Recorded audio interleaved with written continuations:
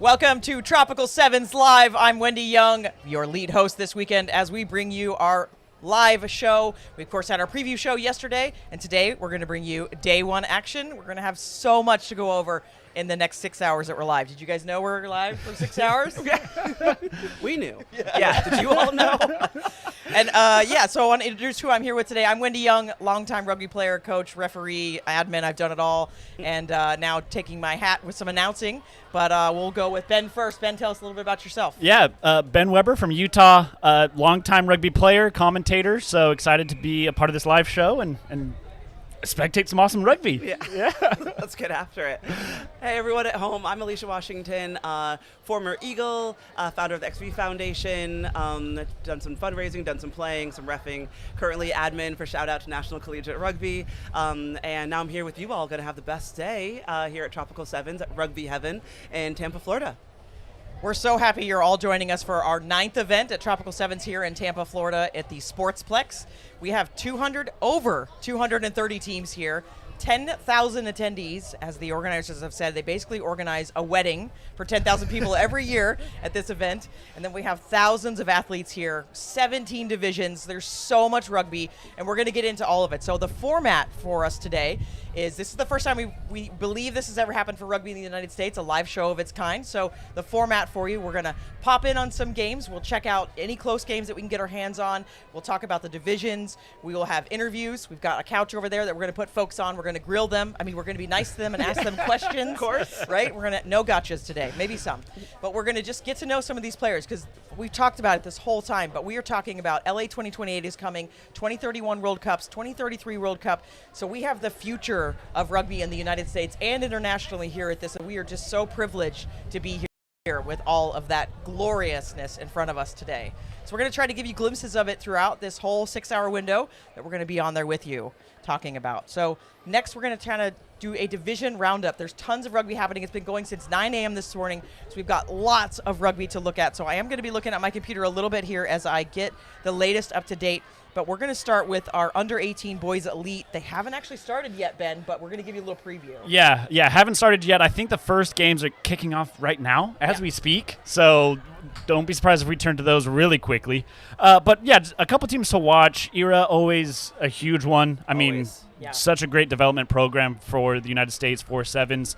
And then as I was going through the list today, there's a lot of teams that have U18, U16, U14, U12 teams. So Gorilla, Atlantis, Rebel, who were last year's U16 winners. Nice. And now they're U18, so let's see if that still, carries across to the new age division. But really excited to see. Always, there's some sleepers as well. Not really sleepers, but great teams as always. Rugby Texas, who going on right now. Yeah, sort right of. now behind us. They'll come in view. And then Alliance, Next Gen. I mean, this division is stacked, really exciting. 2 pools, so we should have some awesome rugby coming up in the next couple hours. And Ben, you sort of mentioned that talking about some of the under-16 teams did really well next year. What does that look like to carry through for a program? Yeah, I mean, life happens, right? People get injured, they move, all that sort of stuff. But continuity is so important, especially as you start young in the U12s. Just understanding what the culture of that club is, the strategies, getting familiar with the coaches, all that sort of stuff it's massive to build that and to try and carry over as many of the players as possible. And I think Gorilla, Atlantis, Rebel, all these teams that have that, they've figured it out, right? Yes. And bringing back a lot of these players, then still adding even more newcomers, new players just to build out those teams. It's awesome. And they're putting on a great show so far. The younger teams have done a fantastic job, so it's just going to make it even more exciting to watch the U18 sides. Absolutely. And I think the morning has been pretty much all youth, with U18s kicking off now, and we have our elite U23 and senior sides this evening, some of them getting their first kickoff as late as 4 p.m. Mm-hmm. But I think, Ben, something that you were saying really stuck out to me, because it's so hard to assess, but you know it when you see it, is the adaptability that an athlete has when they come in. Some of these teams, yes, have practiced together, and some of these have flown in, got here maybe Wednesday or Thursday, and they've kicked off today together. And it's so hard to, what's your comfortability? You're not going to maybe rate that, but you're going to be able to see it in the chemistry on the field. And we've seen some incredible chemistry, and we're going to continue to see that throughout the evening. But it's, as some of the selectors, some of the coaches, you may not be the top try scorer on your team, but if you could gel well on this motley side, then their success writes itself throughout the weekend. Yeah. Oh, no, and that's such a great point, too. It's like, what a great recruiting tactic, too. To Yes. be like, hey, look at me. I flew in, didn't know the team yesterday. Yes. Yeah. Now I'm gelling with this team. Now we're Yes. winning games. Now I'm playing well. And it's like, shout that out. You know, Yes, T- yeah. tell people that you've done that. Like, that's a huge thing. So, yeah, excited to see how they gel. Yeah. It's the key of the weekend, right? Alicia, let's look at the under 18 girls elite haven't started or are starting right now, but Yes. you've already looked at these teams. What you got? Yeah, so we have the U18 Elite kicking off just a few minutes ago. The first game kicked off on Field 6. So if you want to check out that stream, if you have a dual screen to keep us on and hop into Field 6, then we have TOA and Atlantis. And Atlantis are the reigning champs from last year. And they're just such a strong side. Like whether it's men's or women's, youth, their senior sides, like the through line through all of their teams is that they are strong, they are competitive, and they all take so much pride Yes. in that Atlantis jersey. Like it is something really incredible to be invited to represent them, so I know they're going to represent well. And then 220, I have to shout out my Thunderbirds. Yeah. I am a Thunderbird alum myself, very proudly. The Thunderbirds are kicking off against Shockwave at 220, which may have already, so they're in their Happening. first half now, all on Field 6. So we'll check it on those scores. But again, we're still looking at Atlantis and just the strength of their pathway. And I do stand corrected. The past winners are the Majestics, okay? But I think Oh, right, Atlantis, yeah, out of Utah, right? Yes, Yeah. yes. Atlantis came in a strong showing last year and throughout all of their teams. I did want to shout that out because, the Majestics, I think they're back this year. But they also have the Utah Cannibals, Yes. who are more of a Utah kind of all-star collective team. Gonna Yes. eat their competition. Yeah. I'll be here all day, Oh, folks. there you go. Get out. But I think, what a cool little interstate rivalry to have in Tampa, Florida, Yes. all the way right? from Utah. Yeah. Like, that'd Yes. be very interesting, especially since Majestics were last year's winners. Yeah, It's gonna exactly. Be a little bit But like, how much Utah pride here do you have? a ton, A ton. especially in the ladies. I mean, they really showed out this year. Mm-hmm. Majestics, Utah Cannibals, they so much pride. Yeah. Go There you Utah. go. Yeah, they're Utah pride. Yeah. We love that. Yeah. So the U18s, we'll see how they go later on today, and there are 11 teams in there. So obviously a very competitive pool with two pools, I believe, of 5 and 6. Yeah. So yeah, it should be a really good first day for them, and then we'll head into knockouts tomorrow. Oh, cross your fingers time, right? Yeah. Yeah. All right, let's go to U18 Boys Open, Ben. Yeah, this is the biggest boys division. I can't even put it on one screen. Like, it's too big. Goes Yeah. A through H. What is that? Eight pools. I don't do Yeah, public I math. can't do that. Don't ask me to do Don't do that, public Ben. math. But I mean, so far to start the day, they had some of the best games to watch. Yeah. I mean, the Pool A, you had the Panthers, who they have two teams in this division, so they've got the red and the blue. The Panthers red squad came out, quickly beat the Gorillas in Pool A. Then the Alaska came and beat the Gorillas, and then a Oh. close game between Celtics and Gorillas and Alaska. There was a bunch of all ups and downs and wins and all that sort of stuff. But the main one to watch in Pool A is Celtics. They're 3-0. They're doing a fantastic job. A lot of teams are kicking off for the first time in pools. So Pool C, Pool D, Pool E, Pool G, Pool H, all kicking off right now or soon. And then Pool B, it's pretty even there.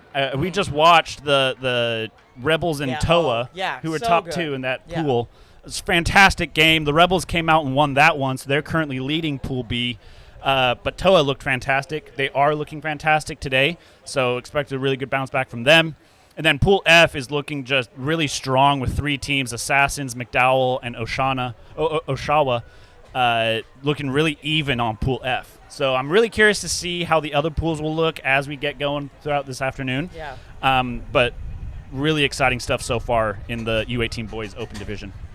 Plus, we have the last year's pool U18 Elite winners, the Panthers. That's right. Two Yeah. teams, they're coming back for more in the Open Division this time. How does the Panthers, how do they support this many programs? It's fantastic. I mean, they have, at least on the boys' side, 2 teams in each division Yeah. in each age group. It's nuts. It's what it's they're so able to do. awesome. Yeah. Yeah, and they're one of those sides that they're wanting to go for the South is where they want to get their players from, but they will grab players from all over because I know players from Texas play there, which is part of the South, right? But not really, right? Yeah. But Yeah. I know that you can't. Yes, Texas. Geography is not my I strength mean, they're in the either. South. I feel like Yeah. they're like, we're Yeah. Texas. We can do our own Yeah, we're thing separate. without being a part of your thing. Cool. Let's point out all the things that Wendy says that are weird. As a Texan, I just had to, maybe that is a strong suit I'm for not you. from Texas. I just currently reside there. You're a Texan then. Stop it.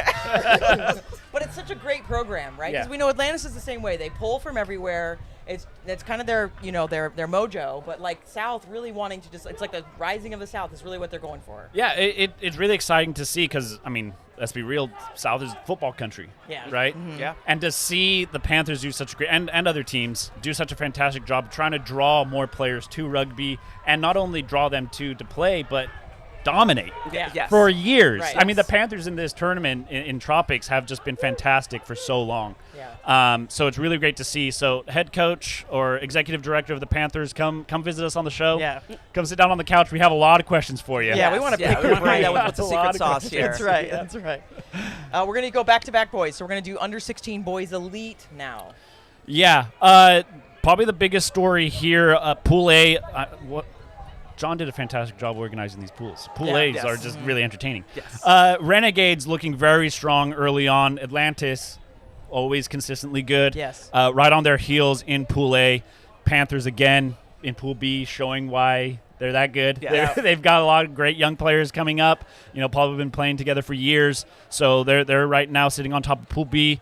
And then TOA, another great one that has teams in all age groups, all divisions, also leading out really, really well. And one thing that I wanted to shout out here is we saw TOA's team walk by, Yes. and they had a little, inter-club chatter. It was just kind of funny to see, the inter-club rivalry, right? Yeah. Oh, you yeah. have the U16s against U18s. Maybe the U16s doing a little bit better Right. than the U18s. And so, what's the Yeah. chatter inside the tent? A little Yeah. friendly competition. It's kind of fun. Yeah, we love to see that. And I think that just goes to show how much fun they're having here. Like, Right. so many teams, this might be like their first hit out, the first time, like actually outside, and like getting some high level competition. But you could tell, like, the feeling throughout all of the camps, all the tents here is like just so much joy in Yeah. the game. Like, they're really enjoying the day. Like, the weather's beautiful. There's like enough cloud cover that you're still having a great time but still getting a tan, and the rugby has been absolutely incredible this morning. Yes, yeah. Like we said, it's been all youth all day so far, and we're getting into the older folks now with some U18s and U23s, but like the joy that you could see from the youths, as Yes. they Yeah. say, Yeah. has been absolutely incredible. And that's like intra-squad, and yeah, all the joy. It just brings me all the smiles. Just lots of mix and mingling, All the mingling. Just a lot of talking, a lot of chatter. There is. The tents are really fun. I mean, that's where we had Cora yesterday on, who's the social media manager for Trop Sevens, and she loves to be in the tents. She had a dog and a golf cart earlier named Yes. Gary running around, and they did a hula hoop competition yesterday. So if you see Cora, she's probably in the tents, and she's part of the vibe for sure. All right, Alicia, under 16 girls elite. So if we can go back to the U18 girls Yeah, we can go- open, yep. because this is similar to the boys. Okay. This is our largest division by far. They have 24 teams, and we go to Pool F. Okay, again, Okay. no Another public big math, one. but Yeah. another massive pool division here. Are similar to the boys' side. South Panther Academy are reigning champions from last year, and I think they're here to do it again. They're absolutely excited. They're jazzed up, ready to go. So, leading our pools, so these are our undefeated teams right now, as of when we kicked Right, off. yeah, 30 Okay. minutes ago. Yeah. So, the NRU Thunder, 3-3, looking very strong in Pool B. Pool C, Yeti Rugby, also 3-0, looking very strong. But what stuck out to me was the 122-point differential that is coming out of Southwest Rugby, their Yeah. pink team. So that is just everything a coach's dream, right? Like a full day of attack, a full day of really strong defense as well. Yeah. I think they maybe had 20 points against them, Oh, which led to a wow. really strong Yeah. that strong point differential. And just obviously, with 24 teams, it's going to be massively competitive, but you don't want to leave any doubt. Say if there's some tie heading into the brackets, you want to make sure you did everything you could have to ensure that your point differential gets you over the line. And there's not even close in the U18 Girls Open right now. Yeah. Quick, because awesome. Yeah, that's so cool. But like, how do you keep that mentality and not, let off the gas? In your experience, I think as a coach, because you don't want your players to get complacent, right? So you look around and you say to them, so you only had 2 tries in that game. Can we get 3 the next game? Like, you have to bet on yourself to do better and better each game. And it's like, okay, everyone pair up in partners. You have to score more than your partner this game. And like everything, you want your team to be competitive on the field, but you also want a bit of intra-squad competitiveness, but that also adds to culture and pushing each other. Yeah. So if Wendy and I are paired up, I score 2, then she knows she has a job to do as well. Yeah. So it's not for every coach, not for every team, but I think you want to keep your girls invested. And that's not necessarily an issue here, but I've seen that as a coach to keep everyone like dialed in, like, all right, you only had 1 try that last game. Okay, we got another half to go. What are you going to do today? Yeah. Well, I love that. It's sweet. A great way to build culture. All right, let's see. We did under 16 boys open, so is it going backwards? Is that what it's doing? This is helpful. Under 14 boys. You under 14? I got under 16 open boys. You can go there. How about you guys just tell me where you want to go, and I'll just sit here and look nice. This one, another really big conference for the boys. A through F groups. So another big one. Again, public math. I'll use the calculator. You guys. A lot of these teams have played so far, but still have a lot more, games yet to come throughout the day. So starting off in Pool A, Oakville looking extremely strong to start off. 3-0, really playing well there. USA West is taking the lead in Pool E, and they're looking very strong as well. Assassins, another great program that have an elite men's team. They've got U23. They've got some good pedigree there as well. They're leading off and doing some strong things in Pool D. Pool C, surprise, surprise, Panthers. Yeah, right? Yeah. We're going to get tired of us talking about this great program. But wait, there's more. They're also in Pool B, leading that one. So surprise, surprise there. Color purple, is that where they? Yeah. Who knows? And then the Badgers in Pool F, leading off very strong as well, taking that group. So another big group, another big one to watch out for. Some early leads, some strong starts for a couple teams. Some teams that are right in the middle of the mix. So expect it to continue to have some awesome storylines. Wow. Yeah. Love that. If I could head on to the U16 Girls Elite. Go for it. So our reigning champs are NRU Thunder. Okay. Right. Looking very strong. They are here looking to defend their title. Pool A, again, TOA. They're 3-0. A smaller point differential of 26, but still every point matters as you head into bracket play, especially considering there's only 8 teams. So when there's ties across pools, again, you want that point differential in your favor. Right. What I'm really impressed with is the West Coast Mainlanders, though. We're also 3-0, coming out of Pool B.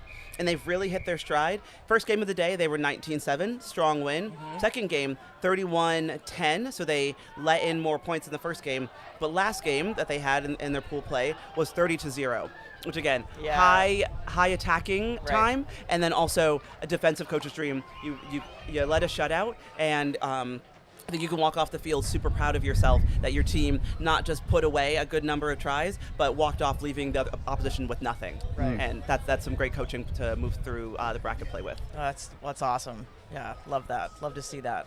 And when we look at these brackets, you talked about we have the champions in there. What is it like to, maybe you're a newcomer and you're coming up against the defending champions. Does that change anything? I mean, it has to, right?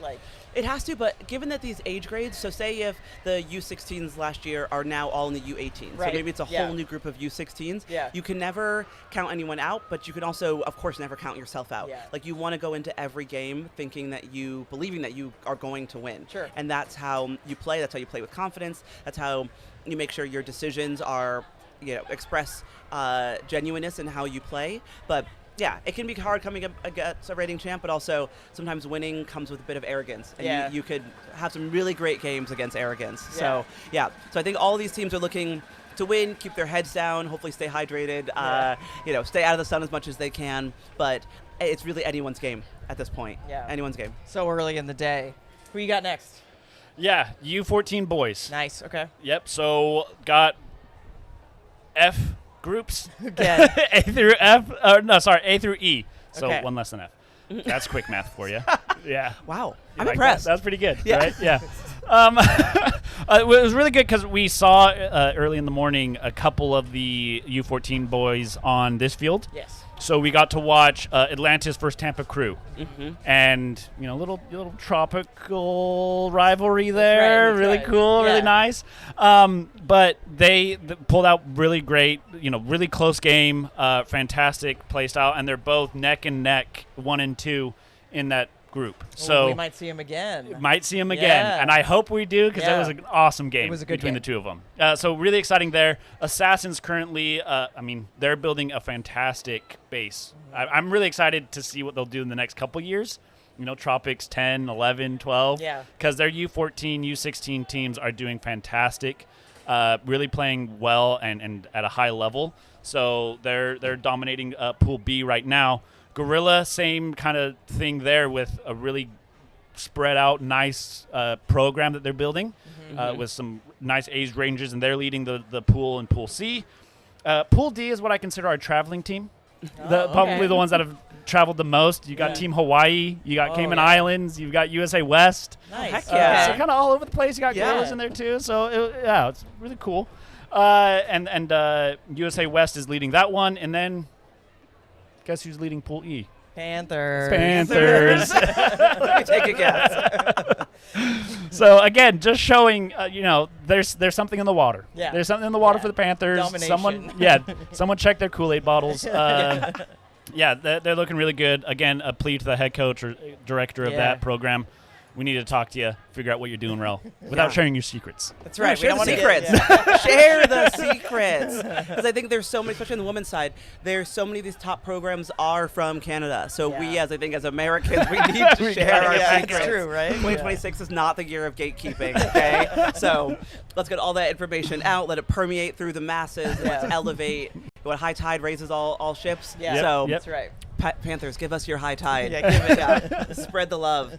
So speaking of, we'll hop over to the U14 girls. So the reigning champs, Atlantis, all right, and I think this is a massive entry point for their age grade domination Yes. and success that they've seen. Just getting all these players in so young. Like, I didn't start playing rugby until I was 17 years old, as a freshman in college, and to think there are U14-year-olds getting to be on this massive platform, getting some great coaching, and also their handling is incredible. Yeah. Okay? Yeah. Oh, yeah. Like, it is full stop. Like, they're not just throwing the ball around and that kind of rugby. It is intention. Like, they have a plan and they are attacking with intent, and it's absolutely amazing to see. So there are 10 teams this division. Atlantis did drop their first game in Pool B, but there is a lot of rugby yet to be played today, and I think I'm excited to tune into the rest of the games. I think we have 2 pools of 5, and they're all looking just super strong. Some really good, strong, tight scores there. So, yeah, again, a lot of rugby left, and I'm pumped for all of it. Yeah. No. Can we just talk a little bit more about the skills some of these Fantastic. U12, U14 teams have? I'm so jealous. Yeah. Okay, Right? so for everyone at home, I started rugby at 17, but I came from gymnastics, track and field hockey, okay? No hands. Yeah.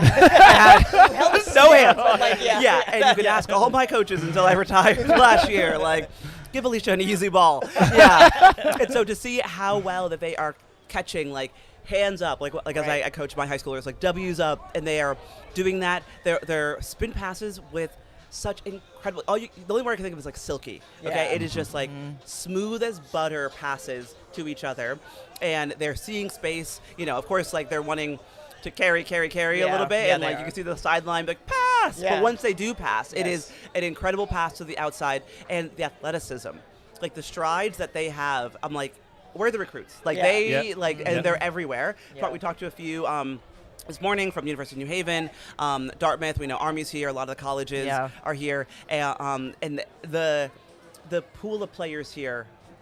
you have to have a hard job as a recruiter Oh, you yeah. can't pay attention to what do we have 15 fields 17 fields 15 fields. 15 fields with 17 divisions. You can't pay attention to everyone, but all the recruiters are trying to catch as many of at least one game from each team that they can, so see what they can get out of these players. But I think what you have to work with is already so strong. Elevating to the college scene will make it that much better for all of the country. Right. But yeah, the skill, my mind's blown. Yeah. I love as well the IQ with the skill. Yes. Right. A lot of the instincts is to tuck that ball as soon as you get it. Mm-hmm. And Very we're football. seeing very very football, American football. Exactly. But having both hands on the ball, you're a threat.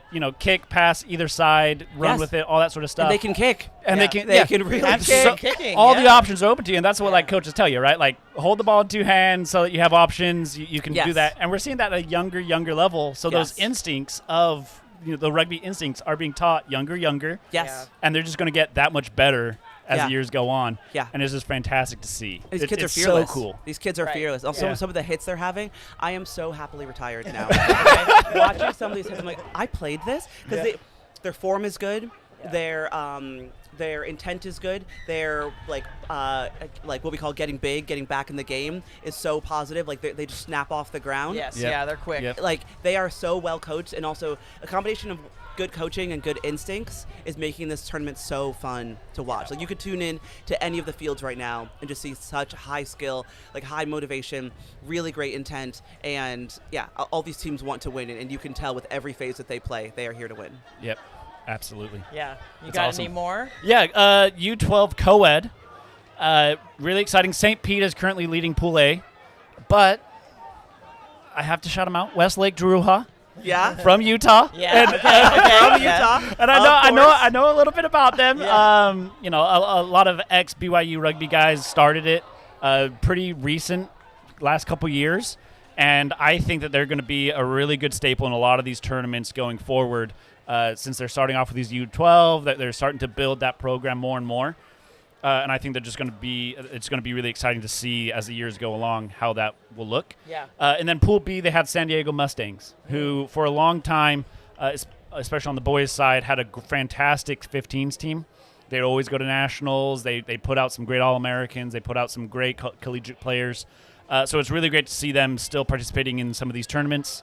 And right now they're leading Pool B. So Heck yeah. in the U12 Nice. division, Yeah, in the co-ed. in the co-ed. So this makes me really happy because this really shows the growth of girls and women's rugby. So organizers, thank you for doing this. Absolutely Yeah. excellent. Yeah. But so we have a U12 co-ed and then we have a U12 girls. There's no U12 boys, Yep. right? So that makes me just so happy to know that there are U12s. There are 5 teams in this division, currently being led by the Westlake Drua as well. So both sides came to play for the U12s. The kids are here to play. They're here. Yeah, the kids are excited. Coming up second is the Celtic Barbarians. I think we might have one of them on with us later. Yes. Yeah, Yep. absolutely adorable human that started talking to us a little while ago, and we were like, "Do you want to be on?" She was like, "Right now," and she Yeah, goes she to was like, fix her "Later." hair. We're like, "How about later on this afternoon?" So they have one more game to be played. But Westlake Drua looking really impressive on attack today. 95 points for 85. 95 for point differential of 85. So they've only let in 10 points compared to their 95 scored, which is incredible. And then the next team down, Celtic Barbarians, points for is 55, and they haven't let anything against. So Wow. yeah, so really Yeah. strong defensive efforts all day. And I think we're going to be blessed here for one of our coaches to come in and join us. In just a second. Do you want to get settled? Wonderful. So be my one of my coworkers from National Collegiate Ooh, Rugby. all right. Yeah, There we but go. also one of our coaches will get to know Brad a little bit more in just a second. But yeah, I think that wraps up our division recap really well. Yeah, so we have so much rugby. We're going to talk to Brad next, and then I think we'll take a break and jump in on some of these fields. I was going to try to get on Field 7. We had a young gentleman come by and wanted us to make sure we talked about his game at Field 7. We might not make it over there, but Gorillas, go on Field 7. You're playing right now. I hope you're winning. But yeah, let's get Brad a microphone, and we'll figure that out. But tell us what you know about Brad, and then we'll validate. So Brad actually is the person that referred me for my current job with National Collegiate Rugby. I didn't know that a dream job was possible in rugby, and Brad helped me realize that, which is super awesome. But I first met Brad, Connecticut Pride. We were both in the Connecticut rugby scene, and Brad was at Quinnipiac University. Okay, He yeah. was a part of their three-peat national championship within NYRA. Nice. And yeah, so that was like the era of Alona Marr being there, Yeah. some really incredible athletes. Obviously, Becky Carlson, incredible coach and stalwart in the women's game, and a huge advocate for NCAA being an emerging sport. So Brad and I just met on those scenes there, and now we get to work together every day with NCR. And again, it's a dream job. Oh. So, dream Sweet. coworker. Well, hey, Brad, welcome to the couch. Yeah. Tell us, I think you're on. Yeah, I hear you. Yeah. Tell us what you're doing here. It looks like you're here on a different function today with the Rebels. I am. This is my ability. This is my avenue to keep the whistle on my mouth a little bit. Yeah. I used to coach full time, so I get to do this with a few pals 2 or 3 times a year, and it's a lot of fun. So, escaped the cold. 3 teams down here that did pretty well. 2 of them have done pretty well so far, and then our third side doesn't start until later here. So, yeah, it's been a good day. Yeah, we just went through the divisions, and we did say your team's name a lot. Yeah. We do okay. Like I said, it's fun to get down here. We're typically at Tropical 7. We'll usually put something in the middle of our summer, and then we'll finish in Salt Lake. Last year, we actually took 2 sides to the Rawson Park 7s. Testing, testing. Nice. We were the only American Hello? teams there. Hello? Hello? Hello? 400, 500 teams there across Wow.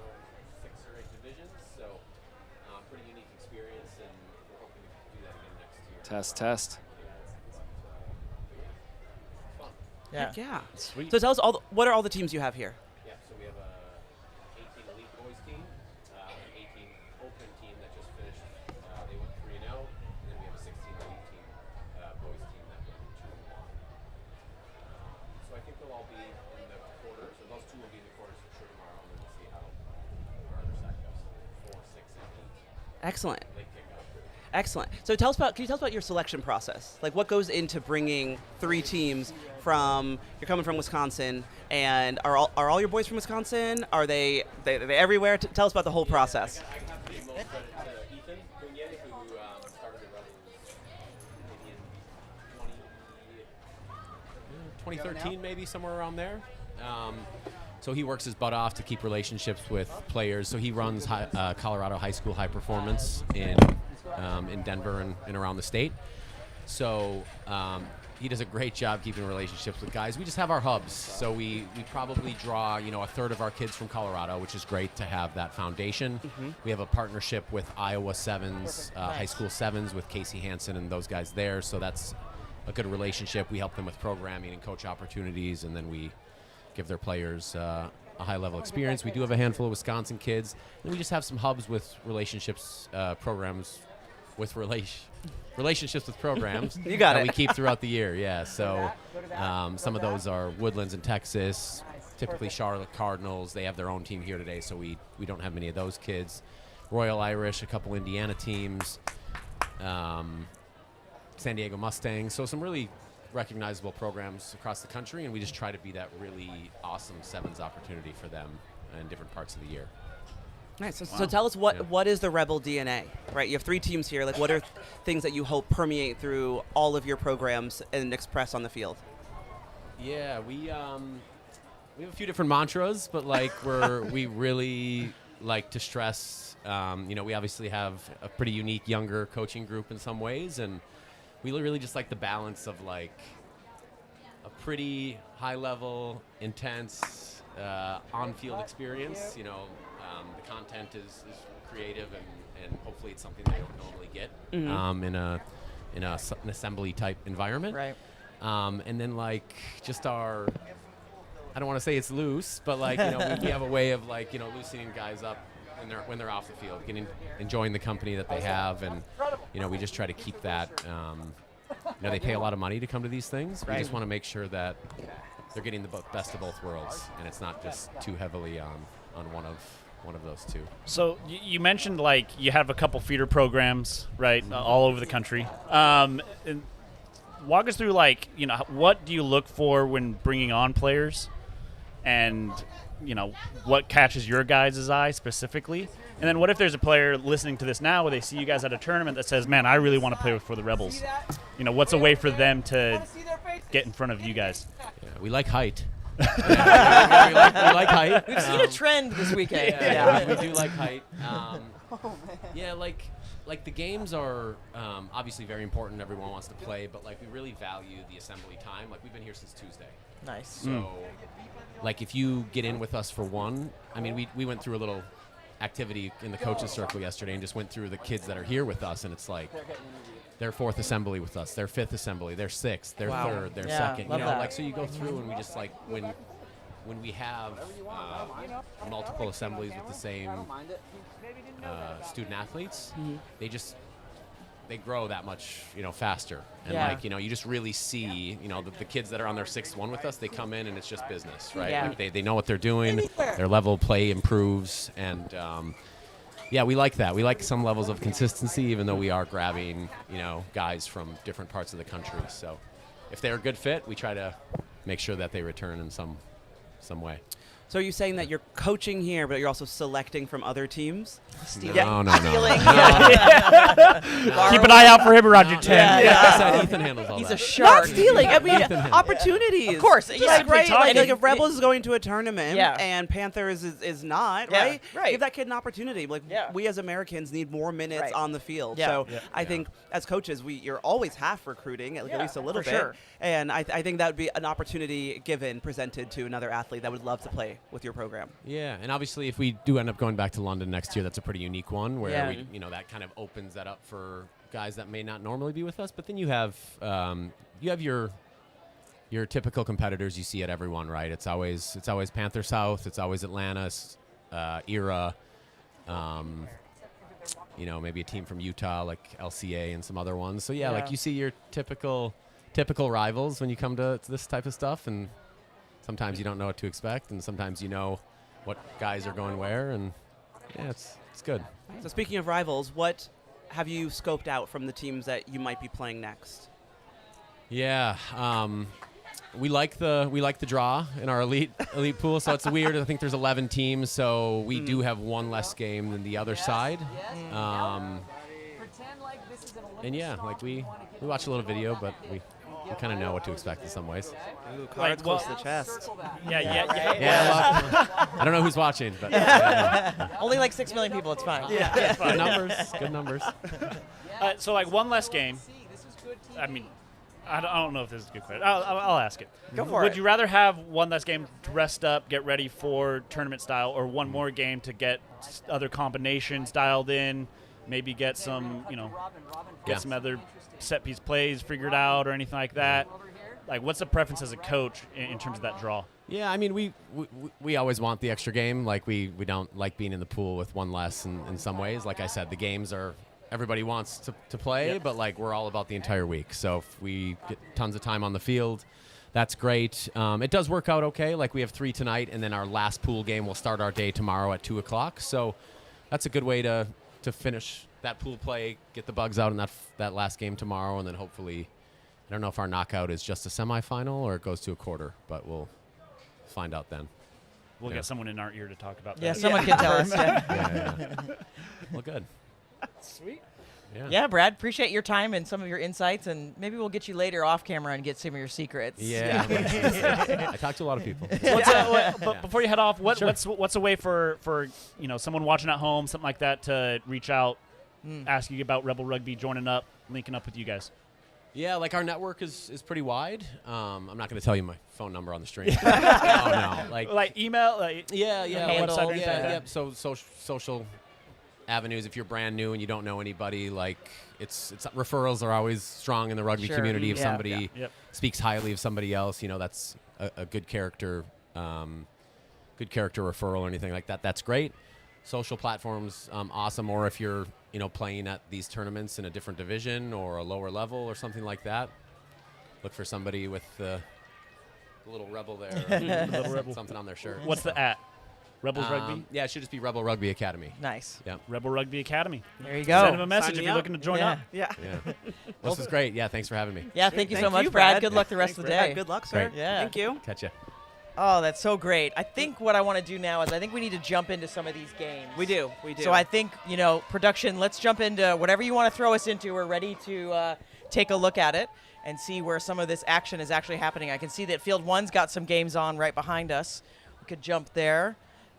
Getting ready to kick off on field 1 for sure. Yeah, getting ready to go behind us, but we're going to check in on some games, and then we'll be back with our voices here in a bit.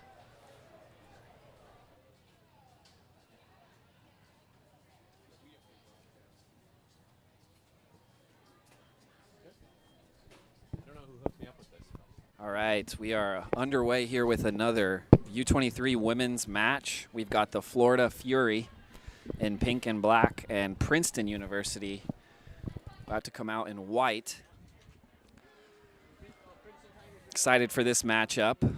This has been a competitive division so far.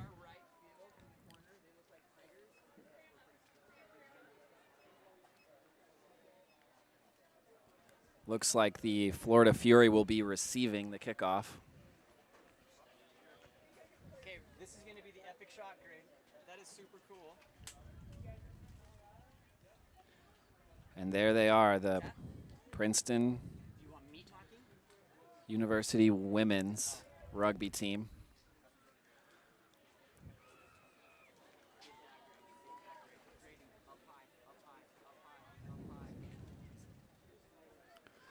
Getting some good on-field coverage of the pregame huddle. These ladies get hyped up for another exciting match. Circle it, Graydon. Circle it.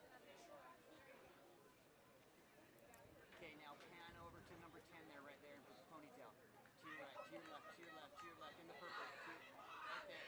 Walk right up to her. Walk right up to her. These girls, just give me. Now you're going to go that way. Now you're going to go that way. Get off the field. Get off the field that way. Okay, fantastic work.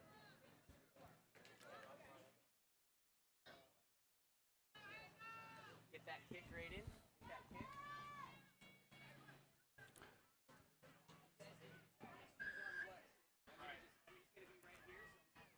Time is on. Princeton kickoff. It is deep in the middle. Florida Fury looking to attack. Nice offload. Princeton women playing good defense, coming up as a unit, as they should. Putting a lot of pressure on this Florida Fury side. Florida trying to decide where to go with it. Offload is dirty and goes out of bounds.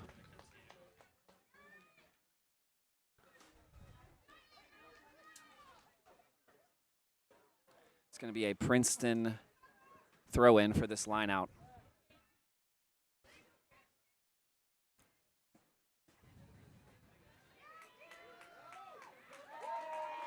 Princeton breaking a tackle just about the 5-meter line in great attacking field position here. And she is in under the post. Try time, Princeton University.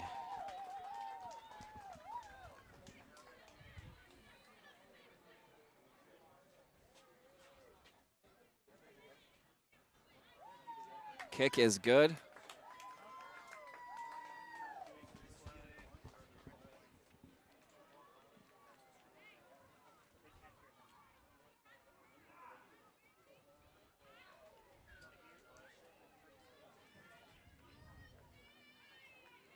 It's going to be another Princeton kickoff here. This one is high and slightly to the right. It is caught. Florida Fury looking to attack. This Princeton defense has been very strong so far. Got her close to the sideline. She gets the offload off before going out of bounds. Florida Fury holding onto the ball. Got a nice back line spread out to the right. Princeton defense coming up on them fast, though. And that ball is poached. Not releasing. Princeton going to take it quick, move it into space. Number 6 misses the pass. It is recovered. Princeton working it back inside.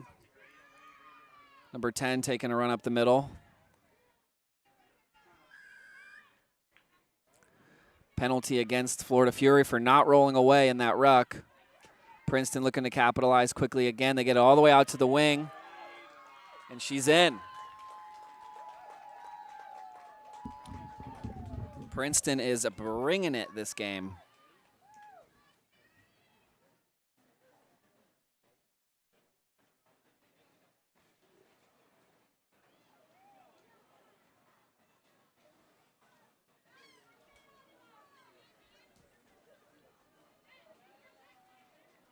Kick is just short. Princeton leads 12-0.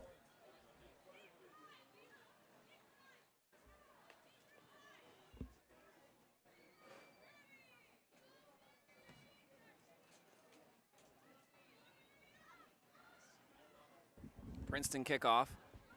Florida catches it. Really close to the sideline, and she is taken out. It's going to be a Princeton quick line out, completely legal. Looking to a counterattack really quickly here. I think love to score again.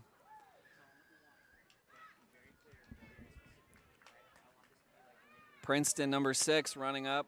Finds space to number 1. Out to the wing again. She just scored a minute ago. Passes it back inside to number 1. And Princeton is in.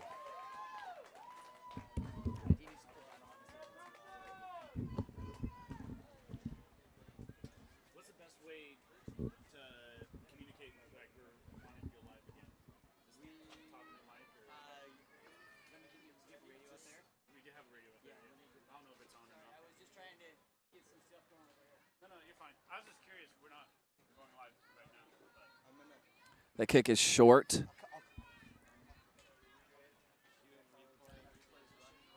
Princeton leads 17-0. 3 tries, 1 conversion. Florida looking to get on the board here.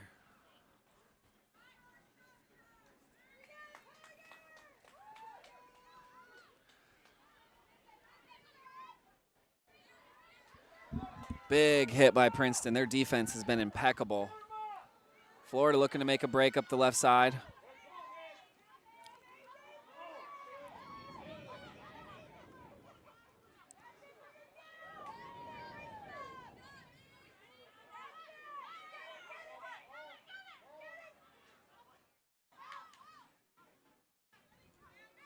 Florida Fury looking to do something here. Princeton defense as strong as ever.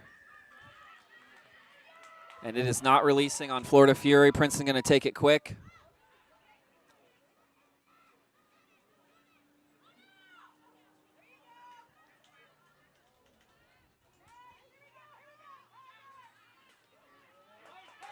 Number 5, the try scorer.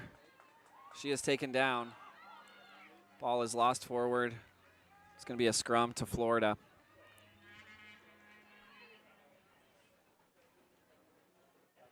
First half has been all Princeton so far. Let's see if Florida can turn this around.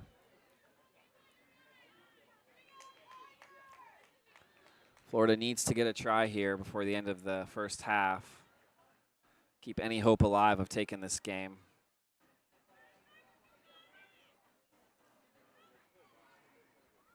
But the Princeton defense has been very strong. Princeton able to win that scrum.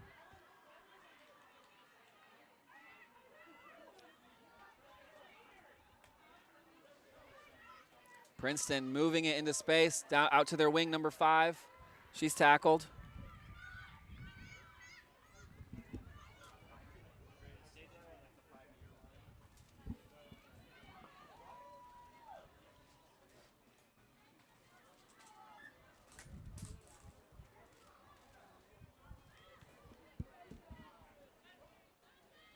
Florida counterattacking. Nice little chip kick. Stays in. Picked up by Princeton.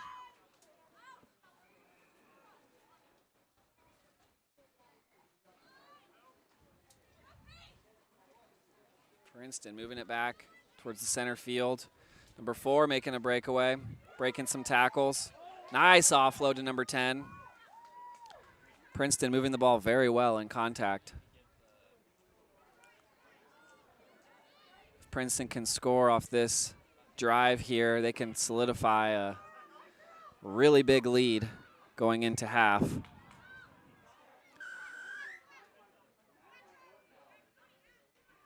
Ball was kicked by Princeton. Penalty against them for it, Florida Fury.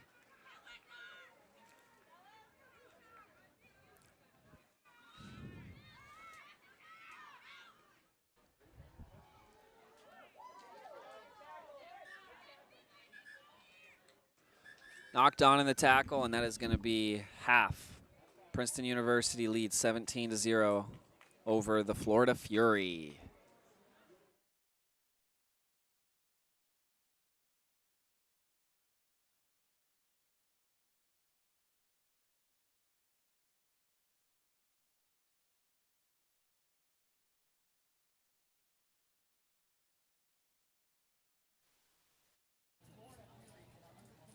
Elite women's bracket, and this is their first games of the afternoon, so we're just going to kind of chat through this game. We're not going to do a formal play-by-play, but we're going to give you some action and check in on these ones as these under 23 elite games get kicked off.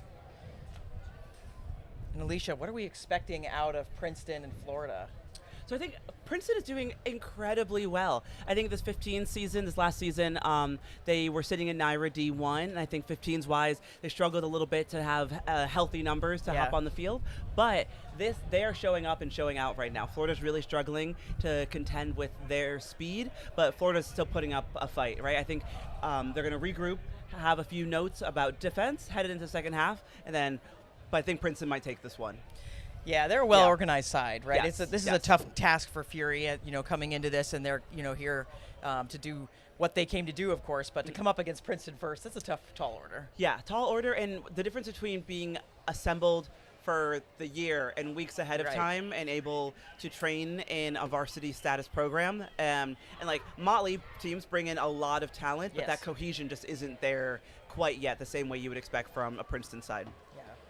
Definitely. Yeah, I mean, on that point, it'll be interesting to see number one second half, the adjustments. I mean, Florida has some fantastic athletes. That's a benefit of being that motley crew, right? Yes. Being able to pull everyone in. See what they're able to do second half. But I think the big explosion for a lot of teams is first game to second game. Yes. Especially those conglomerate teams that are brought together randomly. Because, you start to gel a little bit more. Now you understand in the actual heat of the battle, in the heat of the moment, okay, she likes to do this. She does this. Yes. I need to be closer to her hip on those passes. I need to be a little bit farther away. She's got a really long ball, so let's spread the field this way. So it'll be really interesting to see second half and then next couple games. Yes. Yeah, speaking of next couple games, as we get the game pulled up, apologize for that, but at 3:30, we've got Safari Select 7s men and the Great Danes. It's going to be our first men's elite action of the weekend. And then after that, we'll have some more under 23s. It'll be the men's this time. Indiana's going to take on the Assassins, which you talked a lot about the Assassins, Ben. Excited about that one. Very excited. I love their logo, too. Yeah. Their little emblem. Assassin's Creed fans, anyone? Yeah. I mean, really cool. And then after that, we'll have our women's elite kicking off. So Lit Sevens out of the UK. They have a lot of Americans on their side as well. They got some Canadians there too. But taking on Nav Sevens. Ooh, that should be a good one. That's going to be an excellent game. It's going to be lit. It's going to be lit. We got to sign off now. Second dad joke of the day. So we're out. Yeah. And then after that, we get back into some under 18 girls elite. We'll have the NC All-Stars. Had a little rough start to their day, but they'll be taking on the Valkyries.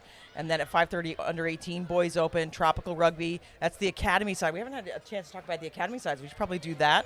They'll be taking on the LCA team in that one as well. But yeah, let's chat about this academy side. We talked about it with John a little bit. Yeah.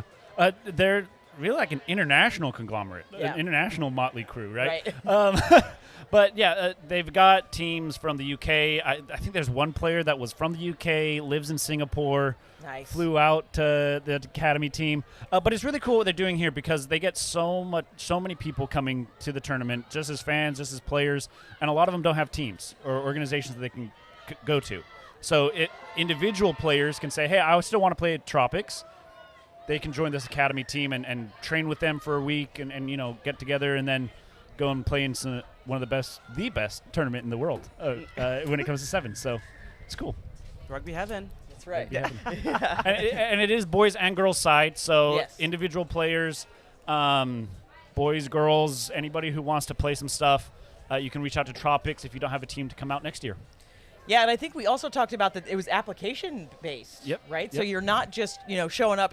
When I played, right, and probably Alicia and Ben, same thing. When you showed up and you didn't have a team, you just brought your cleats and then we're like, hey, who needs a friend, right? And it was another word that we used. But, it was like, where can I play? And you would just show up and then play with whoever needed you. And this is a little more organized, right? They want to know where you're from, a little bit of a resume. You have to submit a video. So it's serious. Yep. Yeah. You have to submit a highlight reel, a little clip of you, do some interviews, do some stuff like that. So it's really nice to provide that opportunity and then feel like you're, part of a really great team. So exciting to watch them, and they're going to take on Layton Christian Academy from Utah. So I had to shout them out. Yeah.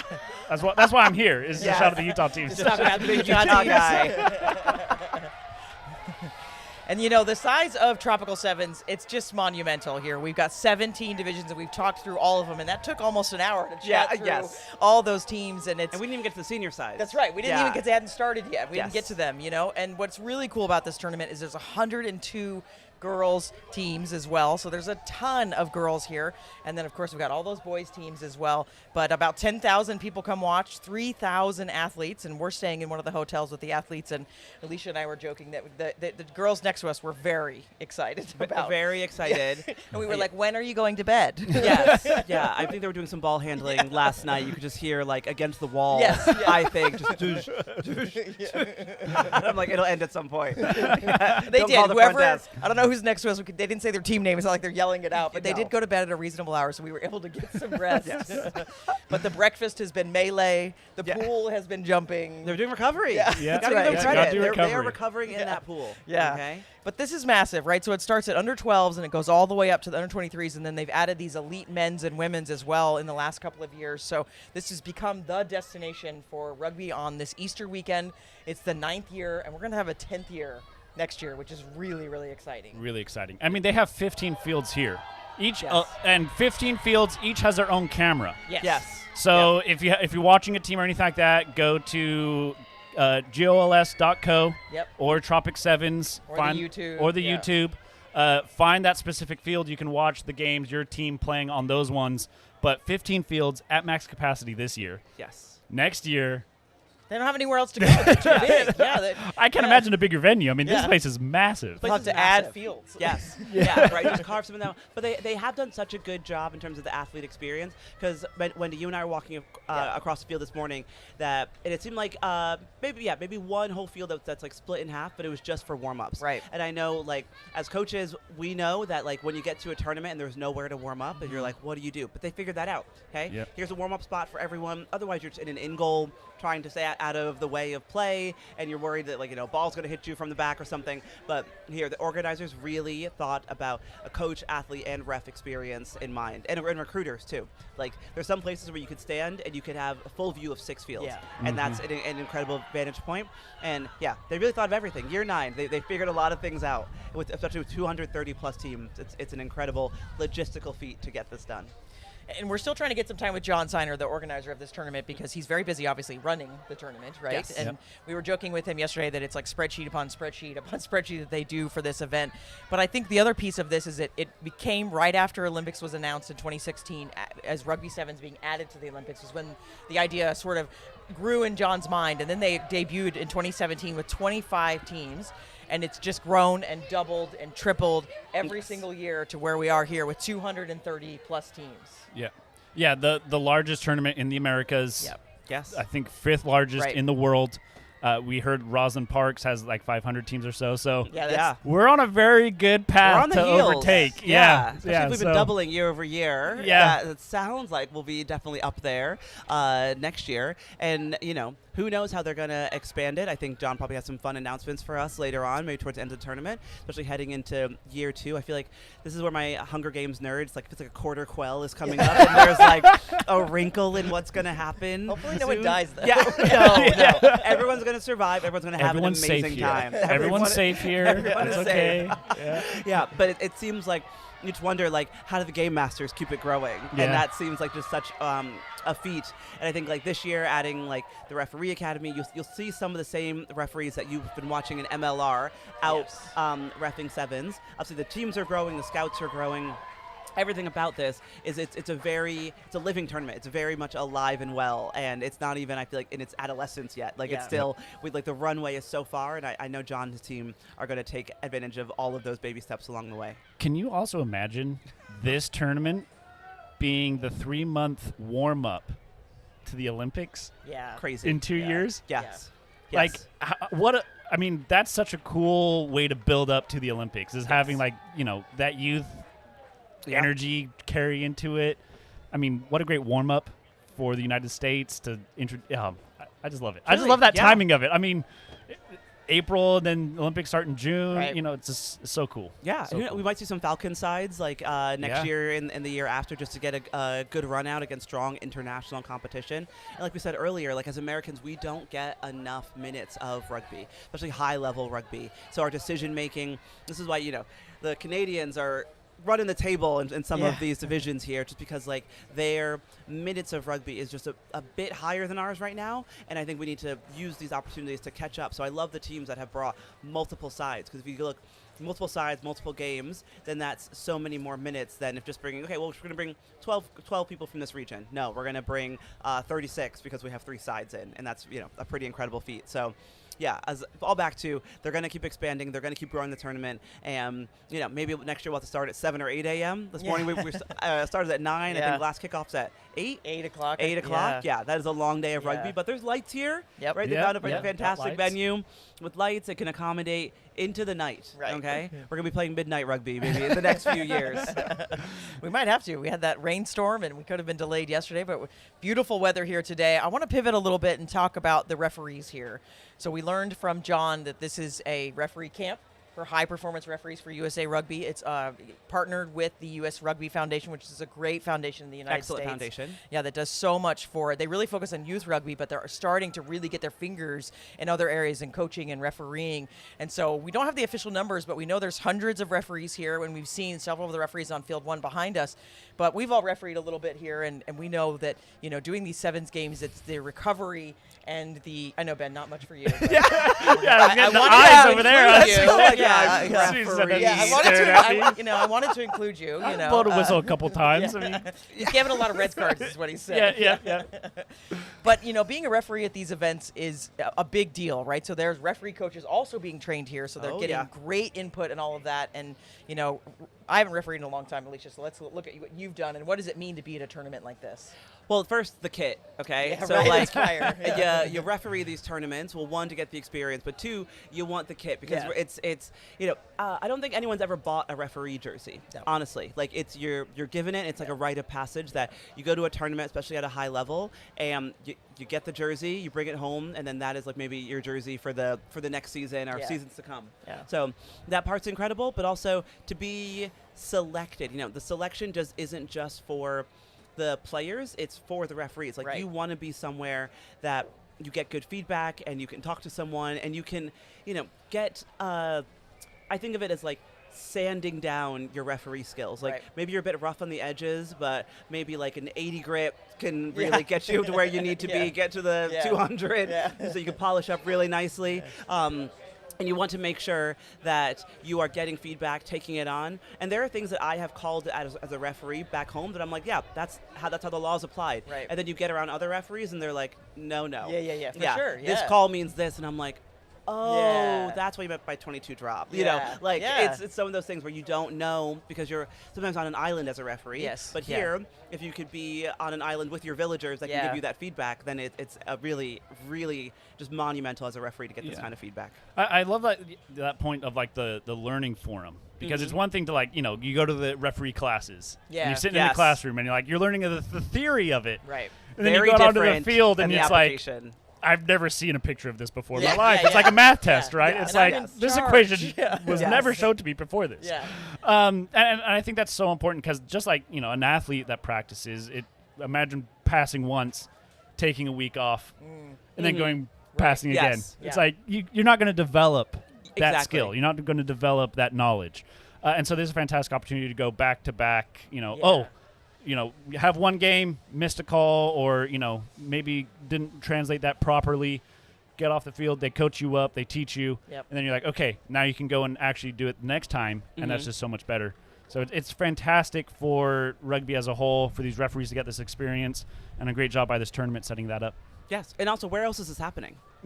Exactly. Like, there is some, obviously with NCR we have a referee program. I was part of the NIRA referee program. Advantage has referees with, shout out to Richard Every. But I think like there aren't anywhere near enough venues for us to be good referees. And it's just amazing that the U.S. Rugby Foundation has invested in this, because by investing in referees, you are investing in youth. Yep. Like, they will not play good games if they don't have good refs. And I think that's just so important to realize that, again, America, we look at Olympics, World Cups, we need to upskill across the board to be able to compete, especially at our home tournaments, and having good referees that get good feedback. Because when I went to play in England and France or abroad anywhere, the refereeing is just different. Yeah. And things that are called here or not called there, we are very generally by the black and white letter of the book here, and there it's more of theory of rugby. Yeah. Here's a concept of how a ruck should look, and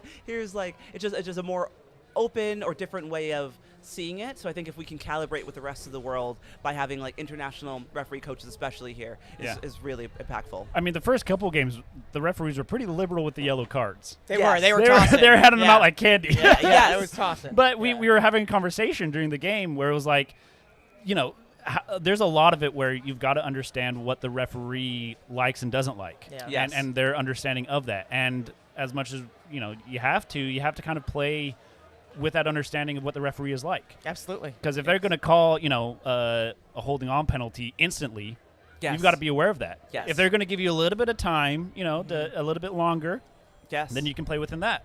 But that's the little challenge, and just understanding as much as we can to make that as consistent as possible is a huge benefit, so we can go into each game knowing those expectations off the bat, rather than spending half the game understanding what those expectations are throughout it. Yes.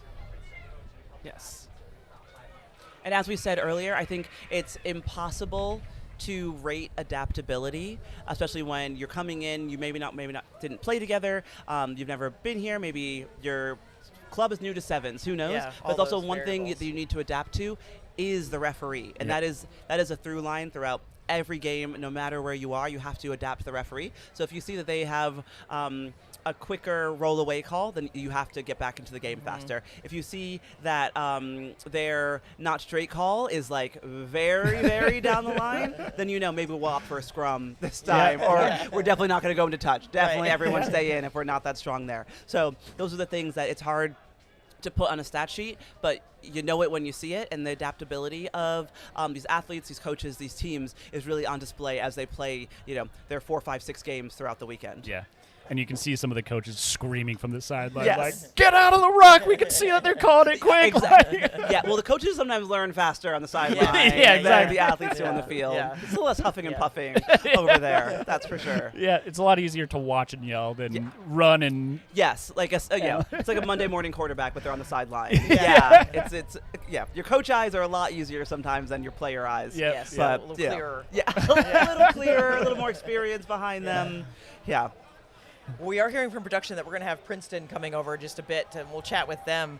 But I think before we get there, we'll just fill a little bit with talking about the elimination rounds. And we're not quite there. We're going to probably talk a little bit more a little bit later in the day about it. But we know that most of these divisions are going to go to quarterfinals, maybe just even to semifinals, and then, of course, finals. So let's talk knockout rugby and how that changes things for everybody. I don't know who wants to go first with that toss. I mean, I'll say something real quick, then toss it. I mean, the beautiful thing, those watching new to sevens or anything like that, everyone gets involved in the knockout stages. Yeah. So that's the exciting part about it, is the games will continue on. Everyone gets to play more games Saturday afternoon. So that's just what I love about sevens. Is it's nonstop action. Every game matters. Every play matters. So that's just a really cool part about it. And I mean, it's shaping up to have some awesome teams playing. Some great matchups coming up. Yeah, I think pool is where great teams thrive. Knockouts is where great coaches thrive. And I think that you have to, as a coach, be looking at what are your combinations that you're working with, what are who are your best kickers that you need on the Right. field Yeah. after a try. What are the best combinations that work together, that play off each other? Who's your best support player? Who can support the breakaway? Who's going to get the breakaway? So these are the things that you would have had to learn about your team through the pool stages, so you could apply that in knockouts. But as coaches, like, you have to be obviously watching play, but you're watching off the ball as Right. well. And I think those combinations, like, I've seen, a lot of quarters, finals, whatever it is, lost more by coaching than necessarily by players and decision making and how long you can play someone. Like, if you're 3-0 in your pool, maybe you rest some of your best players. So Yeah. because you've secured that that number 1 seed, right? There's no one, you're untouchable. Like, it's confirmed you're going to get there and get that number 1 seed. And then that means whoever comes through in your maybe last pool play game might be someone who hasn't gotten that much playing time, but because you need your players ready for tomorrow. Yeah. So it's making those coach assessments, but yeah, I think it's when you get it right, and when you get it very, very wrong as well. But also add into the recovery. So a lot of different things to manage as a coach out here. Yeah, and the differences too are, we're seeing it on the 7 circuit, the international circuit as well, that when you only have a certain amount of teams, so some of these pools only have 2 pools and it's 8 teams. If you lose one game, you're out, right? Yeah. And you are hurting yourself, right? You may not be able to go on.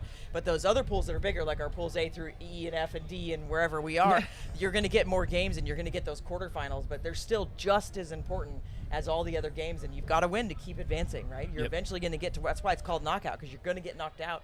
And I think, even those 3-0 teams, you're going to then come up against the other 3-0 team or the other great teams. And so strategies shift. Yes, yeah, and I think 3-0 is great. Every coach's dream. I think everyone wants to leave here undefeated. That's how you get some hardware. But you also want your team to be battle tested going into the knockouts, right? It doesn't help anyone to have a walkthrough. That point differential I mentioned earlier was 122 points. Right. That's really strong. But does your team feel ready when they come up against the other 3-0 teams? Right. And I think that's the question of, like, okay, how do you make good enough subbing so your team is struggling just enough to succeed next time? Yeah. And just as well. So Stay switched on. Exactly. Yeah, all of that. Yeah. exactly that. Yeah. So you gotta stay switched on. It is a long 2 days, like we said, 9 a.m. to 8 p.m.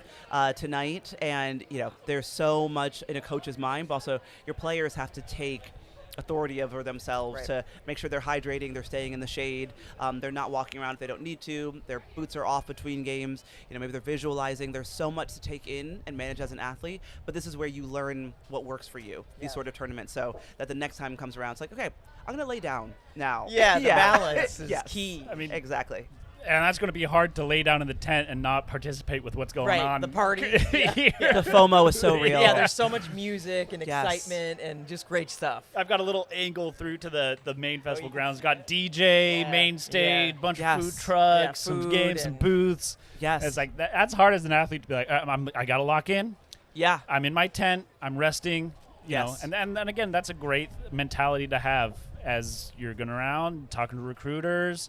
There's Yes. going to be people watching that. How do you Yes. recover after games? How Right. do you commit to the team? How do you show that respect for yourself, for the team, for the game, in taking care of your body between games? And Yeah. there's always peering eyes. Yeah. There's recruits all over the place. So Recruits- yeah, I mean, we could touch on that because we spoke to Lisa Jackson from Dartmouth yesterday, and she's here, one of their main recruiters for the program. And what she was talking about was she gets here super early so she could see how you get off of the van. She could see if you're helping with equipment and how you interact with your team, and not necessarily on the field, but it's a big culture thing to be able to switch it on and just not even switch it on, but just be that person Yeah. that, sweeps the sheds, helps with the cones, talks to a lot of your teammates, uplifts everyone, Right. and it's something that you can't coach necessarily, but is truly very special. And we want to make sure, especially for their program, they want to make sure that it is something that is just like in their DNA as a varsity program up at Dartmouth. Oh, I'm so excited. We've got a full couch now. We've got a couple Princeton players. They're testing the couch's durability now. Yes. Tell everybody who you are. Awesome. Well, great to see you guys. Thanks for having us up here. I'm Lauren Rode. Been back to Princeton for 7 or 8 weeks. I'm coaching Princeton Working out a Rugby. technical issue with the sound on the mic. Sorry. We're checking it out. We'll get it going for you. We'll start over. Perfect. How about now? Perfect. There we We're go. good. Yep. Well done. All right. Well, thanks all for having us. Lauren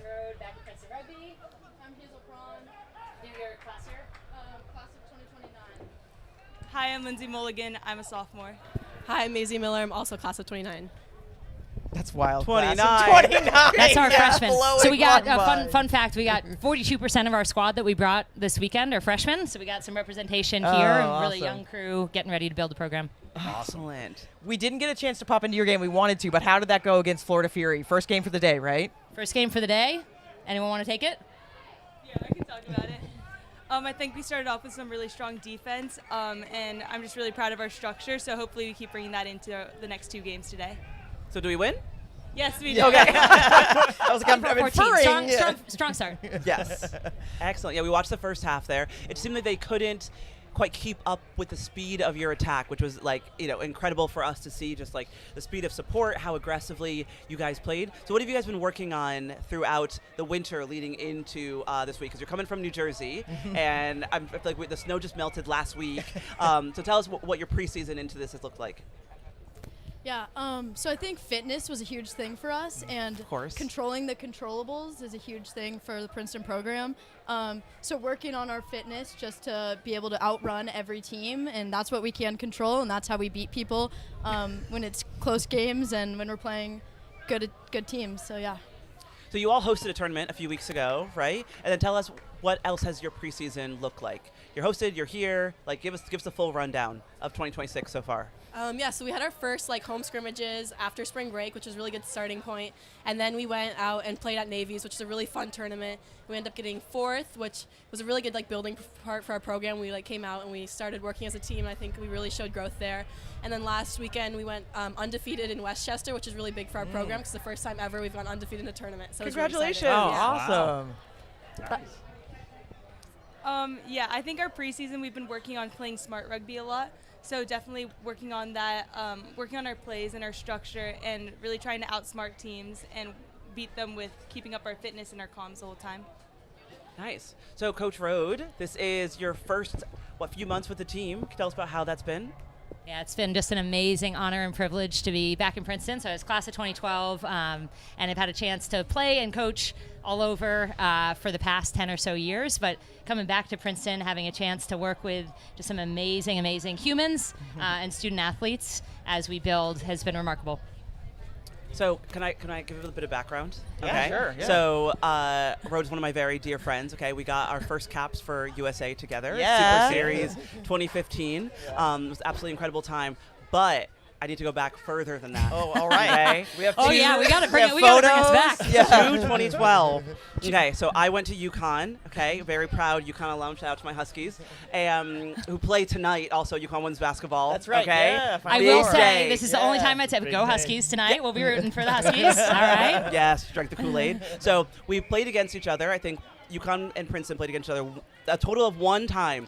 It was at Beast of the East, 2012, and it was both of our senior seasons, and we tied. Oh, no. Okay? We tied. I forget if it was 5-5 or 7-7. Oh, low, too. Or 12-12. It was 7-7 because we Oh. averted the kick. Yes, Man. yes. So it was a tie, 7-7. And you know how they decided the winner?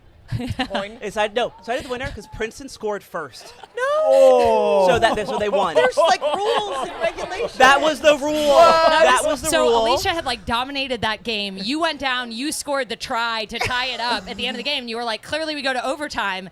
And I think I had read the tournament packet and was like, I think that the tie is determined by who scored first. Yeah. Oh, that's horrible. And then they gave it to us, and I think it took us a while to rekindle that relationship after. Yes. But here we are. Yeah, of course Princeton read the rules, and I did not. What nerds. Yeah, nerds. But yeah, so it was a rocky start to the Rhode-Washington relationship. But Okay. amazing coach, a very dear friend, and I'm just so proud to see you guys doing so well out there today. So well done. Well, thank you Yeah. so much. Anyone else have any questions? Not about that. Yeah, I'm curious. You said you had 42% of the team freshmen. Yeah. Is that right? Yeah. So what's it like, what the leadership of the younger athletes and the experience being passed down from the older athletes? That's a crazy mix.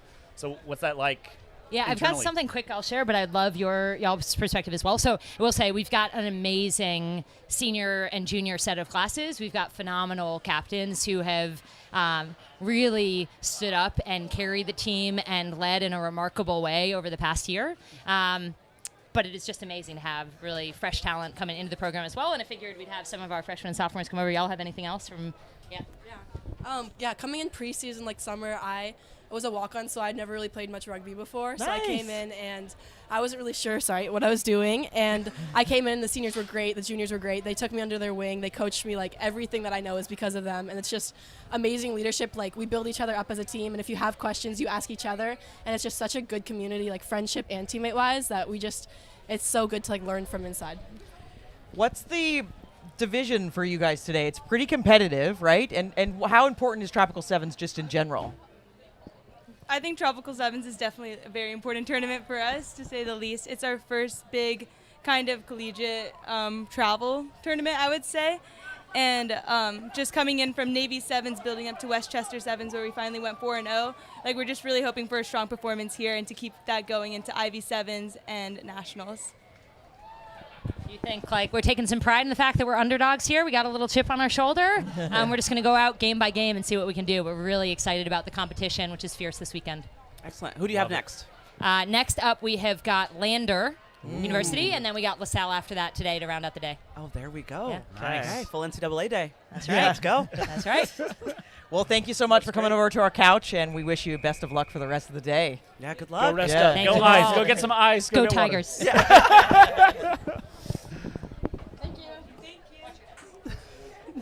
All right, I think next we've got some Canadians over there, if I can catch their eye. They were walker-bys and wanted to be on the call, so we're going to grab them so we can chat with them as well. But great program, Princeton, and Rhodes coming in really big for them. Absolutely. Yep. Ben, give them a heads up on their heads.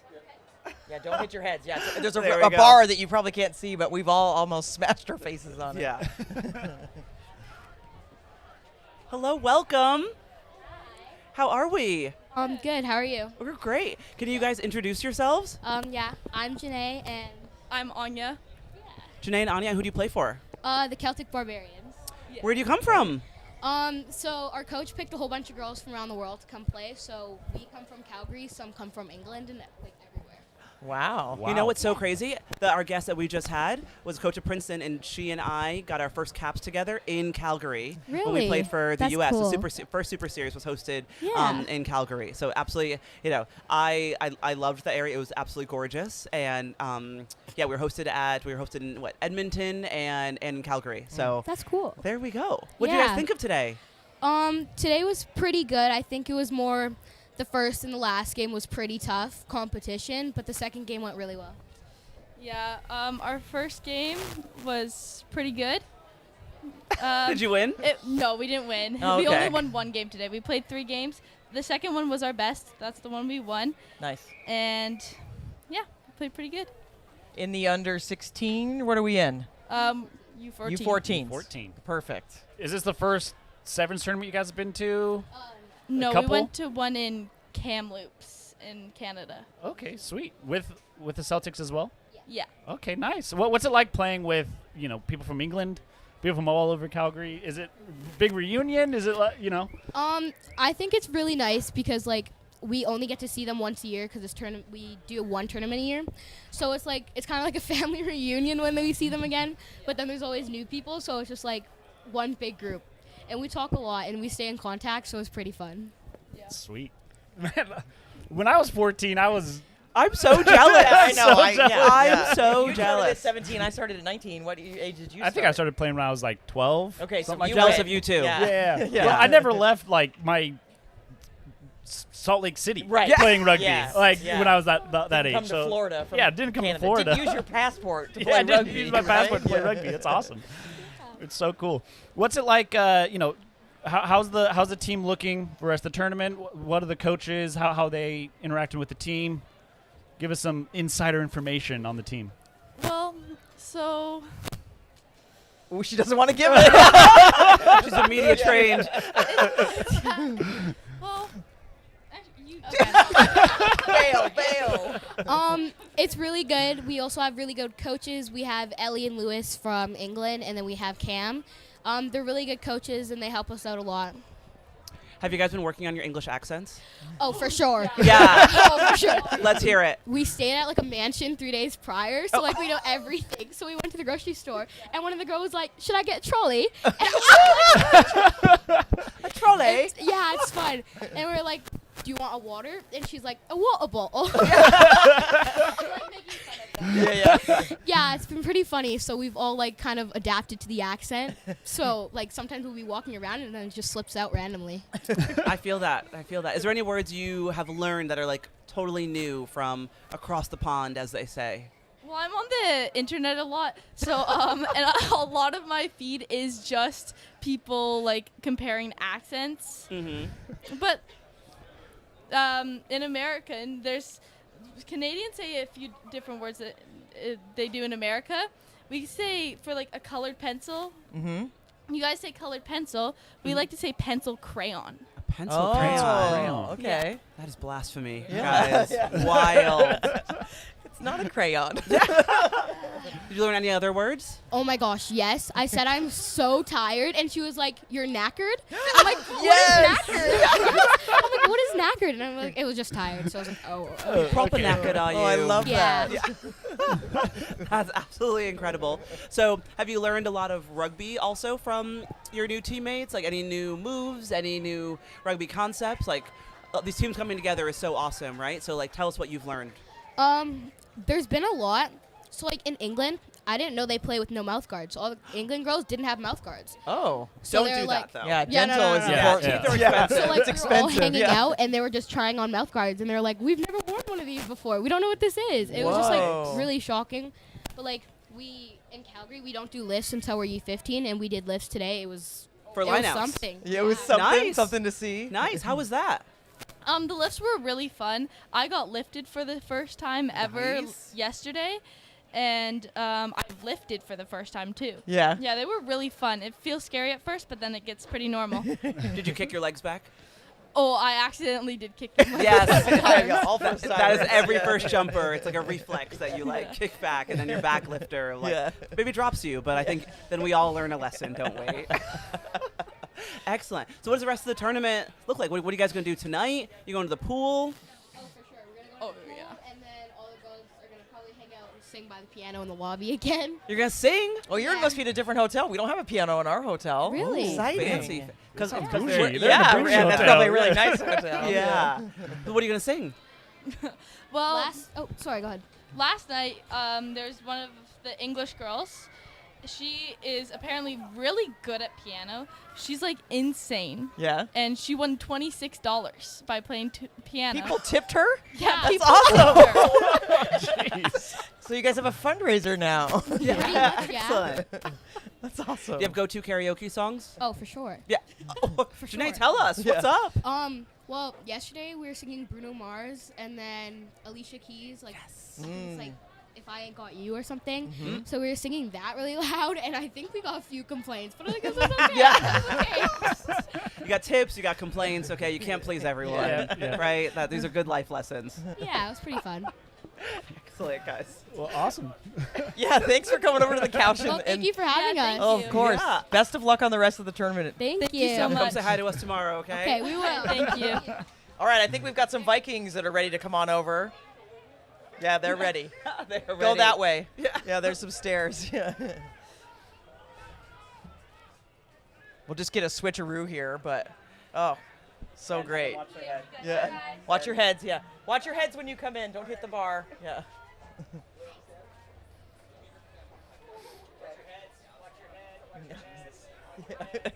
Just getting them mics and everything.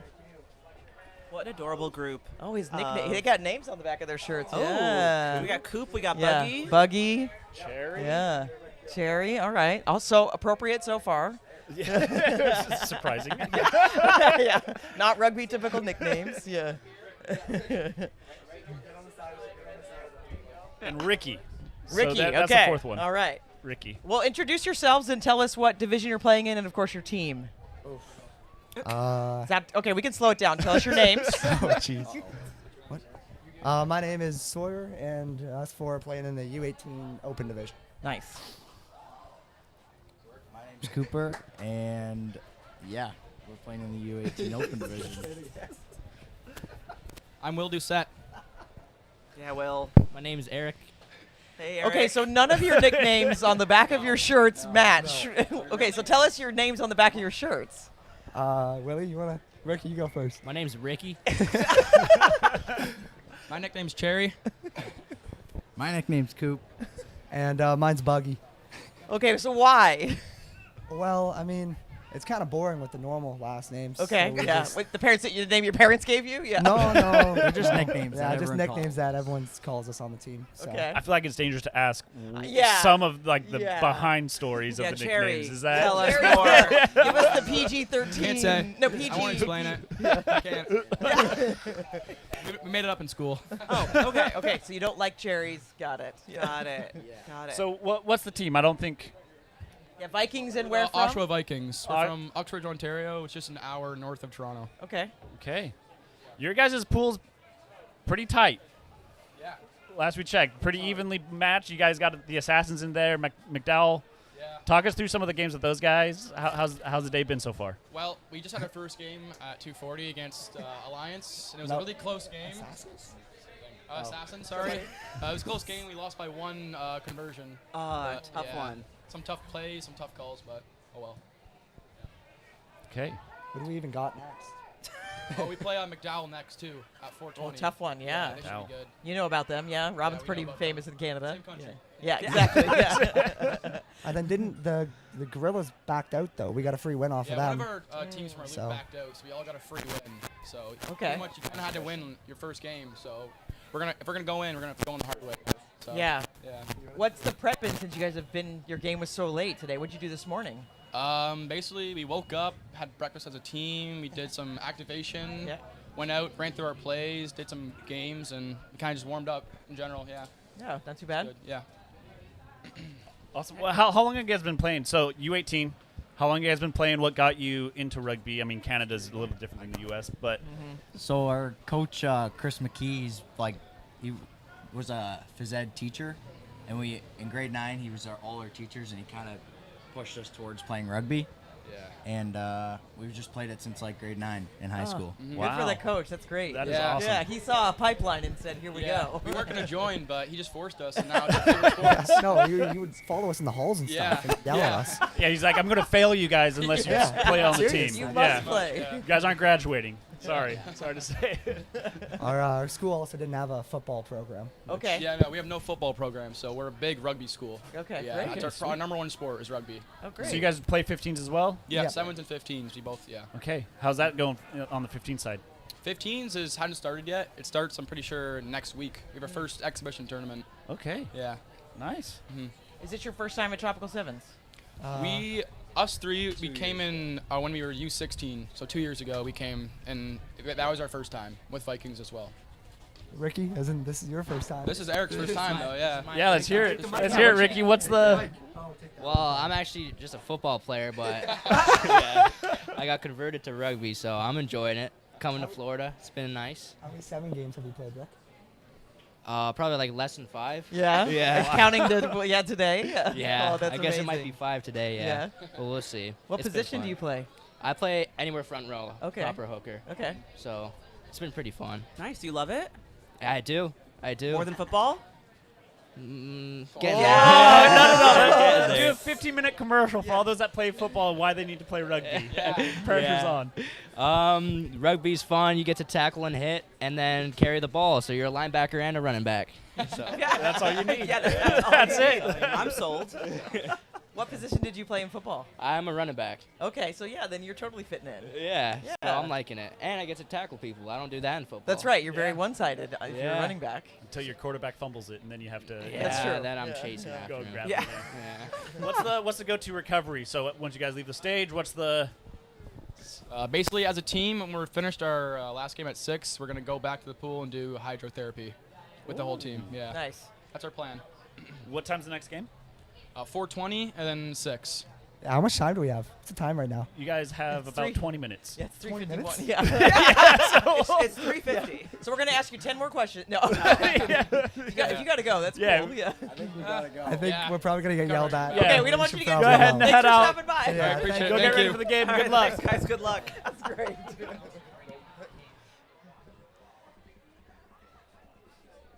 Yeah, let's jump to some games and let's see what we can see some of the action that's happening.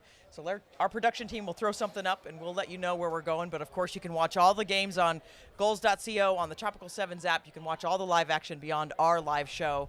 But we've a couple of good interviews, guys. Yeah, different aspects with some of the younger girls and the boys here. Like from Princeton to the Yeah. cutest U4 Yes, kids you yes, could imagine. yes. But also so mature. Yes. Like Well-spoken. media trained, Yes. and like they were like they were at their call time, Yeah. like perfectly early. They were. Mom was there taking videos. That was so wholesome. That is like what rugby is all about.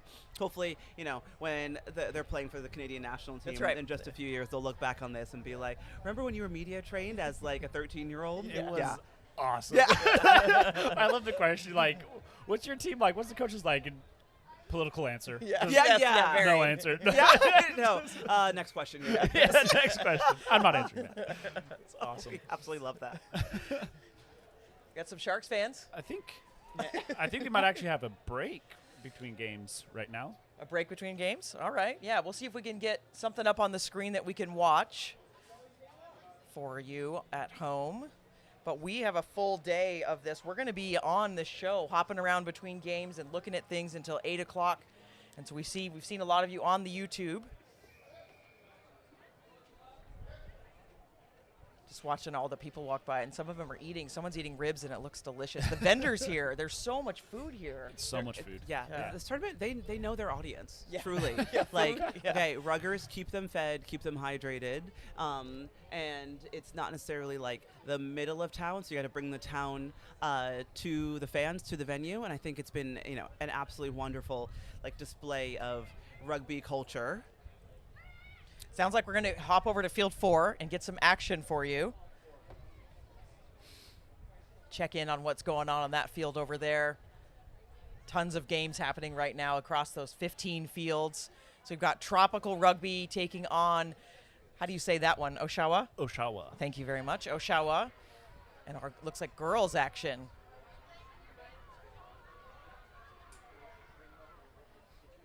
And again, just a reminder, Tropical Rugby is the academy team for Tropics. Right. For those tuning in new. So this is probably as much of a conglomerate as you could possibly get. All over the world, UK, America, Singapore. Yeah. A lot of players coming together to play for Tropical, and it looks like they're doing pretty good so far.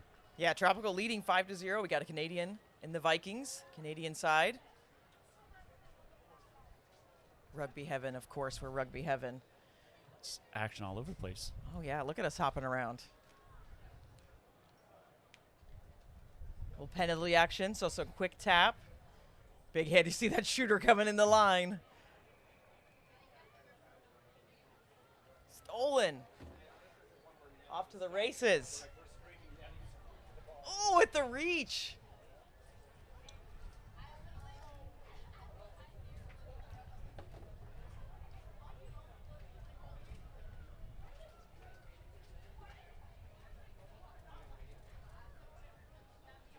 So we'll let you take in some of this action, and we're going to step away for a bit and take a break.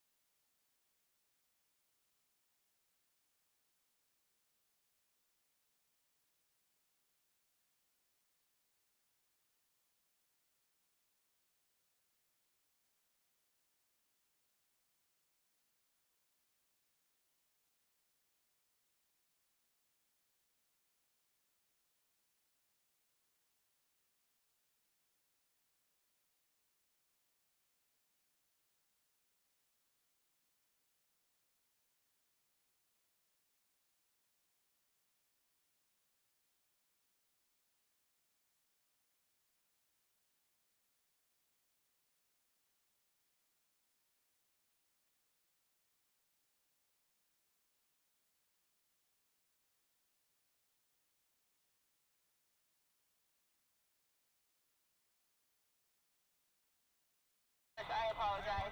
I know it's game. My bad, guys. I get someone over to 7A to help get the game back. As once again, we have to do another stoppage of play. You do it by yourself? I probably shouldn't. Once again, for I'll get you help.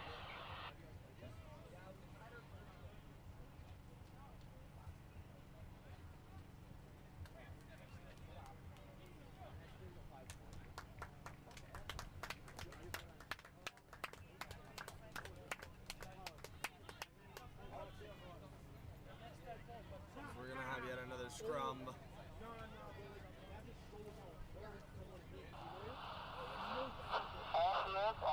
All commentators. The expectation is that you are wearing your headset.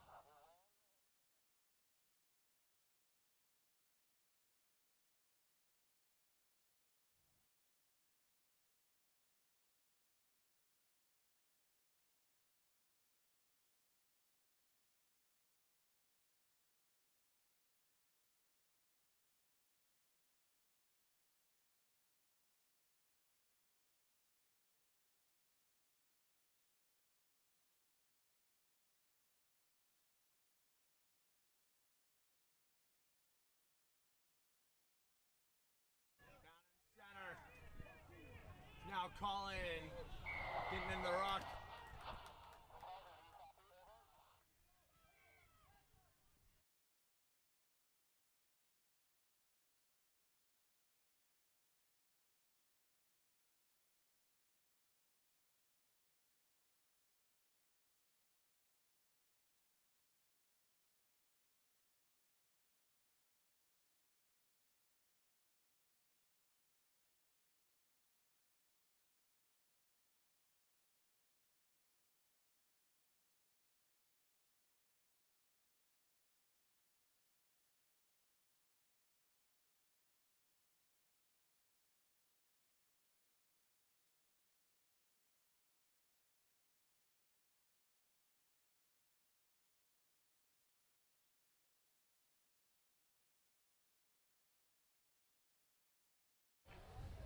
Welcome back, Tropical Sevens Live. We're going to hop into the game behind us. We've got a men's elite game, and it's very exciting. We've been hearing it behind us. That's why we want to go there.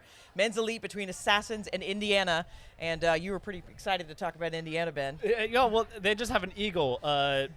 Really, Bryce Campbell. Yeah. He played for Indiana. He was a high school All-American for years. He played for the Sevens team in the high school All-Americans, and just a great Indiana alumni. So I'm curious to see how his influence is for Indiana. Looks like it's pretty good so far. Yeah, 12-0 this one. We're about to go into the second half, but Assassins, we talked about them. They're a pretty exciting side in this one, but Indiana is looking pretty good right now. Now 17 as that score gets updated. We'll see if the conversion is good. Yeah, I mean, this one's super exciting because obviously you have Indiana, college team, duh. University team, so they've been playing together for months, the whole school year. Assassins, though, we've talked about them a lot. They've got teams all up and down this tournament. They've got, U14, U16, U18, you name it. There's teams of Assassins in those divisions. Right. So it is like the epitome of what does it look like to have a club team that brings these people together and develops them from, U12 all the way up. And what's it like having an Indiana team that is practicing and playing together time and time again the last 6 months? So it's an interesting little dichotomy there. It should be interesting.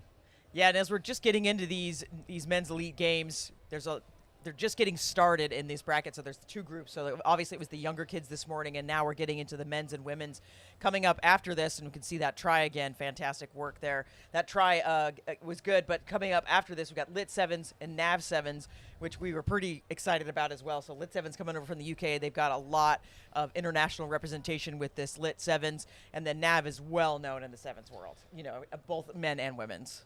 Yeah. Yeah, I mean, Lit and Nav, fantastic teams, always recognizable. They go all over the world in terms of sevens tournaments. So should be an exciting one. I'm just stoked to have these games kicking off right behind us.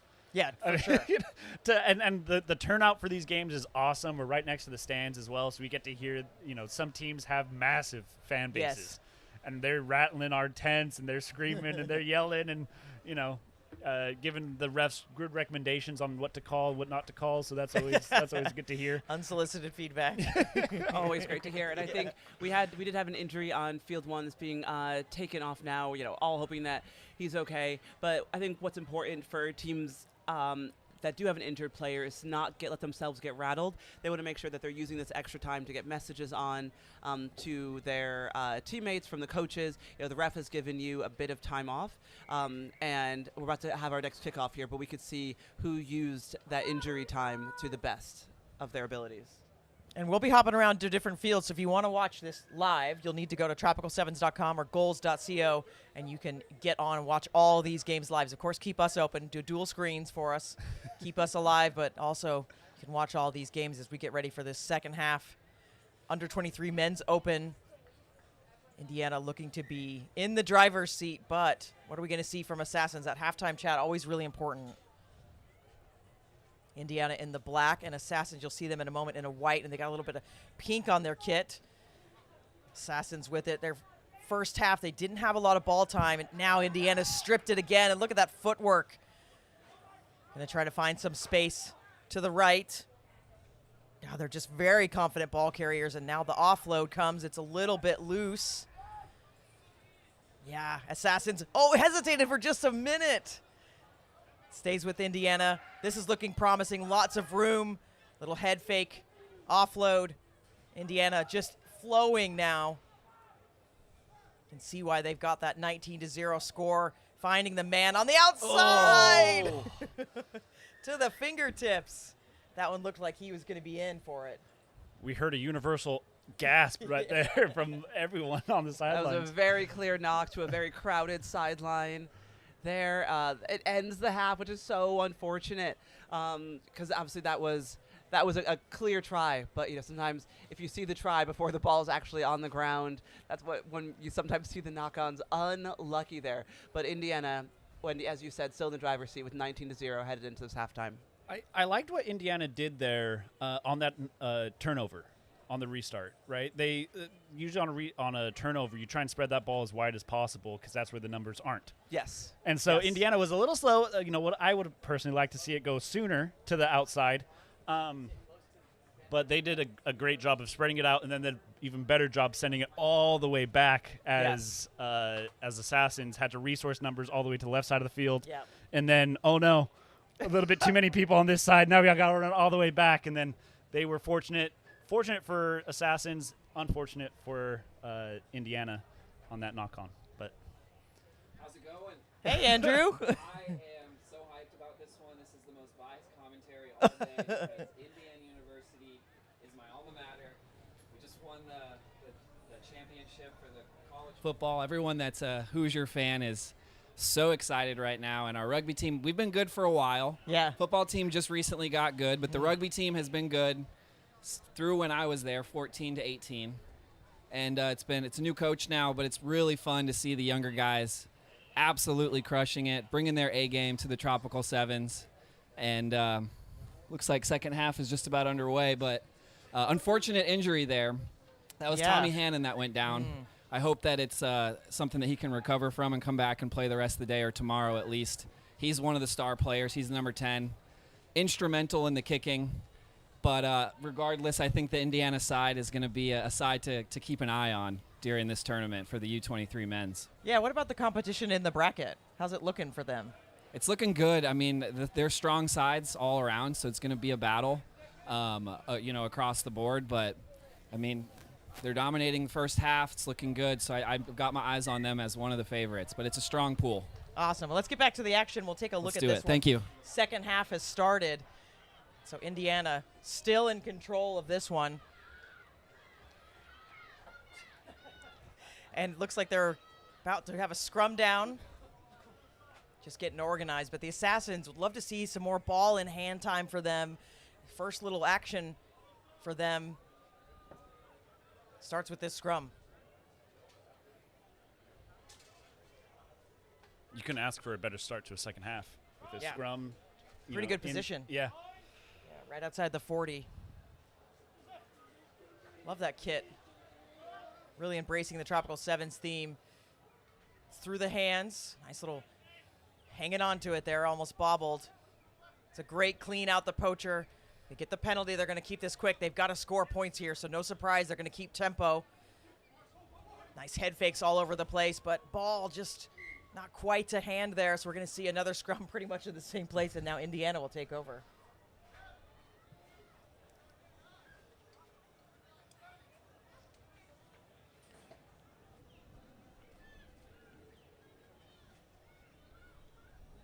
Just a little bit of deja vu and you know, call it first game jitters. Just a couple handling errors on both sides. So maybe, you know, after long travel, long trips, you know, getting off the plane yesterday, need a little bit to warm up. So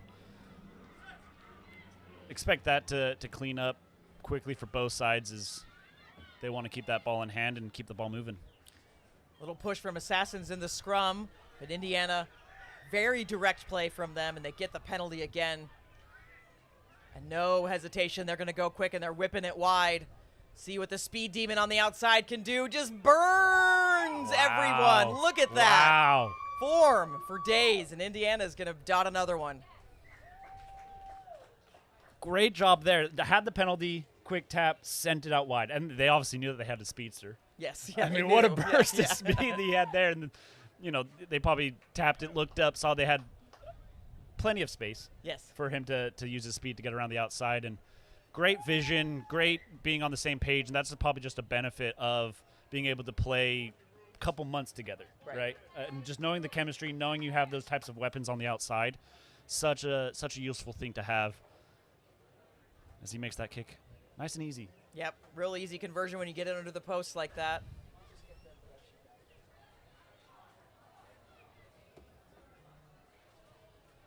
And in sevens, if you're a new viewer, it's make it, take it. So you, or it's the other way. You don't get it back. You restart. So you give the ball to the other team and give them an opportunity. But you can go up and go for it yourself, which we have seen teams doing all weekend. And you can see Indiana's underneath this one and grabs it. That's great work. Wow. From the Hoosiers. But the poach, that's a good poach. So Assassin will get us going again. See what they can do from it. They're just not quite coming together. It's not gelling like they would want today. So it goes back to Indiana. And they just get back to business, Ben. Yeah. You can really see that chemistry showing off for Indiana. I mean, the offloads are right there, right on the money. And I think that might be a little bit of the downfall of Assassins, especially in this first game, is, you know, I think that knock-on was a little bit of miscommunication. As a nice wide ball there. Wow. Stays on his feet, flies in for the try. That's 2 for him. Yeah, I mean, started off with that knock-on, and I think that was just a little miscommunication. You know, maybe doesn't have the chemistry quite there yet as he was running a hard unders line to try and hit that gap, and the passer just threw it a little bit too hard at his shoulder, and, you know, that's the stuff that you can communicate post-game and at halftime and just say, hey, you know, when we have this type of opportunity, when I scream this at you, you know, that's what I'm doing, so give me a pass like this. But Indiana's really showing off that chemistry. They've obviously been practicing so much together, so their offload is just beautiful. You love it to see just constant offloads, right? Yeah, like when you're off when the they shoulder, work, they work. Yeah, when you're on the shoulder, you can hear your mate and you can give it to him. It's beauty on display for sure. We'll take another look here, Ben. Nice wide passes. That little swerve there really makes the difference with the defender, though. Yep. That footwork. 31 for Indiana, starting their campaign off in this under-23 men's open with a banger. Go deeper with this one, and it's just the unlucky continues for the Assassins. Yeah, those are the worst, right? When the ball's just slightly ahead, it's like, I can't let it bounce. Right. But I can't get there in time. Oh, no. Yeah, well, now I've done a little it. hesitation, yep. And it gives Indiana another great spot for a scrum. Gonna guess their backs are split here. They're not, I'm wrong. I just looked over my shoulder. They're stacked on the right side, so we'll see what the winning move is. They go left with it, fooling everyone. There he is again, out in the open. Yeah, that footwork is just spectacular from that young man. It's a hat trick. Hat trick. Yeah, and you know, great job by Indiana. They had 2 on the right. They were loaded on the right and then knew that their speedster needed some space. And so when they won that scrum, had that first receiver run across behind the scrum, take it off from the back, and got the speedster into space, and he goes over for a nice little hat trick. 3-piece.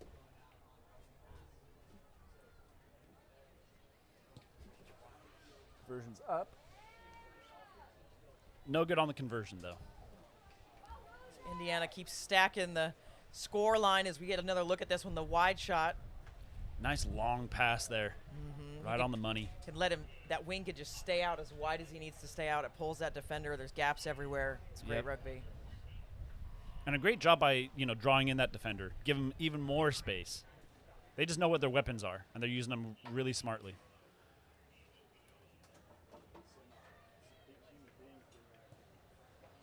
Nice high restart. That's got some money on it. Lots of time, and Assassin's finally underneath it. Let's see if they can get some magic going here. Moving it nicely. Nice bump. Oh, just hanging on to that ankle. That's some commitment to the tackle for sure. Pressure coming from Indiana right at the ball carrier. Got a penalty for Indiana. It's just going all their way. All the calls going their way, and Assassin's just here for the ride. And they'll end that one. So Indiana on field 1 takes their first win of the day over Assassin's Academy. Yeah, dangerous team Indiana. Yeah. They're looking really good. They've got some fantastic chemistry. They can attack out wide. They've got great support play with those offloads. I mean, those restarts are going to be deadly all throughout this tournament. That high of a ball, that short in sevens, always contestable. Yeah. Yikes. And you can tell they want to go for it. They're not leaving it, out for someone else to grab. So Indiana totally dialed in here. Coming up next, we're gonna only probably watch just a little bit of this next game because we've got some folks on the couch that we'll get to in a bit. But Lit Sevens is going to open up our women's elite taking on Nav Sevens. And we've talked a lot about this one, but I think just really, really excited about this. Elaine Gelman has brought this Lit Sevens side to the United States. They have a very robust Lit Sevens. It's a super series. They have like 6 stops or something in the UK that they do. They have an elite bracket there, an open bracket. So they brought their team to the United States. They had a tournament earlier in the year that was absolutely wonderful that I was happy to be at. And now they've brought another team here. So they've been to Florida twice this year. And then, of course, they're going up against Nav Sevens, who we all know Nav. We all know Nav, and it's so like for like. Yes. Like these are 2 what we would call motley teams, but it's such a high level of players with real aspirations, players that want to be showcased internationally, especially for some of the selectors that are here from USA, from colleges, whatever it may be. So both of the teams are going to want to show up, show out, and show off, quite frankly. Yeah, they are. We're going to go ahead, head over to our couch. We've got our event organizer. We'll get to this game in a bit because they're just getting organized behind us. But we've got our event organizer and executive director of Tropical Sevens, John Seiner, wanting to go ahead and take the mic for us. You're doing a surprise for us, I believe, is what I've heard. Well, yes, I'm finally able to slow down a little bit and catch up with what's going on at the event. So great to be here. Thank you. You guys are doing a great job, so thank you. I've got a very special guest with us. As you know, the Tropical Sevens is an international tournament, and as it grows year on year, it gets a lot more attention, and teams from all over the world are looking to come and play. And we had a good story of a couple of years ago. We had an Australian boys team come, and they had a really good experience. They were very, very good as well. And they went back home to Australia and told their colleagues and friends about it. And my friend here, who I'll allow him to introduce himself and tell his story, found out about it, created an academy, and said this is probably a good first stop for this new academy. And they're here with a few teams. But I would just want to introduce Dave. Maybe introduce yourself to the crew and give a little flavor of why you're here. Hey, Dave. Hey, Dave. Yeah, so my background is exactly that. We we got introduced to Tropical Sevens from, a fellow coaching peer came over here, did really well, and just said, if you're gonna, all our worldwide rugby experience is UK, Ireland, that sort of stuff, but in the US it's just unknown to us. So he came over and had an amazing time, and he said, this is one for the bucket list, so you've got to do it. And 2 years later, here we are, and made it happen, and having a great time. What a referral and what an action by your part, right? That you guys could have just said, okay, great, that sounds fun. Maybe we'll put it on the list. But you guys actioned from it. I love that. Yeah. And where we're based in Australia, we're up in the very far north of Australia, and our kids and young players there have to travel quite a bit to have opportunity to the bigger cities. So we created an academy to give them a bit more of a coaching profile and opportunity, and this was our flagship launch. Was Tropical Sevens, because if we're going to do it, we're going to go big. So we may as well go to the other side of the world and play some footy. Yep. And it's Shockwave, right? Shockwave Rugby, yeah. Okay, so that's what was the academy that was created. We saw them play earlier. I think the U14s we may have seen on the field. 16s. Okay, we saw them play. It was great to see them. They had amazing support. So many parents, it looks like, are here also. Yeah, I think our total traveling party is about 65 people. Wow. Yeah. Truly go big or go home. Yeah, they left home so they could go big. Yeah. That's incredible. Yeah. So it's been amazing. It's been an adventure. What are the divisions and teams that are currently in? So we've got under 16 girls and under 16 under 18s, and both competing in the elite divisions. We've had our eyes wide open on how good the competition is. So the under 18s has been exceptional. So we're trying to work out our game plan for what we're going to do this afternoon. We've got a couple of big games up, I believe, against last year's winners is next. So but in true Australian fashion, we'll find a way and go from there. That was going to be my biggest question. Like, coming from Australia, first time at Tropics, surely John didn't share any secrets about other teams or anything like that about what you could have expected. But, what was the scouting like leading up to the tournament? And then you mentioned it between the games. Yeah. What is that going to be like in the conversations with the teams? Yeah, so we've obviously for the last 6 months been having a good close look at the teams via social media and tracking them where we can. And we thought we had a good idea on what we're going to come up against. But in reality, everyone's bigger, stronger, faster. And yeah, it's been a process. But we're doing analysis on our side and breaking down the games and trying to work out where the weaknesses are and how we can best compete moving forward. And it's a pretty special tournament. So it's a challenge as a coach. It's a challenge. Yeah. What's the chatter been like amongst the team, amongst coaches? Playing Australian teams, Australian tournaments, and then coming up and playing the American teams. The chat has been good, and everyone's been so welcoming as well. So everyone's really encouraging. That's the main thing, and it's good. I know everyone will be watching back home. I'm sure my phone's blowing up now.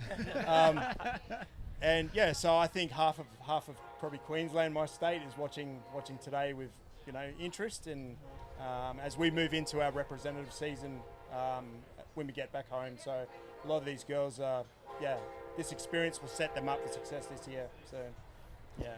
Awesome. One of the things we always set out to do with the Tropical Sevens was to make it international, right? So you'd have a dynamic, interesting competition. So you could just imagine from the North American side that when they see teams from Australia, New Zealand, or Europe, their eyes light up and say, "Oh, we get this once in a lifetime chance for them to play you." So I know that the teams when Australia was up on the board, they said, "Oh, this is going to be great. I get to play against them because it's an amazing cultural experience for them as well." And I know that they've probably all been invading you, saying, "Oh, you guys are from Australia. You guys talk funny."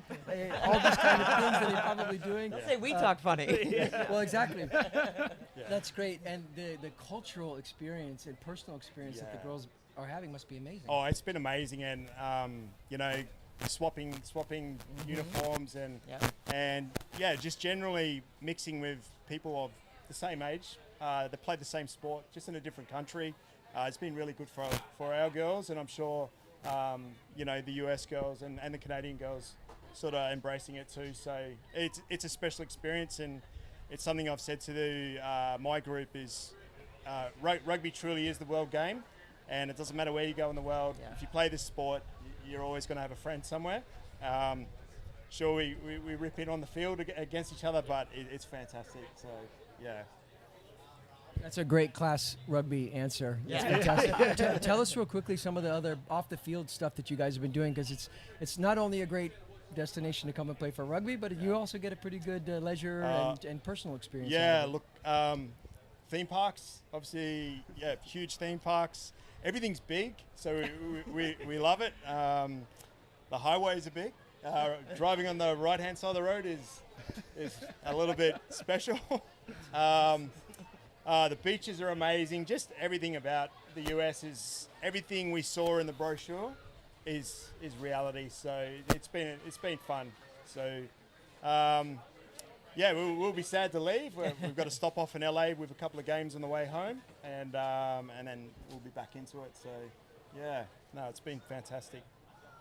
Well, it's a pleasure to host you here. Thank you so much for coming all this way and playing with. I know that the teams are excited to have you here, and great representation of the sport and from where you're from. And this has just been an amazing cultural exchange and experience. So kudos to you guys for coming, and thanks. Wonderful to be here. Well, thanks for hosting us and having us, and we're having a ball. Hopefully we're up on that podium tomorrow. I'd like to see that. All good. It's awesome. One final question, because you guys did some theme parks. Yep. Best ride? Ooh. Oh. The Iron, I don't know the name of it. The big one is huge. At Busch None Gardens. None of us are from Florida. So. I've still got fingernail marks where I sat with one of the girls and they just, Busch Gardens is a great theme park to go to. I was pretty scared. I told my wife when I went here, I'm not going to go on any theme park rides, and I think I went on every single one. That's awesome. Well, thank you so much, Dave, and thank you, John, for making some time for us on the couch. And Dave, I think it's a great story that you guys have come here and made an academy, and I love it. And we've got the 2027 World Cup coming, obviously, for the men, 2029 for the women. We've been talking this whole time about building, and you guys are building in Australia, so thank you so much for sharing your story. No, thank you for having me. Yeah. Appreciate it. This is awesome. Amazing.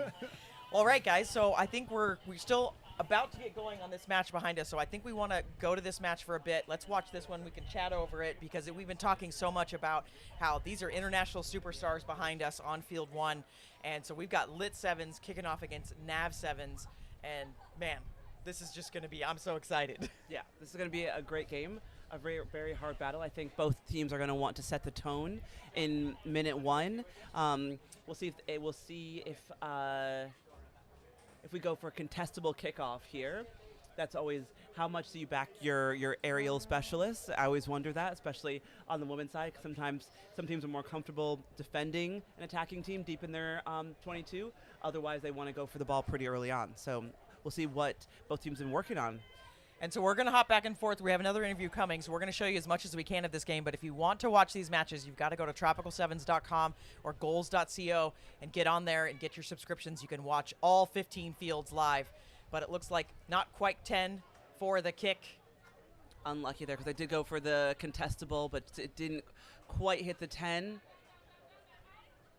So Lit Sevens, that's Jade McGrath, is in that blue and red, and then Nav is going to be in the white, just to orient our viewers. But just a little handoff, and look at the dance on the line. Heading in for an early try for Lit Sevens. Get me a slow-mo of that sideline toe dance. That was awesome. That's Lay Ayamoni with the score there for Lit Sevens.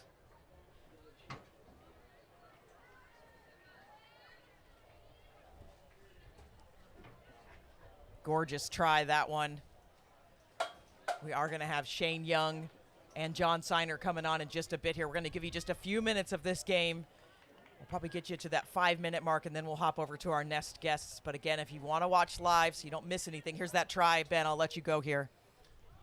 Yeah, let's take a look at this. Woo-wee. What awareness. I mean, body control, awareness, everything to keep the toes in bounds. In bounds. I mean, awesome job there. She clearly knows the dimensions of the field. Better than you do, Ben. Yeah. That's for sure. No conversion, but Lit Sevens making their presence known in their opening match here at Tropical Sevens. If you want to watch all these fields, you can watch all 15 fields, all 3,000 athletes, 10,000 people here on site. You can do it at tropicalsevens.com or goals.co. But Nav's first touch on the ball. Penalty. They're going to go quick here, wanting to keep tempo high. Nice offload. And right back to it. What a snag that was to keep that ball alive. The penalty goes the other way. I'm going to say, yeah, not releasing, so the poacher was on site. And the furious action here, ripping and roaring. Her teammate wasn't sure if she was going to get it. Pushes one off. Sarah Jacobson making her presence known, but not rolling, so you can't poach that. You know they're playing hard when cleats start falling off the feet. They're just the intensity here. They're going after the ball every breakdown. They're going in strong into tackles, into contact. I mean, they've come out strong this first game, ready to play. Lauren Cuff, the vice captain, wearing number 8 today. A good carry for her. Look at the support, just searching and looking for help. Finds it on the outside to McGrath. WER player here in the United States. And a little dribble. So we'll see a scrum to Nav, but it's been all Lit Sevens so far in this one. We're going to get over to our guests here in just a moment.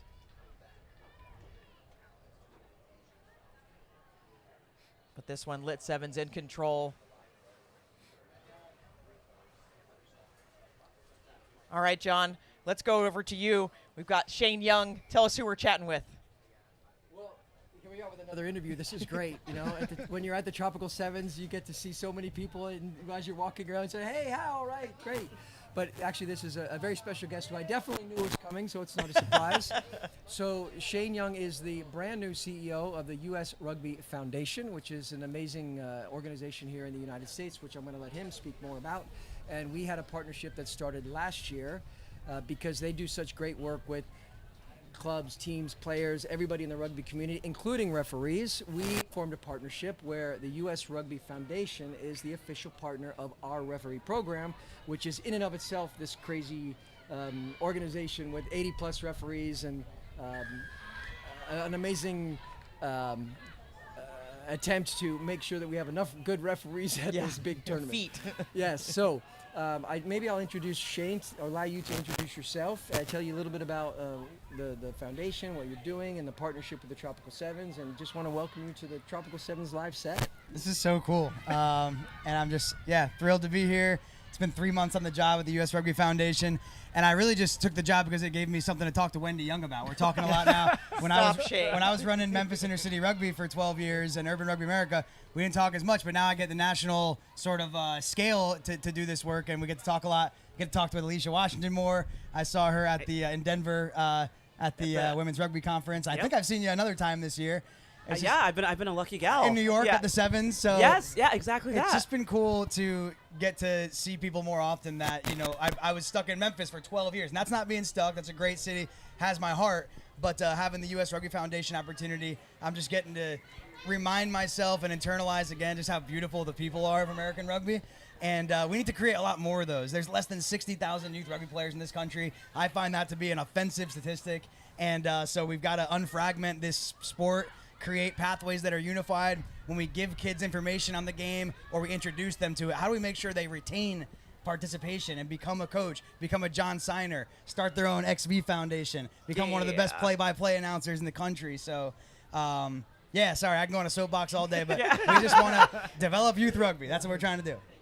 I love that, and I love the partnership, especially with the referees, right? 2 of the 3 of us are referees. We're going to get that statistic correct now, Ben. I'm a former referee as well, and Alicia's picking up the whistle, too. It's such a critical aspect of the game, so to have that support and have a camp, I think that's really great that you guys have kind of just, stuck your foot in and said, we're going to do this, and this is where we're going to contribute beyond what you guys do across the board for Urban America and for USA Youth Rugby and your foundation. But why referees? Well, when we tell young people to get into the game because, well, it's a fun sport, but we need a better answer than that. We need to show that it's a place, it's a social safety net, it's a job opportunity, it's leadership development, it's health, it's education. Like, we need to offer that to kids in this country, because it's not football and basketball with this institutional ingrained value in American sports consumerism. We're this strange little European sport that's irrelevant in this country in the mainstream. So when we offer it to kids and we ask them to engage, especially those from low-income backgrounds, we have to offer it in a really, really dynamic way that it's going to become a serious entity in their life with multiple pathways to opportunities. So refereeing, man, that's why I think it's so important to give young people a lens, a diverse lens, and how they can actually get into this sport and take advantage of it and make it part of their lives. But then just safety. You know, I'm a certified ref. When I'm reffing, no one's safe, right? Because I'm a pretty incompetent referee. So when we can invest in the development of good referees, we increase the safety of the game and the quality of the game. And I just want to shout out Project Popolo. Just 2 weeks ago in Dallas, they came and did the whole Urban Rugby Championship and really set the example for our kids. It's an entire referee cohort who are people of color from around the country, coming from all different corners of America to referee the Urban Rugby Championship. And so referee development's huge. Happy to support it here. Happy to support it in Dallas a couple weeks ago. And I wish I was a better ref. Well, you could just imagine that as the Tropical Sevens has grown, so has the referee program in kind. So when we first did our, in 2017, our first edition, we had 7 referees, mostly local, right? And we thought that was a kind of a big deal. But as we've grown, we're now, I'll give you some stats and figures, but we're now at about 80 plus referees. Wow. They come from all over the world. We have an application process, and we are oversubscribed by double. There's more more applications than we can actually offer spots to. So we're about 80-ish referees, and USA Rugby realizes that they're all here. So they've made it an official development camp. USA Rugby sends their coaches, so about 30 to 40 of the U.S.-based coaches out here are referees are getting live coaching from senior level referees. So it's a pathway program out here for these younger referees, these junior referees, to go on to bigger and better things. And that's super exciting. And another thing about our program was we would always get feedback to say, listen, it's hard to get to. It's a flight and it's multiple days of costs. And we have a principle that the referees do not go out of pocket on this situation. So we give them a stipend to get here. We house them, we feed them, we transport them. And and they all stay in the same hotel, so they actually have a really good time as well. Yeah. So all of this obviously adds up in cost. So to have the support of the foundation is just incredible, and it's just like a perfect partnership. And we're so happy to give them a voice for all the great work that they do, because they need to be out in the community promoting and being a bigger and better beast. And we hope to give them that bigger voice through our platform. So it's exciting, this partnership. So huge. And just preaching to the choir, breaking news to nobody, and stating the obvious, but paying referees, compensating referees, giving them competitive wages, and eliminating costs of travel. Watch what happens when we do that at scale regularly. We're going to get some awesome results on the field because of referees. Oh, 1,000%. Like, without solid referees and solid people who are, because the referees are your on-field coach in a way. Like, for that 80 minutes, that 14 minutes, that, you may not hear everything your coach says, but you hear what the referee says, and that sort of dictates your game. And so if we have a program where we can upskill our refs and pay them, like, I'm even thinking now back to, I think I got certified when I was like 21 years old, because I was like, well, I got to figure out how to cheat better, so I may as well learn how to referee. And I know we were friends. That's exactly why I took it. Yeah. My coach told me if you're not cheating, you're not trying. So I had to figure out how to cheat better so I can get through the USA pathway. But like, I'm thinking back, my referee course was $50, and then I was a 21-year-old grad student, $50 was a lot of money to me. And then you get your whistle, you get certified, and then you're like, but I don't have enough money to get to any of these games, right? And I was living in the Midwest. Every game was like 2 hours away. Gas was adding up. So to have it be a mindset in the States that's so clearly shown here, that compensate your refs, invest in your refs, and then the rewards will beget themselves. Because once you invest in that population, they will keep feeding back to you and your teams to create a better rugby atmosphere here in the States. And I love a ref who is, I'm sure, Alicia, you probably played with so many different referees, and I'm sure some stick out in your head. I just love a referee who plays so many different roles. You can't even believe, other than officiating. I saw it with Project Popolo a couple weeks ago in Dallas. They were mic'd up, so you could hear the audio of their, refereeing and officiating. Yep. And I heard this referee say to a young man, a woman refereeing a boys game, And she just said to a young man, "Hey, don't let them get to you." Like in between plays, it was like a back 10. She was setting them up, and she said, "Don't let them get to your head." And after I said, "What was that about?" And she was like, "Oh, well, it was his own teammate chirping at him for like having an extracurricular that led to the penalty." And then she like played therapist, diplomat, coach, and I was just like, "You are a superstar." And she was just excited to play those roles and wear those hats, especially in that youth level. Yeah. You can like do so much more than officiate. Right. And when we pay and compensate, break down barriers, watch the level of talent and referees and what they can do, it's just amazing. So. You know, there's an interesting story with Shane is that he actually been to the Tropical Sevens before in its kind of pre-COVID iteration when he came with the Memphis Inner City club, which is amazing, and they did really, really well. But I'd like to hear from you, like, what do you think of what the Tropical Sevens was like back then and what it is now? Well, it's just so well put together, so that stands out, right? Because I hate to dog anything in the world of rugby. This is our sport, this is our space, but sometimes there's a tendency to be late or be off budget or be ragtag and be amateur, volunteerism. Nothing like that at Tropical Sevens, and you can see that on the website. You know it when you come here. It's just such a professional job. And for our kids in Memphis who have, you know, they come from an under-resourced community. Like, there's a lot of issues in the community. There's so many things that affect their lives. And then us trying to bring them into this sport where there's barriers to access and it's kind of tough to get there and parental involvement. They come to Tropical, they feel like pros. They feel like pros. And I'm like, they deserve that, right? And so they felt like professionals. They like performed at a higher level because of that experience. So we have Memphis Inner City Rugby kids here today. So all these years later, they're here with the Tennessee All-Stars. And it was just a superstar experience. And I really got humbled, John, because I must have underestimated you. I put them in the competitive pool. And sorry, Erica Cathy, Akila Cathy, Shania Jones, and Nadia Bonner-Burton, Carlicia Beam, they're all going to kill me because we only won one game. I thought we were going to win the tournament because we were so good in Tennessee, won the state championship, competitive pool, let's go win it. We only won one game. If we did the open pool, I think we would have done better, but great learning experience. And no major injuries, so shout out to the trainers and refs for that, you know. Yeah, I think it's so great that you're here. You know, welcome to the new job of the U.S. Rugby Foundation CEO. I know you haven't been on it very long, but what's the grand vision there?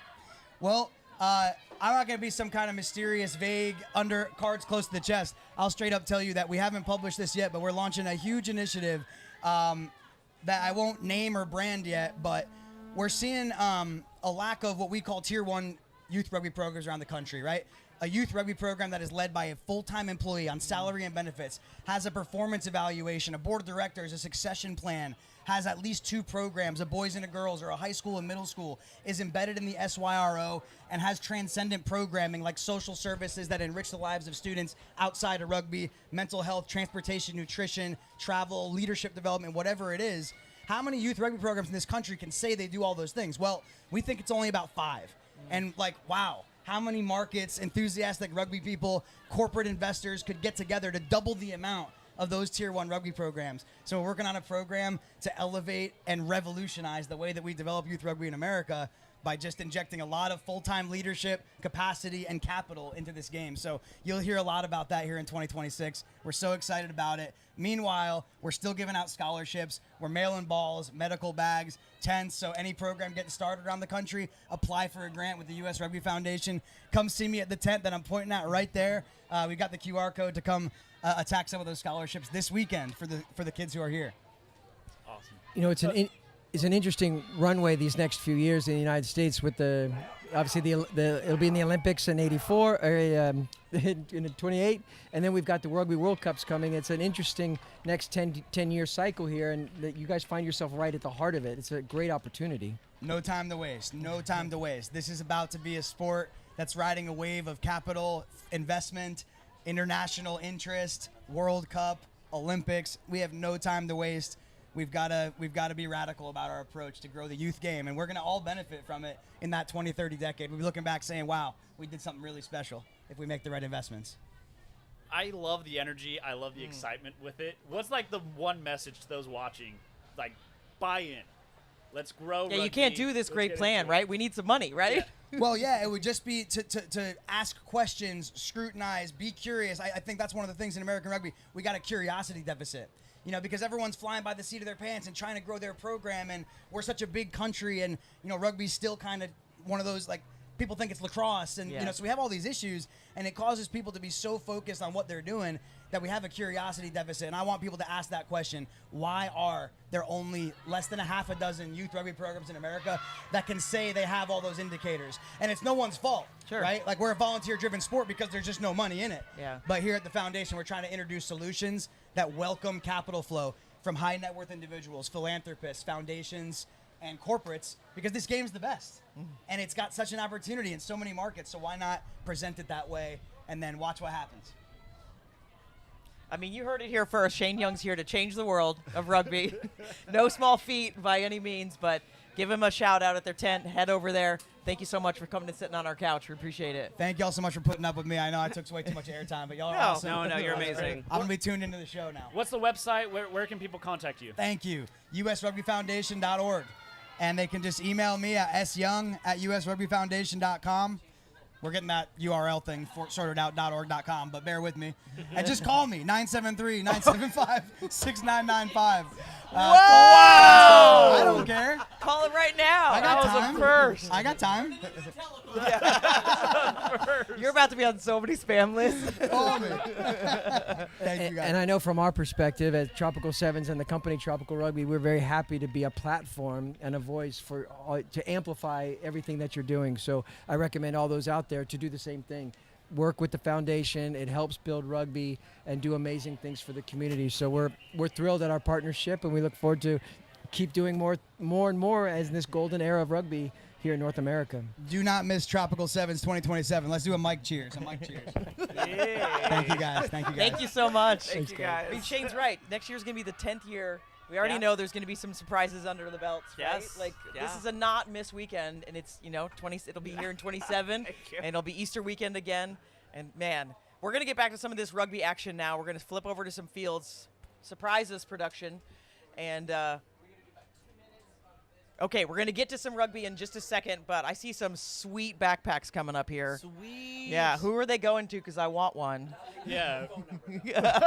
No phone numbers. No more phone numbers. We're going to have a no phone number policy here. But, man, that was so great to talk to Shane and learn about. Shane's incredible. I love the passion. Yeah. Yes. Holy cow. Yeah. Yeah, we he need more of definitely gives that. Scrum Bottle half that energy. Bottle that up and sell it on store counters. I mean, that was so cool. No, he is pretty awesome, and their mission is just so clear to support the youth. And they were one of our first calls, like from XV Foundation, in terms of our collaboration. And they're so youth driven, and that's like, it's not to sound like Whitney Houston, but this is the future. The children are our future. We've been talking about the future all day. I mean, it is. Yeah. It's so true. Yeah. Yeah. All right, we are going to hop over to the couch here, and we're going to have a chat. Joe Bozzella, tell us why you're here and welcome. First of all, thanks so much for having me. This is our first Tropical Sevens. We are thrilled to be a part of what is a first-class event without question. What we bring is all-weather rugby travel bags. Our athletes come to us for the idea of we travel. We need a waterproof way to move our merchandise and our equipment, and we need products that travel easily. Apologies. So we have two models here. One is Ben, go put it on. Is a carry-on. Put it on, Ben. Sure. Need a model? Yeah, Need a model, Ben. Let me go model One's it. carry-on size, 35-liter, dry bag fabric and construction. So the idea here is waterproof fabric, waterproof construction. You play an all-weather sport, you need an all-weather bag. Yeah, pass it over. I want to see it, For too. sure. Yeah. Oh, I love it. It has And here's our Tropical other side. Sevens on it. Thanks so much. Oh, the ball is like in a net. No, I'm already obsessed with this. Yeah, I want it. So the idea too is you can fit all your stuff in. You can travel with as a carry-on or as a personal item on your trolley. The idea is weather-wise. You play an all-weather sport. You need to keep the weather at bay. That's what our bags do. There are two compartments. Two separators which divide the bag into as many as 3 compartments. 2 pouches here, so you're not fishing around for the small stuff. Different laptop sleeves, boot bags, that sort of thing. Nets to carry your inflated ball. Carabiners as well for additional storage. And then Velcro panels for patches. We did Trop 7 patch, Yeah. letters, number sets, that sort of thing. I like that. You could have your number, your patch. That's so great. So you play for a couple of different clubs or Right. schools, you change that Yeah. up, your bag Wow. adapts. That's so sick. Joe, this is an You- amazing idea. Yeah. As again, a coach, referee, player, you've made like a fishing dry bag into a land rugby bag. Well, I appreciate and that. is- And I am much more of a product guy than a promotional guy, as you Yeah. guys may have You're doing gathered, great. for sure, and I appreciate that. But that's the idea, is we took a technology that is used for other sports, and we adapted it specifically for rugby. So if you go to a different tournament, you want to promote a separate, although we are all about Tropical 7 for sure, you can do that. And how Ball do you net, say the name? great question. So Quesan, Quesan. as in get your case on. Oh, get your case on. Quesan is a Okay. word, so it's a military term for the wagon that brings your artillery into battle. So that's what it does with your equipment. In addition, it's a building construction term to do underwater work in a waterproof way. All of our products are waterproof. And it's CAISSON. CAISSON. That's correct. And we do team customs. It's a big part of. So this has been great for us to interface with as many people face to face, get feedback, energy, that sort of thing. In addition to, we do team customs. So a big part of our business is developing team customs for clubs, for colleges, for groups. We developed the New York Rugby Club games, bags rather, the University of Iowa's bags. We have interfaced with dozens of potential new partners this event, so it's been really, really solid. Let's look at these straps. I know, right? Like, there's all kinds of hooks and things So- on the side. so I Hooks, appreciate it. handles, got the crossbody strap, and then it has backpack straps. Right. So Super smart. you can carry it 3 ways. So like a piece of luggage when you're tooling through the airport, like a backpack with 2 straps, and you can use the utility sleeve here when you crossbody, so you're kitted up, you don't have pockets, a place for your phone, your earbuds, cash keys, so your hands free, still in touch. Then you can put that stuff away when you get to the field. Also, that's your last dish TSA pocket.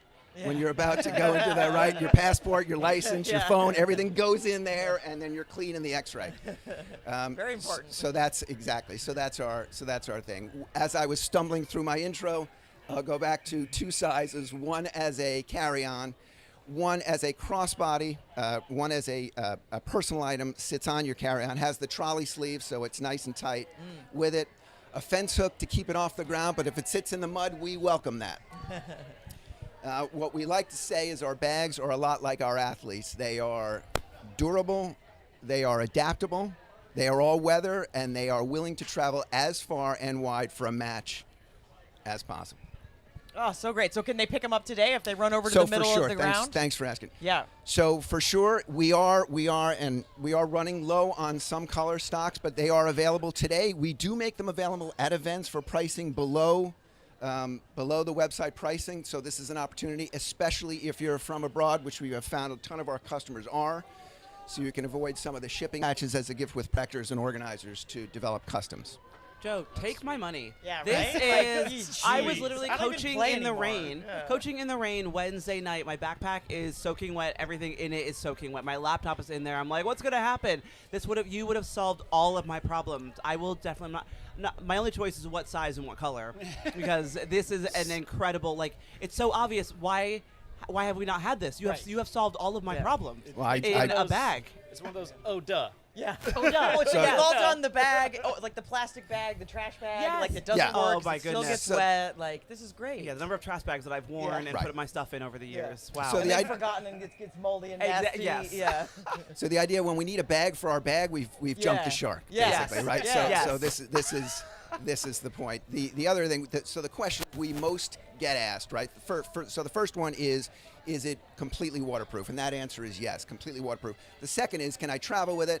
And I did, right? So you can very much fly with both of them. This one as a personal item, that one as a carry-on.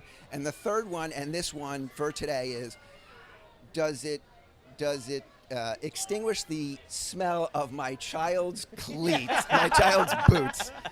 And for that, we can say, while it won't deodorize them, it's not a miracle worker. It will contain it for sure. It will contain it, yes. Yes. Such a parent right. question. As a parent, I have, we got a rooftop carrier for one of my kids' shoes. So It airs out as you're the flying. car's not big enough. So it does do that too. So. Oh, well, thank you so much for bringing your really unique product and showing us. This is amazing. Thank you so much for having me and for walking me through this Yeah, as well. So great. it's super helpful to get a product guy through this. So very much I love appreciate it. that. And where can they find it? Just on Quesan.com or is it QuesonAllWeather.com? So Quesan.co is Okay. our website. So Quesan.co.co. Everything we're showing here is available online for immediate ship, including the patches, accessories, and some things that we're not showing here as well. Oh, so great. But Yeah. colors, while they last, we're selling here. Awesome. Thank you so much. We're going to hop over. We got a hot game on Field 6, so we're Absolutely. going to hop there. But thank Thanks you so so much for much having for me. coming. Really appreciate that. Heard we've got a great game on Field 6 that we have to check out now. We know that some of you online are asking for more games. If you want to watch all the games, this isn't the show for that. We'll show you some games, but the show to watch all the games is on tropical7s.com or goals.co. This is to chat about the tournaments. We're learning about the interviews. We're going to hop in on hot games as we can. Like, we're going to try to get to Field 6 here. But we want to learn about the behind the scenes of the tournament. So that's kind of the format here that we want here for this live show. And, man, that was a great bag. I might go rob them and take it, right? Like, yes, that do a bag drive-by. is now mine. Wow. Yes, that is for sure. And like, what an awesome opportunity for people watching to still get some of this like cool rugby tournament vibe, right? Yeah. Go order it now. These cool things like. That's awesome. such a unique product that is so needed in the market. Yeah. Oh, that's great. My mind is blown. Yeah. I'm kind of like, let's just finish the show there Yeah, right. I and didn't go go get our shopping. bags. Yeah. Because we've heard they're running low, so we've got to go. But you can buy it online, so that's really good news, too. I also realized I'm not a model. No, you did great. I know, Ben. Sorry. Yeah, you did great. I just wanted you to put it on. Like, I just wanted you to show how it goes on the back and what it looks like and everything. But yeah, let's get into some of this action. We'll try to get you over to Field 6. We can hear Field 1 is behind us.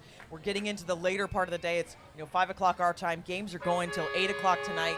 We have all-day action tomorrow as well, so we're going to have tons of Rugby Free tomorrow. It's going to be knockouts starting about halfway through the day. And again, if you want to watch all the action uninterrupted on all 15 fields, you've got to go to tropical7s.com or goals.co. We're actually going to go to Field 8 now because I've heard there's a burner there, so we've got to get over there and check in on that field.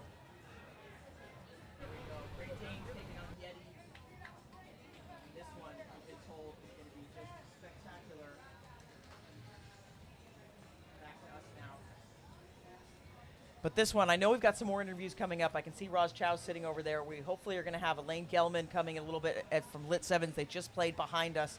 But we've got plenty of action coming up for you on this live show. We're going to go till 8 o'clock, guys. We're going to watch this game on Field 8, and we'll let our commentators at that field take it. And we're going to step away and take a break, but we'll be back in a bit.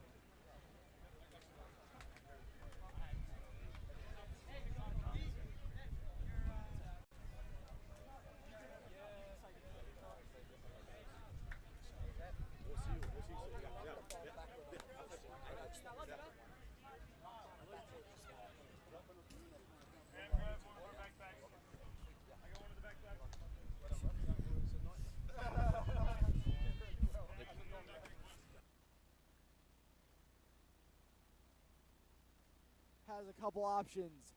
And there's an opening down the sideline. And Harvard is going to get another one.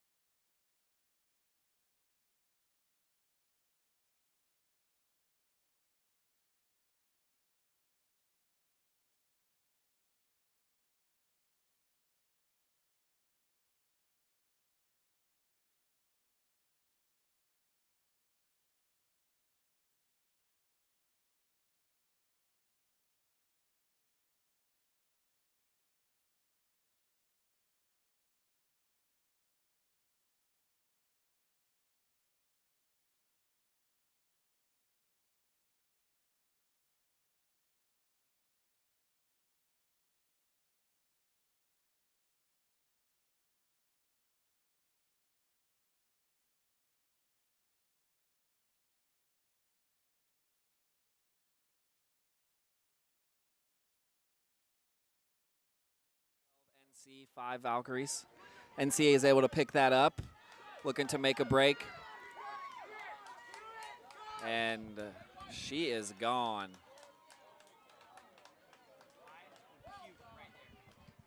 Big try by NC.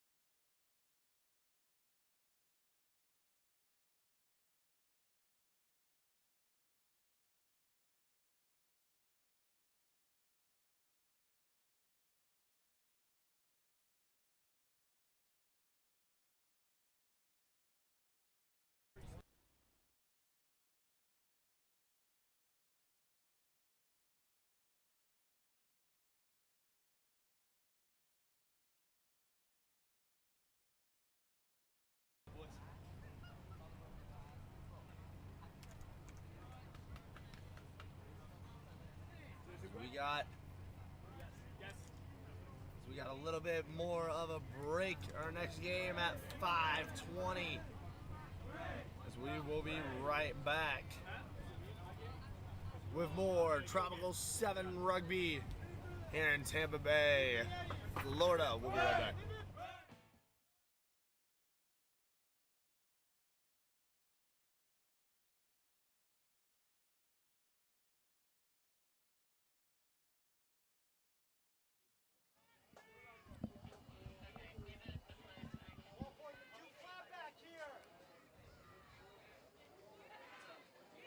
NC moving the ball well, finding space.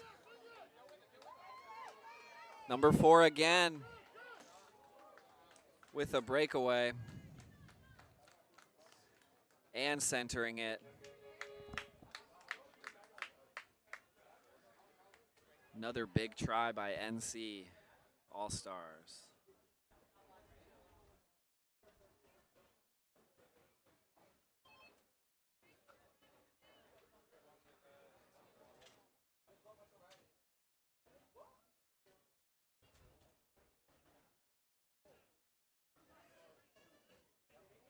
Kick is good.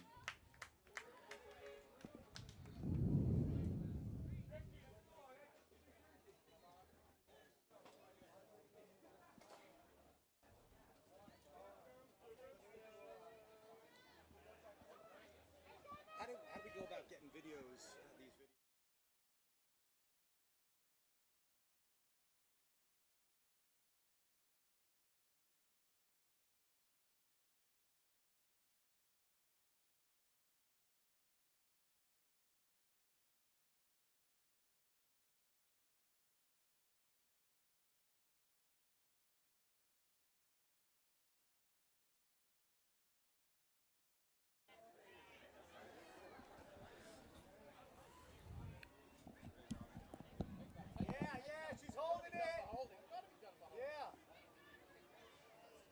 Valkyries looking to do something on offense. It's going to be a penalty against the Valkyries for not releasing.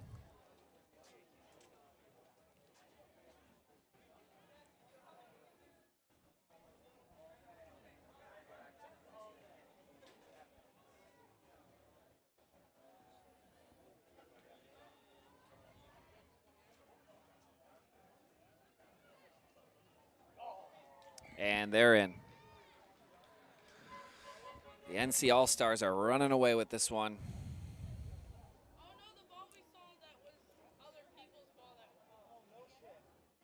Really? Yeah. Okay. Okay.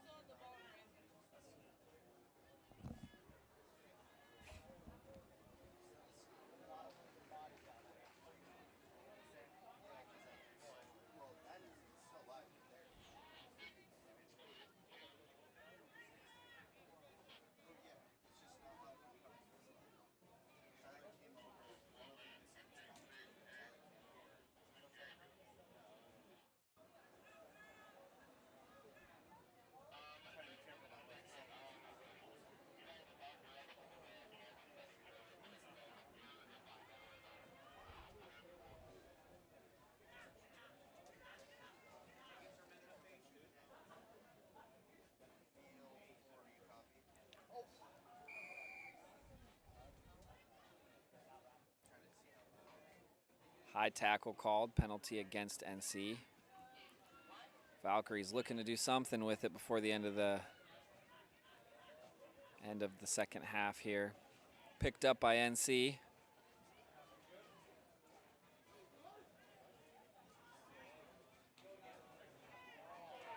Good pressure by Valkyries there, but NC is still able to work with it.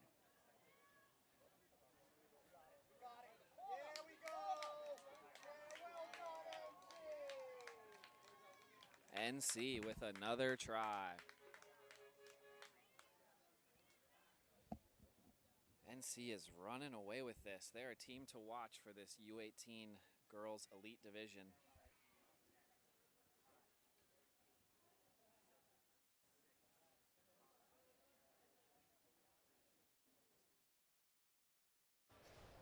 Welcome back to Tropical Sevens Live. I'm here with Alicia and Ben. We've been here all day. We're going to be here a lot longer, but we're really excited about this one. My former teammate, Brown coach. We've got Roz Chow on the couch. Roz, welcome to the stage. I was here for karaoke. Oh, you can, yeah, go. Cue. Yeah. If I could turn back time. Wow. We are blessed. We are truly blessed. Roz, how are you? How's the day going? It's going. We're here. It's, Florida, so a little sticky, but having a lot of fun with the rugby. Having a lot of fun. So what time was your first game today? 4:20. Can you tell us how you prep a team for a sevens tournament that you kick off at 4 o'clock in the evening? It's because we train in the middle of the day and at 7 a.m. So really it is snatching them out of classes in the evening and making them run around. We didn't do any of those things. We had no preparation for a late game, so we're just going for it. We're shooting from the hip. Shooting from the hip. So you are a Florida native, okay? I would imagine a lot of your players are not. And Correct. you've been training in Rhode Island, in Providence. I've seen it myself. How was that transition from probably the worst winter we've had in New England in a long time to sunny, mid to high 80s, very humid Tampa? So historic blizzard, 37.8 inches of snow. Wow. The roads were shut down.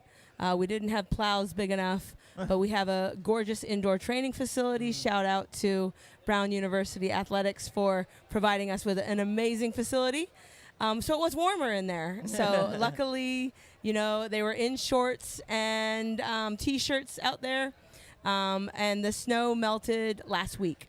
And that is not hyperbole. Yeah. So, we just spent a lot of time inside training and trying to get their, cardio up and do a lot of fitness. And we played actually quite a bit of sevens because it's like our third tournament, I think.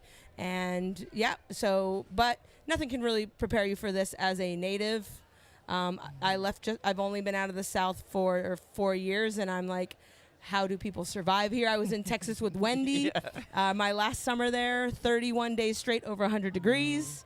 And you change quickly, acclimate quickly. So we're not sure we're going to make it through the day. At least you have evening games. Hopefully it'll be a little bit cooler. The best you could hope for when coming from New England is evening games in the South, right? So you are coming off a win at your home tournament, okay, and a very exciting final that I had the privilege of watching. You are prepping for CRCs in just a few weeks. So what does this tournament mean for you and your squad? Oh, really? It's like seeing the talent that's not only domestic but international games. And I used to coach Life, and we're playing them next 7 p.m. Field 1. Tune in. But we've never played each other in the history of both programs. Oh, wow. Yeah, I was like, okay, so I was the first coach at Life, and we never played Brown. Yeah. And then I became the Brown coach. We've never played each other. So it's being able to see, obviously known for speed and skill and strength. So that is great preparation for the CRC. I couldn't be happier to be here. And then the Canadian Misfits, and then whoever we see when we cross over tomorrow. I mean, it's just a fantastic tournament to prepare us for something like that. Yeah, I think it's so great. And Roz, you were always a very analytical player, and you're a very analytical coach. How much of that? I just felt like, whoa, run forward as hard as I can. No, we would do film breakdown, and you'd be like, even if it wasn't as analytical as you, or you're not able to express it now, I think you can express it better. You were doing it as when we played together. But how important is that for sevens, or is that part of your formula? Absolutely. So, with this great live stream that we have here that everyone should pay and get to see all the fields, someone is live screen capturing. Are we allowed to do that? Ooh. Should I tell you that? And then we're uploading that immediately up to our, coding system so that we can use it. Shout out to the person that's doing that for us on your almost weekend. So it's incredibly important, but it's also just how are we getting better, and then depersonalizing things and using facts to be like, hey, here's just the facts. Here's how fast we're playing. Here's how many tackles we're making. And I think that makes for players that want to play at the next level really know how to improve, have, specific data points for that. You must have some data analytics students studying on the team. Oh, my goodness. So, a couple alumni were we call them concentrations just to be different, I guess. But in statistics and computer science, and, having these really great summer internships doing all of these types of analytical things. Like one was she's at Michigan now, playing as a grad student. She was like the lead TA at Brown University in the computer science department. Wow. Yeah, terrifying. They're terrifying. Yeah. So smart. What's your favorite part about coaching? Seeing them get better, and I think they're doing things that you want to make them as great as you can. And I shout out to my assistant coaches who are tremendous, Bridget Kahele and what's her name, Caramelify. But they are so good, and so just seeing them see their ceilings that are so high, and then them continuing to ascend, and just be excited and confident. That's why I love coaching. And so what is that like, with having the students, statistics and my gosh. all those, okay, I have a taking funny story. the physical development in with the... Okay, so at Life, I would start little condition games with trivia. And, I love Life. Like, don't get me wrong. I just remember we had some recruits in from Michigan, and I was like, all right, whoever tells us what's the capital of Michigan, and they get the ball. And actually, nobody got it right except my Michigan recruits, They're like, Lansing.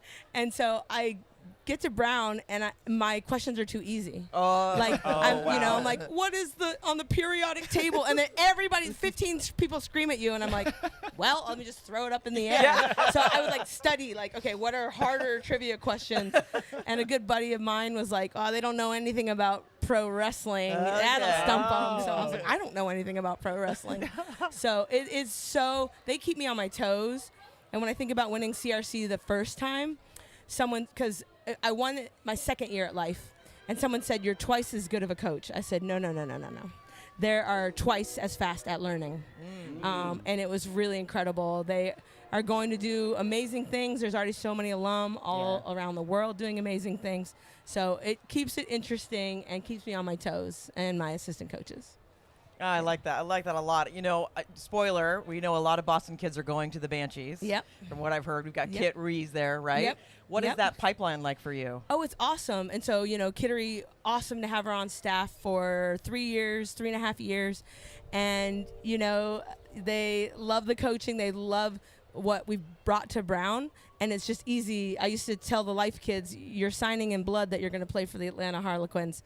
Clearly that pipeline's, because now they don't have to sign that blood contract. Yeah. But now here, it's just so easy. They love the area already. And it's just continuing to play at that high level. So it's awesome. So when your athletes look forward to that, is that something you need to keep them focused on the task at hand? So you guys are looking for another CRC championship. Are some of their eyes already on graduation and what's beyond, or are they very focused on the here and now? They are so focused and present. And, I took them to this camp I used to work at in Florida, and I've brought several rugby teams there over the years, decades actually. And my mentor there at this camp was just like, I've never seen a group just so locked in and enjoying being with each other and being here. We have 4 seniors on the squad that will graduate, and they're just so happy to be here, and every next memory that they're making, and cementing that and enjoying every moment. So it's and pretty you can't cool. coach that. You can't coach that, right? No. So talk to us about your culture. What do you have a theme for the season? Do you have a shared reading, a book club for the IVs? What do you have? We don't. Last year, they were the Vibe team with some TikTok. I'm not on TikTok. That was they'd go boom, boom, boom all the time just to be hype.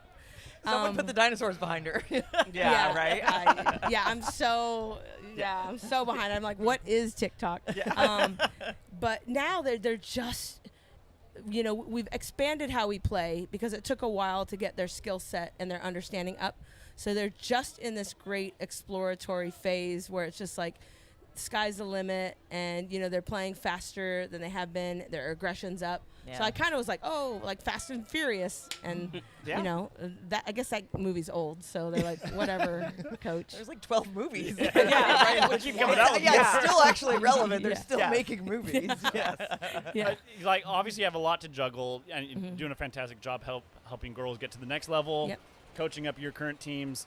What are you looking at? Because you're probably here taking a little peek at some of the under 18, under 16. Oh, yeah. What are some of the things that you're looking for as a coach that really shine when looking for recruits? Well, we love them when they are comfortable in the contact area, or go for it, right?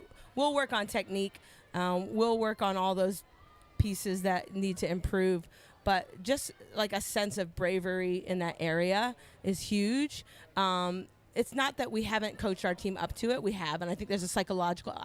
Wendy knows I was really bad at defense. I just wanted to carry the ball, right? wanted to run. And so like when I went to the WPL and joined the Harlequins, I was like, I got to tackle now, So part of that. But if they already have some comfort in that area, great. Then that makes our lives easier. Additionally, it's just like being a great teammate, doing that chase down. When you're on the bench, bringing that water and encouraging words, something goes wrong again, that you're picking your head up and then, moving on and or helping encourage another teammate. Those are really great intangible things. And our culture is so supportive. We have something called an open curriculum. And so it's just different, and they're not really competitive with each other. They want to build community. Hi, KB. So it's really these kind of pieces that will fit, that they'll be really great teammates. Yeah. Because we don't need someone to come in and disparage others and take away from the whole. Yeah. Wow, Roz. I mean, it's wonderful to be able to pick your brain for a bit here. And, congrats on the first win. Good luck on the rest of the day. Thanks. And, keep crushing it at Great. Brown. Thanks for having me. Thanks for having the show. Yeah. Well done, Coach. Thank Good you, luck. Roz. We'll see you tomorrow. I mean, what an opportunity to be able to talk to everybody we've talked to today, but to be able to pick an NCAA coach's brain. It's amazing. Yeah, I'm like, Coach, recruit me. Do I have eligibility left? Put me in. You're Would only love to. 19, right? Yeah, totally. Yeah. But my first game ever was against Brown University. So little 17-year-old Alicia had one practice under her belt, and then went to Brown on the weekend and never looked back. Truly, it was such an incredible experience. I was hooked. After that point, put me in. These are my friends. This is my family. This is my sport. And that was, it all started my first game at Brown. I can't believe you didn't ask her a defense question. He got nervous. He was so starstruck. Yeah, I was so starstruck. Yeah. It's hard not to be when we're up here talking to all these people. Yeah. It's awesome. It's so cool.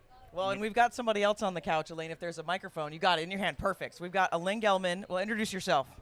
Hi, everybody. Elaine Gelman. I'm the director of rugby of Lit Sevens. So excited to have you here as well, because we were just talking to Roz Chow, so we got collegiate side of the game. We've talked to a lot of sponsors. But tell us, why is Lit Sevens at Tropical Sevens?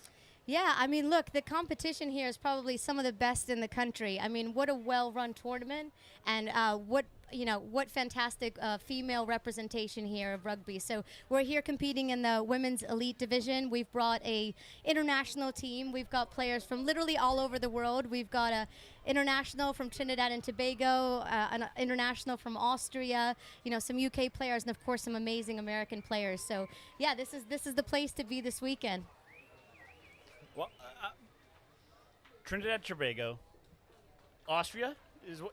Austria, Sweden, UK, Canada, US. How? How did you find all these players? I mean, that's crazy. Yeah, sure. So we started a team called Find Rugby Now, which is sort of the sister company of Lit Sevens 14 years ago. So we've been competing. We started with a men's team, then moved on to a women's team. We compete on the Lit Super 7 series in the UK, and we've been privileged to travel all around the world doing tournaments. And through that, we've kind of made friends and connections. So we used to compete at Grenada 7, so we became friends with a lot of the girls from the Caribbean. So So we've brought them sometimes to Hong Kong with us, to Dubai, to Kinsale. And as you guys know, Rugby Sevens, what an amazing opportunity to travel the world with this sport. So it's just the best way of making friends and finding this great talent from all over. So I have a question. Wow. So did your players make up the calls, one, and what language are the calls in? Yeah. So our coach is Tamar Taylor, who's an England Rugby World Cup winner, who I know you know very well, and Darian Lovelace, who's obviously in the college rugby show and who are self-paid PR7s. So everything is in English, which is, because that everybody speaks English, so there's no sort of there's no language issues, language barriers. I will say Leah from Trinidad and Tobago has a very heavy accent, so sometimes we have to listen, a little bit carefully. But all around, it's at the moment, we met about 4 days ago, and everyone just really gelled. And from the moment they touched the ball, I was really impressed. It just seemed to flow. So it just shows, rugby is a bit of a common language and can bring everyone together from all kinds of different cultures. Do you have how many new players are playing on the team this tournament, and do you usually have a core group, and how is it like bringing them together, Into 4 days, 4 days before the tournament? Yeah, I mean, look, that's the whole beauty of invitational rugby, isn't it? So we're competing against teams like, from Chicago who train regularly together, Mexico who train regularly together, us, NAV, a couple of the other teams, we literally got together a couple of days ago, and it's like you try to do what you can and you grow as the tournament develops. So it's also very rewarding to see that as the girls mesh and bond. We competed at our tournament at Lit Florida International Sevens in November. 4 of those girls are back with us here. But then we've had, about 2 or 3 of them played in Grenada together, about 3 or 4 played in Hong Kong. We've got a few girls from the Lit 7 series who competed for Wild Dogs. So yeah, it's a real mesh, but it seems to work. So we'll see how the day progresses. But so far we've had 2 wins, so we're doing okay. Okay, that's what I was going to ask, because we got to peek in on your game with Nav, and you guys had scored, so 1-2, and then you got 1 more to go? That's right, yeah. So we played Chicago North Shore, who, good friends of ours, but I can say a little bit rivals just because we faced them in Florida in the final. So we had a loss to them and then won in the final. So that was kind of a great little game to play again. So we did well in that game, and then we played Nav, who were very tough opposition. Some big hitters there, some great U.S. players, but I think we won 4 tries to 2, something like that. And now we've got Faith coming up, who I know have some big ball carriers and some real good experience as well. So looking forward to seeing how we match up against them. I think we've got some big ball carriers who can bring that intensity and give them some competition there in the forwards. But yeah, you never know what's going to happen on the pitch, so it should be a great game. Absolutely excellent. So you have 1 more to go, and then looking to get some hardware tomorrow. Is that the goal every time you guys compete? I mean, look, everyone likes to win, right? Everyone wants to win. Our girls would love to win, But, the most important thing is that they perform well, right? There's some great competition here. Who knows how we'll do against a team like Mexico, who are, on the international circuit. We're certainly going to do our best. I think we've got the quality of athletes to produce that on the pitch.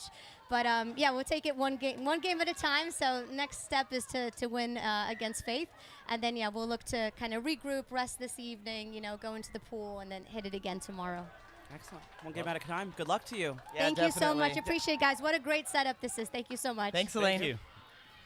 Oh, man, we're just being so, we're spoiled blessed, up here. Right? Yeah, we're super spoiled. Yeah. Everyone who has graced the stage has been so incredible and so passionate and just so eager to share everything that they have going on. And I think Tropical Sevens is such an amazing place for everyone to show up, show off, and see those rivalries happen again.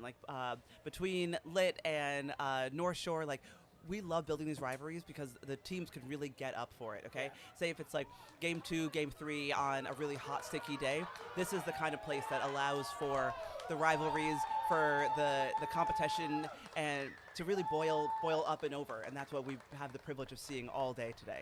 Yeah. I mean, amazing that we have 15 fields. Yeah. And Yes. I am so sad that we have them playing on one field, them playing on another field. I want to watch all of them all at once. Yeah. No, yeah, I need 15 sets of eyes. Right. Yeah, honestly. exactly. 15 Yeah. sets of eyes. The tournament's fantastic. Luckily, people at home can watch all 15 at once. How do they watch it, Wendy? You can watch it on tropical7s.com or goals.co is where you can watch it. And I think we just need to send everyone 15 televisions. Yes. And then they can just tune in and watch it. And then, of course, 16 because they need to watch this show. Yep. Because we're alive again tomorrow, right? Yes. But, I mean, you guys have already been talking about it. This is such a great tournament. I also love how everyone that's come up here has said the competition is top level here, Yes, right? yes. And we heard, Shane talking about from URC that they got into the elite bracket a little early maybe in their maturation process, right? So I think That's there's good a spot. reflection. Yeah, it's a great spot for everybody. You can come and be in the open or you could be in the elite, which is truly elite competition. Yeah. Yes, like you cannot take elite lightly No. by any means. And if you think you can come in and win elite, you might not be ready for elite, right? You want to be able to compete and be proud of yourselves and work really hard. But like elite is elite. Like they're not really messing around there. Just seeing some of the hits. And even though we're not watching all the field one behind us, we could hear all the field one behind us, and you could just hear like the smack from like up and down the field, and you're just like, elite. Yep, I see it. I see it. You're living it. Yeah, well done. Yeah. Yeah, I mean, like, that's so funny that you say that because, like, if you think that you're going to win an elite, you're probably not ready for elite. Yeah, yeah. Yes. And it's just that mental side of things, right? Yes. It's like that extra preparation to really push yourself Yes. to get ready for those games. I mean, we heard it here, Mexico national team. Crazy. That's that is insane. so wild. Yeah, it's so cool. That's Yeah. insane. Yes. And a bunch of international teams. I mean, obviously we have some Austrians, Trinidad, Tobago, Sweden, UK. I mean, people from all over the world come to Tropics to play as hard as they can, to play beautiful game of sevens, and we get to be the beneficiaries of a fantastic tournament. No, yes, it gets So. just like wash over all of us. And like from walking around today, there's no notes. Like no one's like, it's great, but or it's great, but I wish. It's like, great, but I wish this was every weekend. You know, Yeah. like Yeah, exactly. Like, I want this rugby reunion in my life, and it's so great to catch up with everyone and see the different teams and see how they're competing. But yeah, everyone's having such an amazing time here. Again, I'm so jealous of this It's generation. great, but make it every week. Yeah, yes, right? Yeah. yes. Let's do it again next weekend. Yeah, So let's Surely keep John the tents can up. just throw another one. Throw next another weekend. wedding. Yeah, He's got it. Yeah. It's easy, right? Well, let's talk about where this sits in the rugby calendar, right? So it is a little bit different in like, NCR, you guys have different seasons, and then, of course, CRA, all the groups. You have different times. But this every year, it's the Easter weekend. Next year will be the 10th year. But, like, where does this fit in the calendar? And do you think it's in the right spot? Yeah, I think it's in the right spot. For sure. Just, yeah. No, and I think like we've seen like the Australian teams make a whole holiday out of it because like maybe it's a little foreign for us to have as Americans to have 2-week school breaks, but the rest of the countries in the world do, so they can make a full holiday out of this. And those a lot of times those are their Easter holidays, so they get 2 weeks around whenever Easter is, and so it like. Logistics wise, especially for the internationals, it's perfect. Obviously domestically, it's a lot easier to get here, so that's perfect. I think the fact that you can reliably play Friday, Saturday, and then be able to fly home for Easter, and I'll be at my family's dinner table by noon on Sunday, and I'm really excited for that. Yeah. But it's the perfect timing so that you can have this time with your team and then have the time with your family if you do celebrate. So I don't think it's gonna be a better weekend, honestly. And I think, like, again, looking forward 2 years, this is going to be an awesome warm-up to the Olympics. Right. Yes. Yeah. It's going to be a couple months before the start of the Olympics. It's going to be awesome. It's right in the thick of rugby season, right? People are shook off some cobwebs. Yes. There's that gap, that a lot of teams take off around this time of year. And so it allows the international teams, which we have a lot of. Tropics is an international tournament. We've heard that a lot. Yep. And so it allows those international teams plenty of time to come, get ready, to play, perform, and it's perfectly positioned for those domestic teams to come quick, set up their teams, and really show out. I think it's so cool that it's become such an international destination. We had the Australian coach on, or the organizer on earlier, saying that it's stamped on the calendar. They'll be coming from now on, probably more teams. They created an academy to come here for it. I think it's just it's well positioned where it is and where it's located also. Tampa, typically great weather. It's hot. It's a little sticky, like some said. But, if we have it in other places, it's snowing. You came from the worst winter you've had in a long time. Worst winter. Yeah. Okay. I love Connecticut. I absolutely, I'm Connecticut pride, and of course, again, shout out to my Yukon Huskies playing tonight. That's right. Right. To see the blue skies and sunshine, Yeah. and be walking around Yeah. in shorts and a t-shirt is absolutely incredible. So. All right, I've heard we've got a really hot game, so we're going to hop on to this game that's really looking like it's a banger right now. Field 4 is where we're heading to Field 4 right now, and let's check in on Field 4 and see what's going on and what is happening. All right, we've got some under 18 girls open. This one, 17-12 with 1 minute to go. Oh my goodness. 2 Canadian sides also.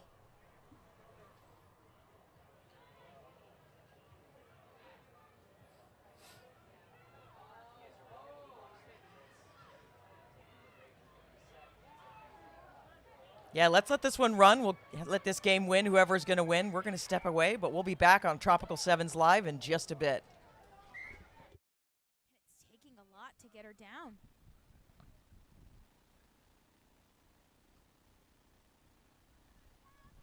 And it's a jersey grab right there from a Yeti, trying to set it back up for a ruck. Number 4 receiving the ball. Her winger out and open, making a sprint along the side. But the Vikings are putting that pressure on as they put them into a corner, trying to make sure that they are the ones that lock this game down. Yetis putting in an absolute avalanche of a time. These girls might say that they love the snow, but I think they're shining out here a little too much on Tropical 7s. And it is a try scoring. Guys, that is half. That is not even half. That is the end. But we're 17-17 right now, waiting to see if she can make this conversion and put them up.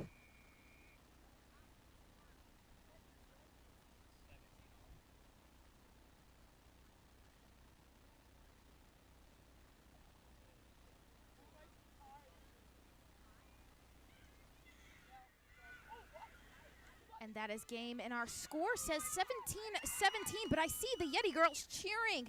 We might have missed a conversion, ladies and gentlemen, but nonetheless, this was a beautiful game of rugby hosted to us once again by Tropical 7s. My name is Isabella Corral, and this is Game On Live. Fantastic show of rugby here. Game On Live Sports presenting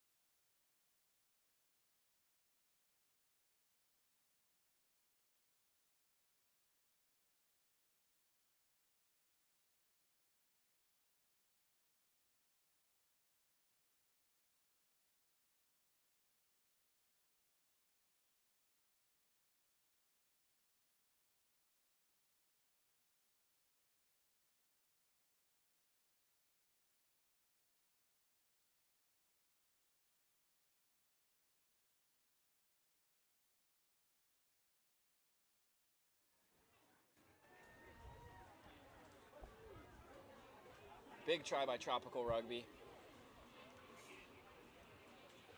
They are leading LCA 2 tries to 0.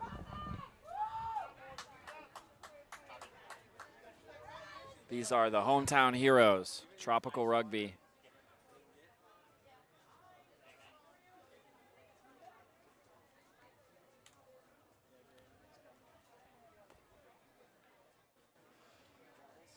Kickoff goes just about 10, but is knocked on by LCA.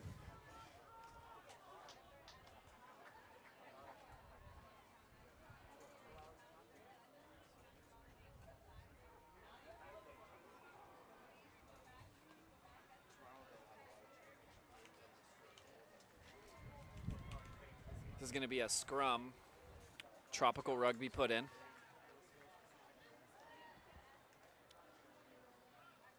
So far, this Tropical Rugby side has been very physical in the breakdowns and in the scrums.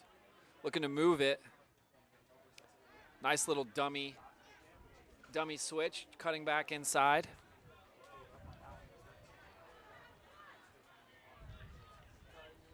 A lot of contest in that breakdown. Pressure. It is kicked by LCA, turning into soccer.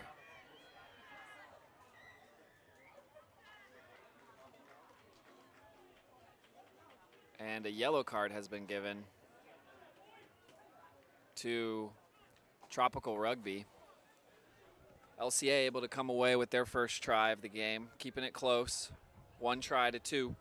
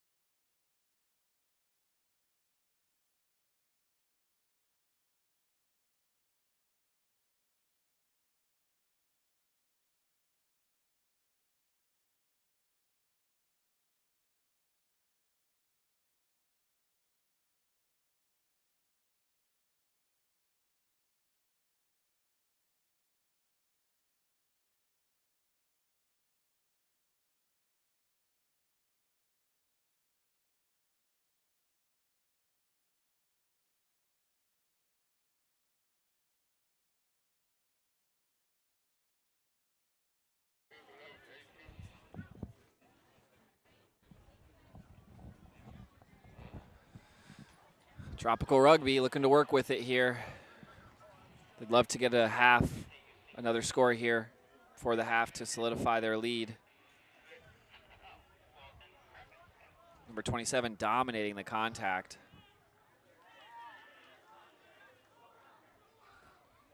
That is turned over. LCA looking to work it out wide.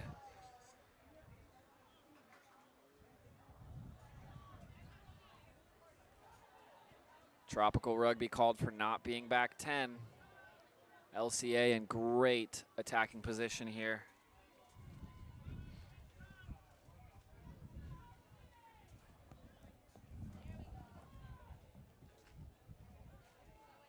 LCA working it left, cutting back inside, number 8. He's got space and he's in. Wow.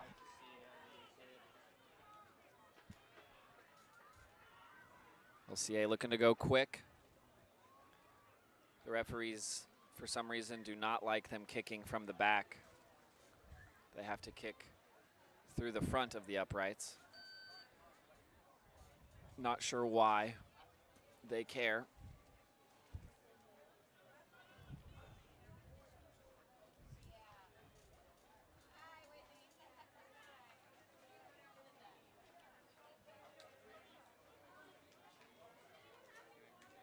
I think that kick was good. 2 tries each. I think they've each gotten 1 conversion, but I'm not 100% sure. It can be a little difficult on the sidelines here to see what's happening with the conversions. So unofficial sideline score tied up 12-12. That could be different though. LCA, big kickoff caught by Tropical Rugby.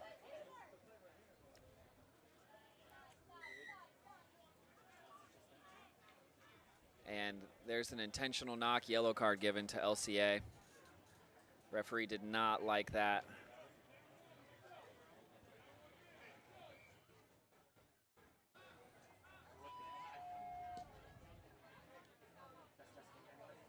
Great kick by Tropical Rugby off that penalty.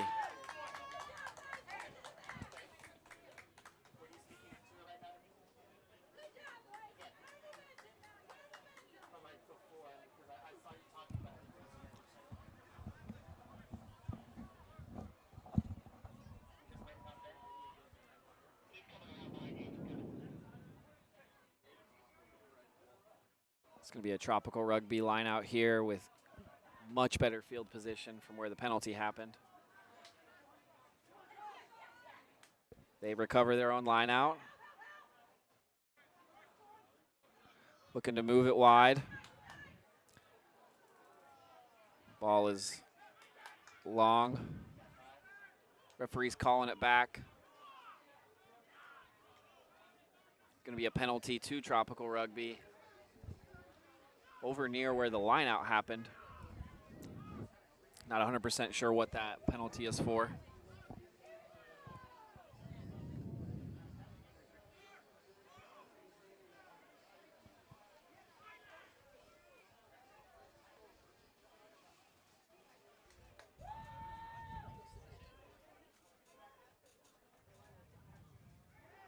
Big tackles broken by Tropical Rugby, and they are in for the lead.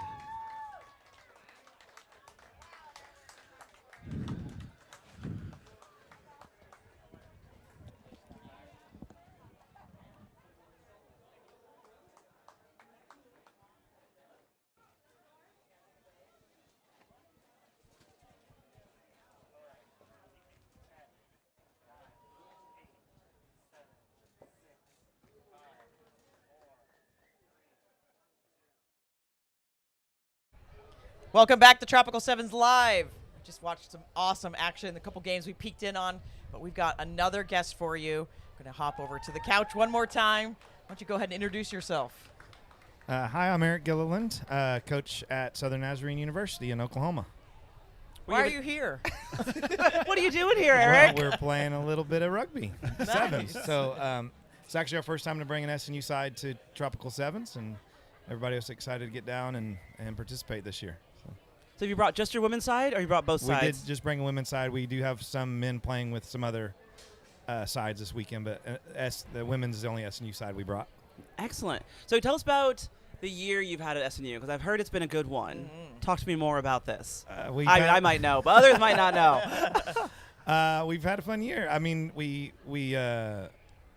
it's been this is our fourth full academic year of competition, and our men's team made to the NCR Division I playoffs, round of 12, and our women's team managed to win the NCR Division I national championship. So having a lot of fun with what we're doing. So. There you go. Just a simple year. Yeah. Such a humble brag. Yeah. We do. That may bring up our coaching staff does coach the men and women's side. So you've seen double success this year, you personally. Well done. So you've been as a program for 4 years now. So your first class of freshmen are now seniors. Right. What does that growth look like? How are they doing? Looking back on how far they've come. Tell us about that. It's hard to. I won't tell the whole story, but it's hard to address that question actually without a little bit of backstory. So please. We announced the program December of 21. We were going to recruit that spring of 22 and try to start playing 15s in the fall of 22. As soon as we announced the program, and we have an enrollment a little over 1,200 students, undergrad students at SNU, that before Christmas break and of 21-22, we had several men and women on campus who had never played rugby before that got a hold of me and said, hey, can we play rugby? Or can we join the team? And so we had 7 or 8 women and 11 or 12 men on the rugby team before Christmas break on that school year. So we played that spring with including 2 women and 2 men that transferred in at Christmas. Nice. With mostly kids that have never played before. Found some success that year. We played in our first CRC in New Orleans, both men and women. Nice. And then that was kind of a springboard into that first year of recruiting. So we had actually some sophomores and juniors and seniors in that first year. And some of those, we'll call them walk-ons, were seniors that decide to stay for their masters and play a little bit more rugby. Oh, excellent. So we've had a couple of classes of graduates, not big numbers, but from that very first class of recruits, there are several that will graduate this year, some that will graduate next January, actually, and some in May. So, depending on their academic path, some of them have done 3.5, 4 years, 4.5. So, excellent. So you're going off a 15s championship, heading into a very strong 7 season. And as a coach, it might be a hard question, but do you see your side as more of a 7s or 15s side? We love 15s. So when a recruit asks us that question, or parents tell us about 15s and 7s, we want to win 15s championships, but we don't put 7s, on kind of the back burner or just like a side note. Yeah. We train hard and we compete hard in 7s as well. This is, I don't want to offend anybody that's played for us before. We feel like this is the first year that we have a kind of a true 7 side in terms of the numbers. So we've had a lot of players, men and women, that have contributed a great deal to our 7s process.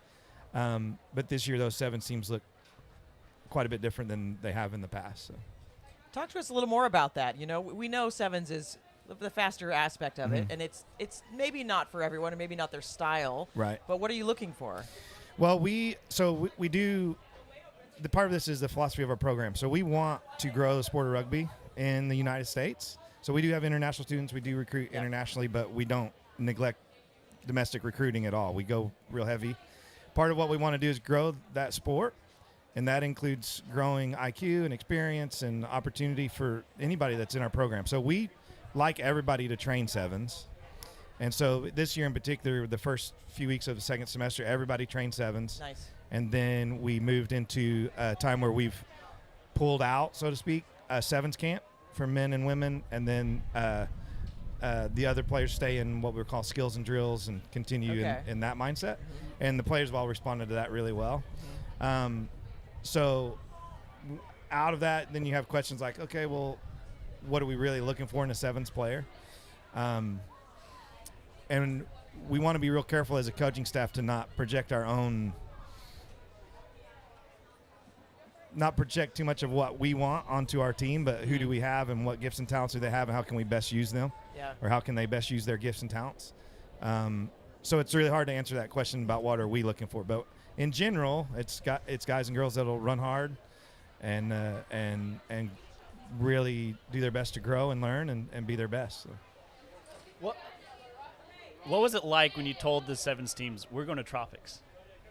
We kind of put it on the projected schedule every year, and this year it was on the schedule again. And so but it wasn't on the men's schedule because they had kind of a different path this spring. But we knew the women would be good to get here and kind of step up the competition a little bit, trying to build up into the CRC. The men have 2 or 3 qualifiers they could go to, and the women didn't have that. So they saw it on the schedule just like they did the last 2 or 3 years, and so it was kind of like, are we going to Trops this year? Yeah. Is it real? Yeah, we are going. So they were excited. There is a little bit of a different dynamic in that some that have come as high school players, it was, we're going to come 3 days early and go to the beach and have a mini vacation and then play some rugby. And we're like, no, it's a 48-hour business trip. Yeah. So we're not going to the beach. We're not having big family meals. We're going to play some rugby and come home. But they're super excited just to be down here and see a bunch of people, a lot of people that they know or, have played with or been coached by and those kind of things. So they're super excited to get down here. How has it been as a new program, right? And then you guys are not an island, but you're sort of alone out there. What's that like? I have to mention the tremendous support we have from our administration at SNU. I mean, I do want to give a shout out and some examples to you. So when you're budgeting, you have to work really hard to be good stewards with your budget and be frugal and make it work. We knew we want to play a pretty extensive 7 season, so we want to save some money in the fall. Yep. And so the national championship game in Houston, that's about a 7 to 8 hour drive for us. Yep. If we go by a charter bus. But we decided this year we were going to take 15 passenger vans. And we count up the coaches, the number of vans we need, and we need one more driver. The director of athletics, Danny Thompson, he said, "Hey, I'll drive a van." Wow. So That's he's awesome. hopping in a van. Yeah. He's driving players to games. Wow. He at one time, I think it was our first year playing 15s. We had a playoff game in City. No, I'm sorry, in New Orleans. St. Louis. We did, I'll get In it the right. United Yeah, States. St. Yeah. Louis. He was in Phoenix area like the night before. He drove straight through from Phoenix to St. Louis to be at our playoff Stop. game. That's And that this is the is kind wild. of so it's Yes. not just a monetary support. It's Yeah. it's him and others. It's our executive vice president who's kind of over student life and enrollment and those kind of things, and it's professors who work hard to understand the student athlete. Right. We have a tremendous support there. And so that's a super long answer to your question. No, I about love it, how do we though. handle a schedule and prepare for all that. We couldn't do it without all of that support. I can't imagine doing it the way we've done it without that kind of support. So. Wow. That's incredible. That was awesome. That's an AD we all want to have, Yeah. right? But back to your program, I imagine you're here wearing 2 different hats, right? Coach and recruiter? Right. Are we recruiting? How's that going? We are recruiting. Well, we want to give priority to our team that's here playing. Of course. So, but we are working hard to see some of the kids we already know and maybe taking some notes on players we'd like to get in touch with soon. Yeah. We try not to bother them during the competition, so maybe Of it's course. write down a jersey number and talk to the coach later and that kind of thing. But we're definitely doing some recruiting while we're here. What are you looking for? What are your top line highlights? The kind of player that SNU recruits is this. It's. I guess it sounds cliche, but as an athlete, if you look on the field or watch film, it's. This may seem oversimplified, but sometimes in the first 3 or 4 seconds, you see a kid that just runs forward. They just run. Yes. And we're confident enough to believe that we can teach a kid how to play rugby. Yeah. So believe it or not, that's really high on the list. Is that player run hard and forward? That's with the ball or without the ball or whatever. But maybe it also tells us something about their character, their effort, and their attitude, and their character. Do they like the sport? Are they cheering for their teammates? How do they look at their coach when they're getting subbed off the field? All those things are things we're looking at and looking for. And then, of course, you got to have made an effort academically.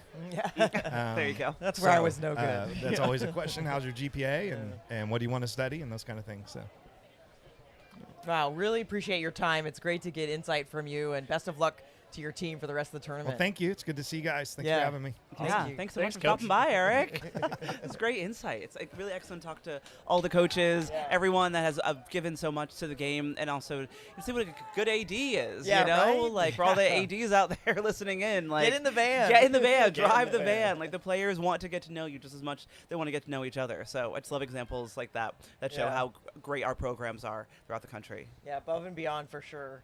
I think we've got another interview coming up here in just a second, but want to remind everybody, if you're watching us here, love that you're watching us here, but if you want to see the action live, go to tropical7s.com, goals.co, GOLS.co, and you can watch all 15 fields, 3,000 athletes all weekend.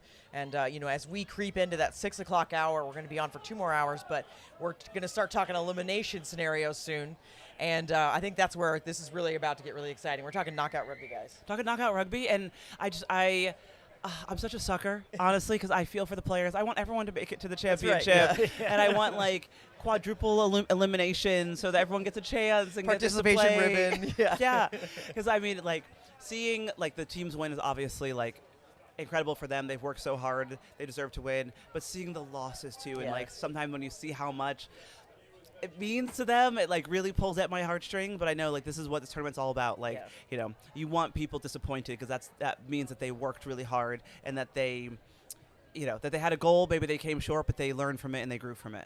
They got to come back again. They got to come back. Yep. Yeah. They got to make a comeback. That's really important, right? And that's your bounce back ability is something that also these recruiters are looking for. Yeah. All right, we're going to welcome to the couch. You got the mic? Perfect. Yes. Introduce yourself.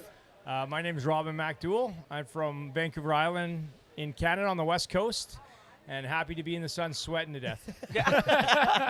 This is a big change from Canada right now. Are you okay? Yeah, well, it's been even more interesting because I live on Vancouver Island, just north of Seattle, and I was in the middle of Canada. We have 7 academies now with MacDougall Rugby across Canada. So I was at our original one in the Heartland. It was like minus 22 when I was there a week and a half ago, and then we went from there to the Yukon, which is, if you think you're from Canada, you're from North America, you go even northern. I've never been there. So we got to do a bunch of work up there. Saw some kids, saw some talent that are actually here now playing with us. Nice. And then I went straight to Mexico because I used to coach Mexico for 5 years of women and went to a World Cup in San Francisco. So we're still very invested there. Was there for 4 or 5 days in 3 cities, and then I just arrived in Tampa. So it's been a complete whirlwind, and I wouldn't change it for the world. Do you know what time it is? Like, my staff just keeps handing me water and snacks and caffeine. So Yeah, there you go. So rugby life. Steady stream. Yeah. So did you select for this team from all 7 of your academies, or how did that selection work? Yeah, so we have 4 teams this year. We have 2 U16 boys, U16 girls, U18 boys, U18 girls. Wow. And, we have a collection of kids from across the country. We even picked up a couple American kids, Rachel Kissinger from Salina, Texas, and a young girl from New Mexico, which is always cool. And in our full-time academy on Vancouver Island, we have kids from all over the world as well. So every day is like being on tour, which is the best. Yeah. So you say you have full-time academy. So like, what is that like? And also for our audience, how do they get in? Is they selected? Do they apply? Just go to MacDougallRugby.ca. It's essentially I tried out for the Canadian national team for 7 years, and you're not here right now. But if I was to stand up, you'd understand why I got cut 56 times. But my motivation and driving force in that era was that there were so many bigger, stronger, faster, more talented guys that would come to these open camps. And they'd fly in from, basically the middle of winter, which is the rugby season on the West Coast, and they compete against a World Series team. Yeah. And they weren't set up for success, staying on a buddy's couch, eating craft dinner, and out of season, they're not used to the rain.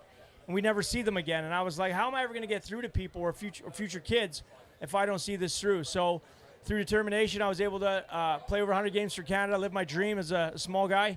And then the second I stopped playing for Canada, I just started driving across Canada, looking for talent, trying to inspire kids. And my pickup line was basically, if I can do it, you can do it. I'd be talking to 13-year-old girls that are twice as tall as me. And I've been part of over 400 Canadian athletes' journey. I've worked with 5 countries. I've done some stuff with the U.S., but Fiji men, Barbados, Mexico, Trinidad, as well as I'm still with the Canadian women's pathway and junior national team programs.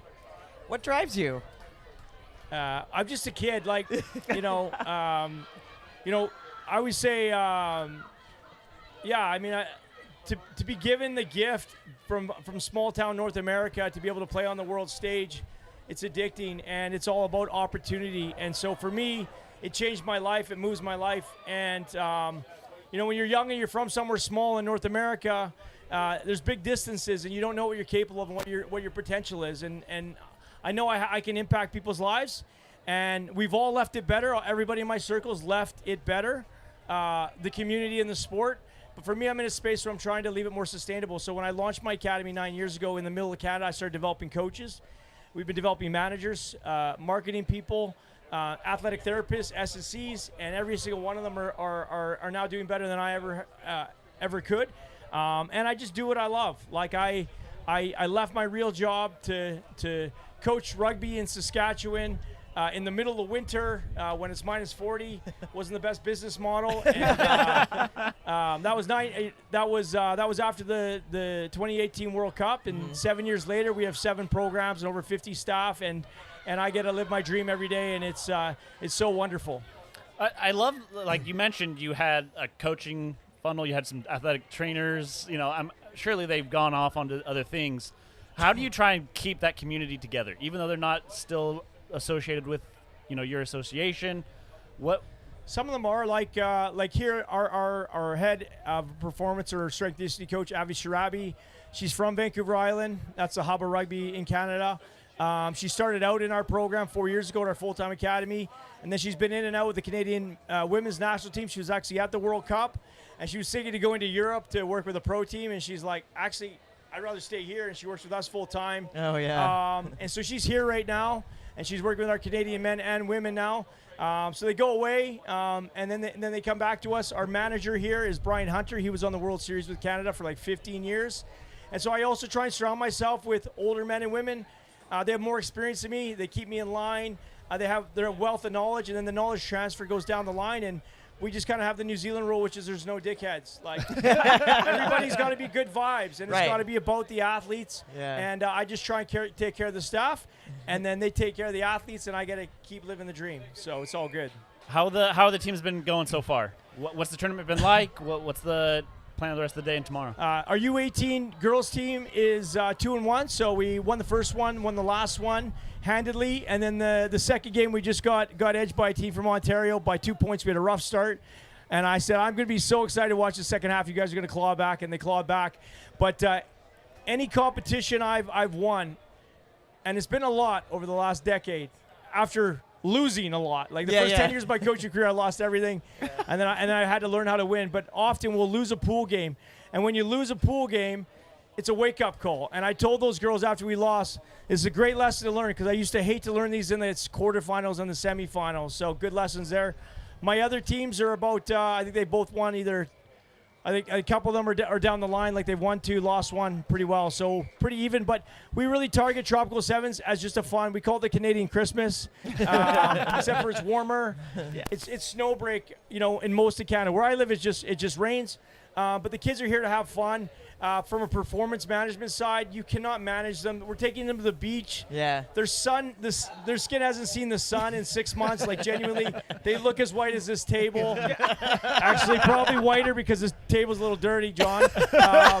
But yeah, we want them to have a great time, and then we target Global U7s in New Zealand, and they're adding Australia. So we target those tougher tournaments. The competition here is really high. But with that said, we want them to more enjoy themselves, and I turn my higher performance brain off a bit and let them be kids, which is great. But the last 2 years, we were part of the elite women's team, elite women's division on the back end of the Premier Sevens, which I coached the Loonies for 3 years. I had a lot of momentum from our ID camps and the young girls I brought into that team, and I told John I wanted to keep them involved, so we kept them in this elite division, won that for 2 years, and then luckily there's a lot of pathway opportunities for Canadian girls and American girls this year. So we said let's go back to our roots and focus on the youth. So excited to be here.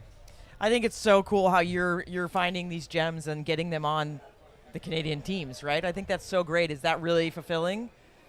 Yeah, that's what it's all about. I was on the show with John earlier this week as well, just highlighting them.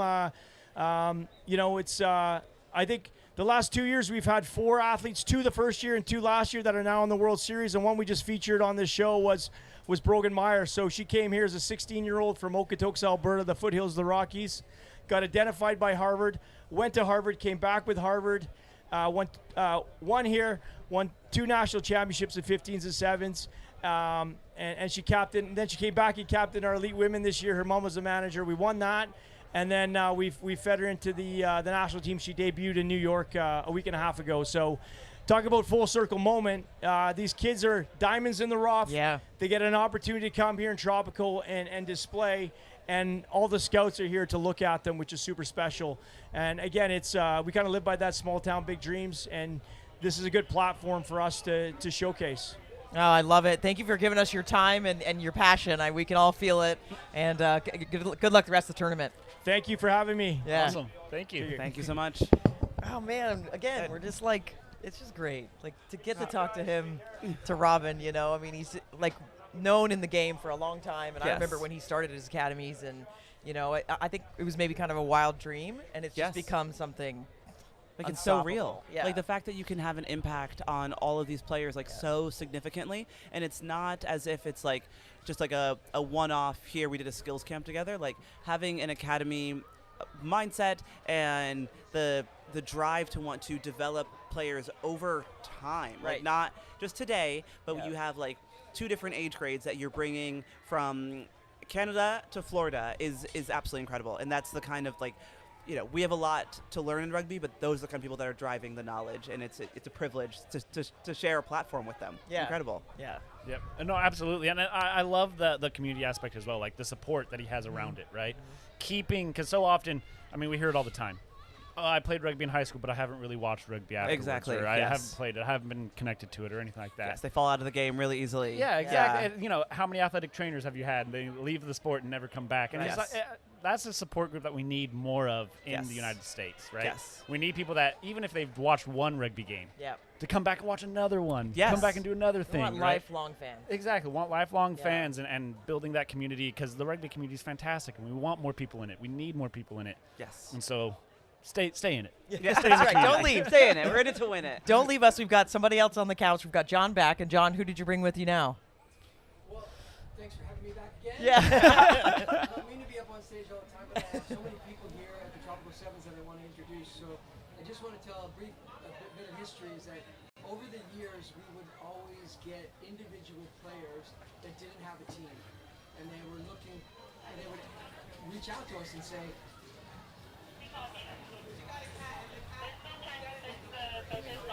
We're just checking the mics here. Apologize. Here, let me start again. But yeah, over the years at the Tropical Sevens, as we grew, we would get reached out to by individual players that didn't have a team. And we always tried to play matchmaker and say, oh, I think you should try this coach, or maybe this team would be okay. And we said, why don't we just make our own team to facilitate this need clearly in the marketplace? So we created what we call the Tropical Rugby Academy, which we're really, really excited about.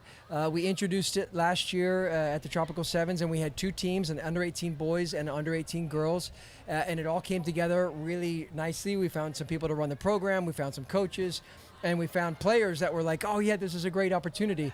And it's not limited, but it's really meant for international players that have heard about the tournament, that their team's not coming, but it's an opportunity for them. So we did that. It worked well last year. Archie, who I'll introduce here in a minute, or let him introduce himself in a minute, was one of our coaches. He had a great experience here. He's got an interesting experience at the Tropical Sevens.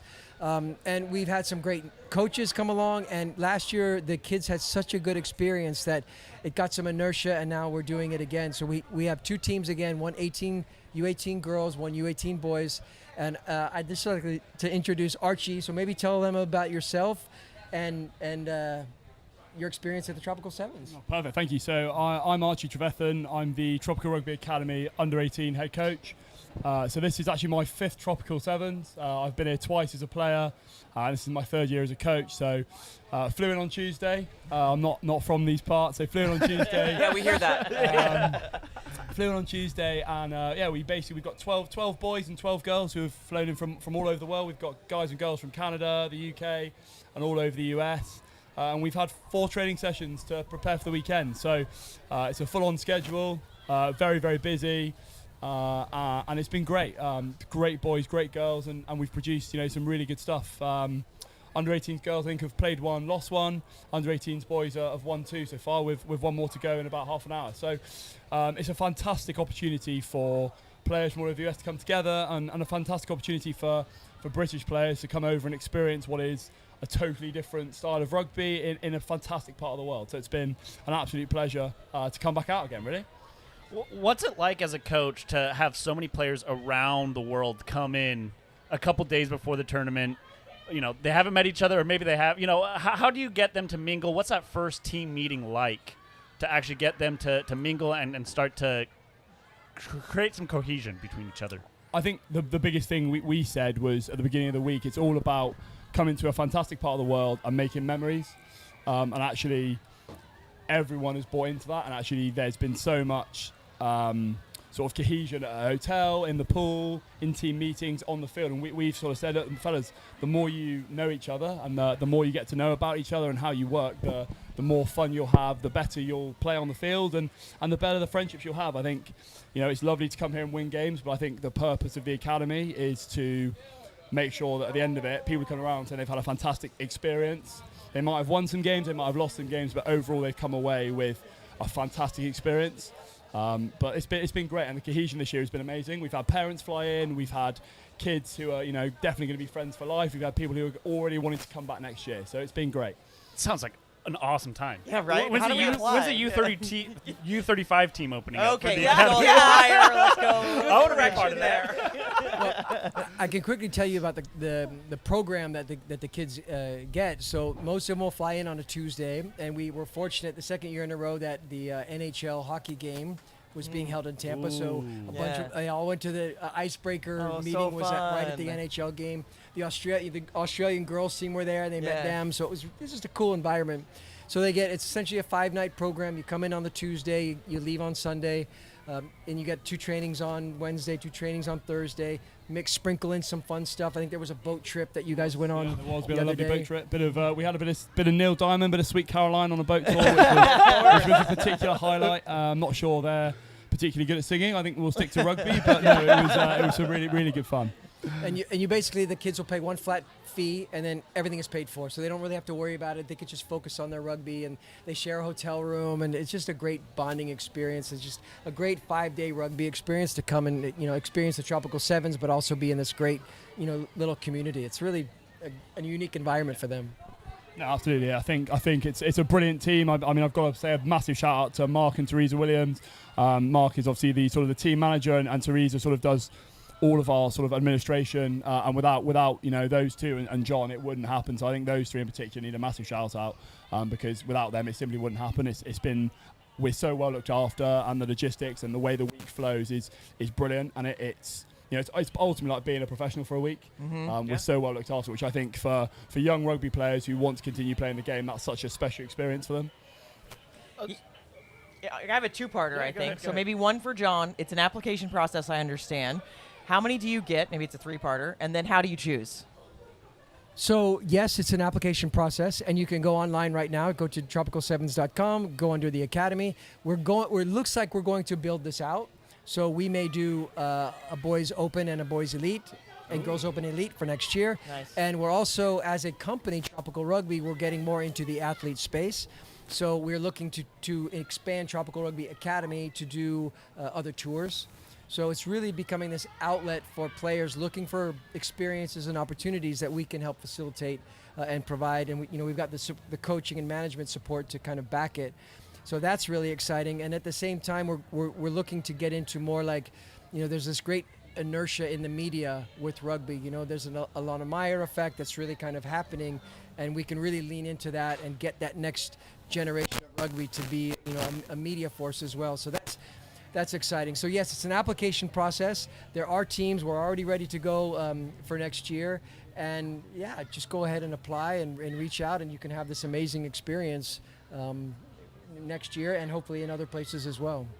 Yeah, I think absolutely. I mean, I think we as I've already sort of alluded to, we're after that player experience. Yeah. So we want players to be playing rugby at sort of what you guys call the high school level, the college level, and obviously back home in the school level and the university level. So I think if you're interested in coming out here and you want to make friends, you want to have an amazing experience and be part of something that is totally different to any sort of tournament back home, it's worth the application. And I'd say you'd be silly not to give it a go and try. So I'd say it's a fantastic opportunity. You should go check out the social media that's behind it, because it's just so much fun. You get to see the experience that they're having and all the fun. But yeah, that's really cool. What's the handle? Because it's Tropical Sevens for the other one. What's the handle for the academy? Well, you could research Tropical Rugby Academy. Mm-hmm. Same? Cool. Sweet. I'm jealous. Yeah, right? Yeah, when are you doing a senior academy? And over 40. Yeah. Yes. It sounds like you're about to get hired. I mean, happy to coach. I don't need another phase of rugby on these knees, but this sounds like such an incredible experience. I saw the photo on the boat. It had a nice spread of sandwiches. Oh, there's and food dishes. involved. There's Okay, food we're in. involved. Yeah, there's food involved. I'm sold. Okay. Wow, I'm just endlessly jealous of this whole next generation. Okay. They have so much more than us. It was snowing and it was glass and we ran on it. I know. We had to go uphill both ways to get to school. Yeah, I'm just absolutely jealous. But what you guys are doing is incredible. Giving opportunities, people that, like, the bravery it takes to say, I will show up alone is the exact kind of player we need to keep in the game. Yeah. So kudos to you all. It's incredible. Way to fill the gap, right? Like, way to not see it as a barrier, but to go, oh, well, we'll just do this. We'll fix it. You know, I think that's fantastic. Archie, thanks for heading up and hanging out on the couch with us for a bit. Oh, not at all. Thank you very much for having me. It's been great. You got a game in 20 minutes or Yeah, so, right. Yeah, we're back on. We're back on at 7 o'clock. So I best go and go and do some coaching. Best of luck. Thank you very much. Oh, so good. I think that's really great. Like, we were talking about how if it's just a motley, and we'll use the word we talked about earlier, you used to call them whores. You would just show up with your boots and you just play. It was so different to what this is now. You know, it's so organized and a unique flavor to it. Yes, that motley side had a glow up. Yeah, okay. it did. Yeah, now we're called Academy. Yeah, right. It was a rebrand. We're not a bunch yes, of whores. Yes, that is like mayo to aioli. That is an incredible rebrand They there. didn't follow the Cracker Barrel example. Yeah, They did a great job with it on that Yes, one. and ladies and gentlemen, Sorry for Ben the works in stray. marketing. Yeah, sorry, yes. sorry for the stray there, Cracker Barrel. But Yeah. come on. Come on. Okay. Anyway, Field 10. Yeah, Field 10. Sounds like we got another banger, so we got to head over there, and we will let you check out Field 10, and we'll take a break, but we'll be back, and we're going to talk knockouts when we get back.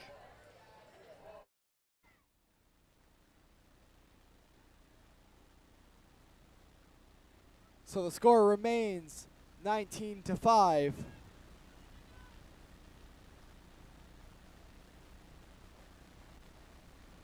Just about 3.5 minutes remaining in the second half. The Pirates lead by 14 now. Kickoff to the Blitzbirds. An instant bring down and a whistle.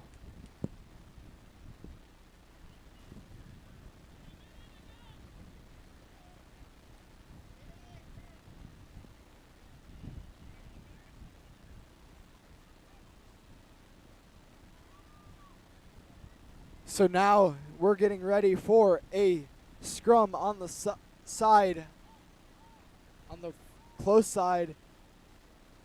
And it looks like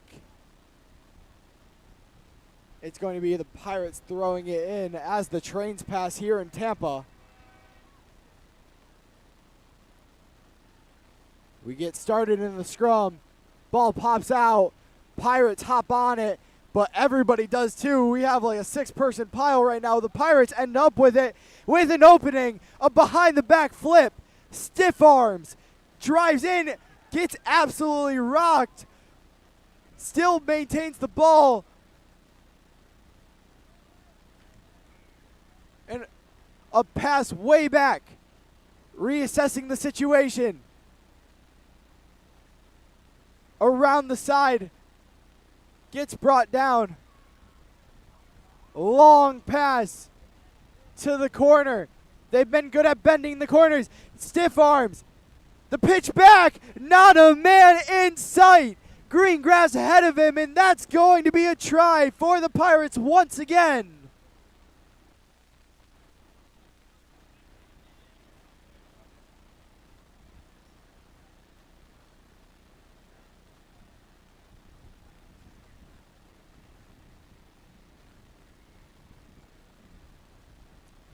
So,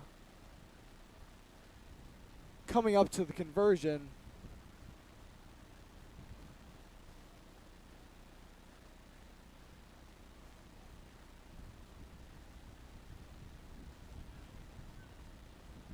getting set for the conversion, the Pirate is up and good. And that brings the lead to 26-5.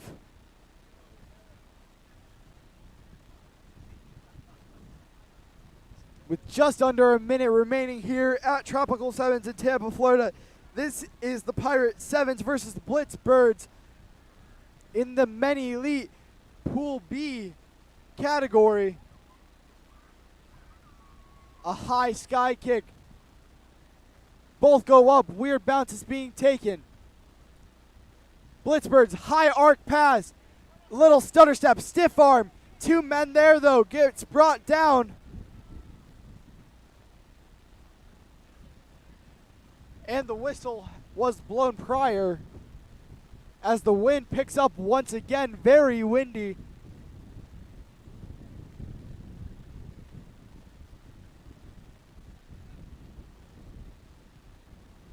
As we come back to another scrum, everybody will lock up.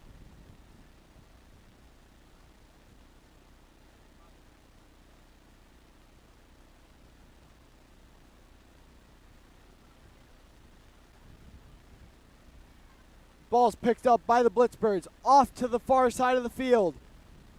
Breaks one tackle down to the ground. All the way back to the close edge of the field. Has one man. Gets brought down, flips it back up. Long flip, one bounce. Trying to make something happen here. One stiff arm.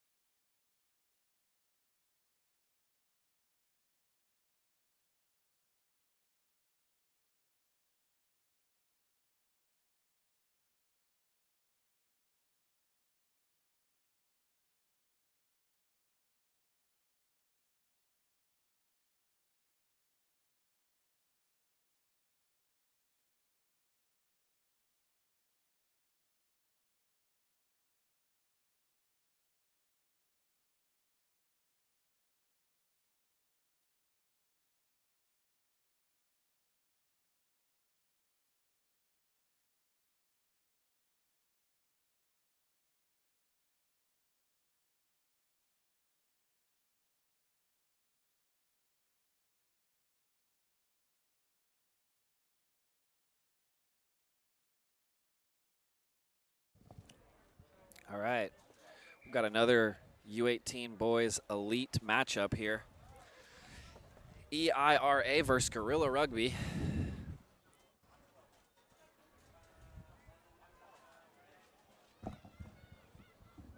Gorilla Rugby in pink. EIRA in red. Gorilla brings strong sides across a lot of different divisions.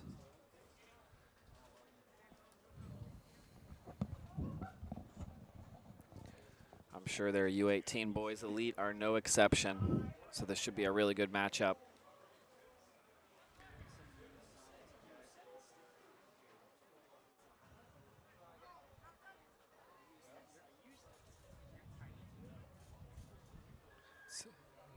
EIRA kickoff here. Looks like it won't be 10. Nope, and it bounces backwards. Ref is going to let him play on since it went into the Gorilla's hands. Gorilla Rugby looking to moving it well. They get it out to the wing. Nowhere to go. Big hit.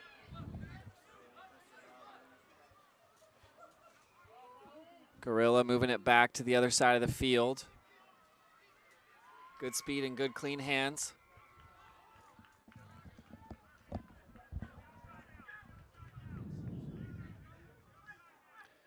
Gorilla dominating the contact. Breaking the gain line.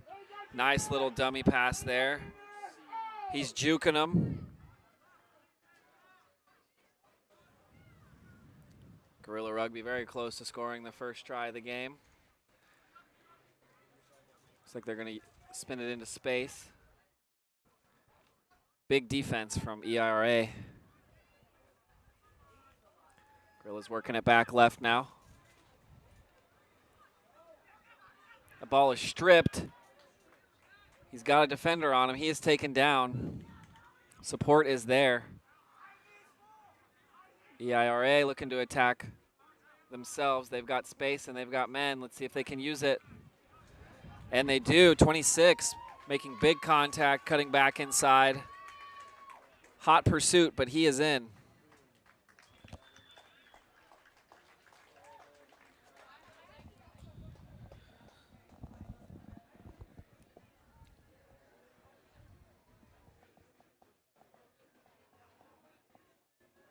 This is going to be a good back and forth matchup, I can tell. The opening phases are any indication.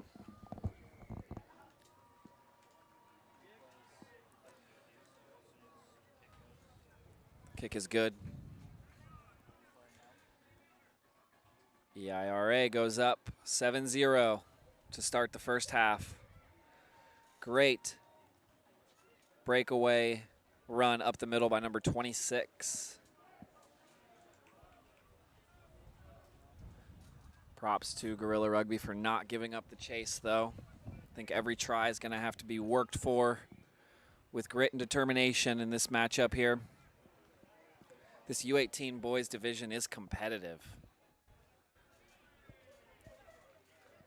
And that ball is touched down. It's going to be a 22-meter drop. Actually, no, it's a 50-meter free kick. Gorilla Rugby.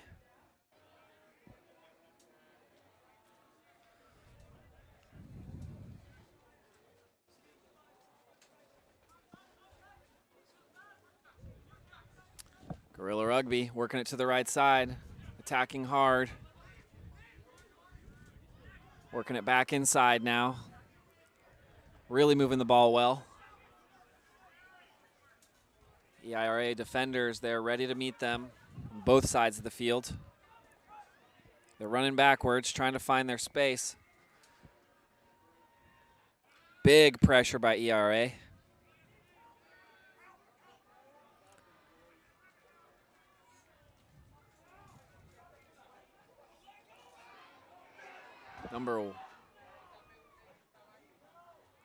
Wow, big run by Gorilla.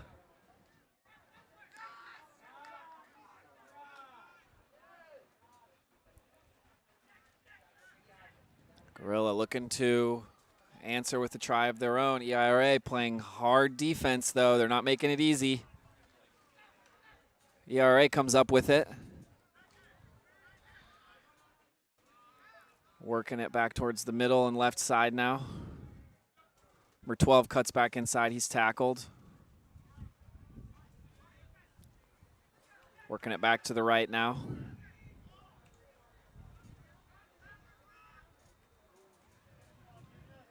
Nice kick. Right back up into the hands of EIRA. Little pop up to number 26, the try scorer from before.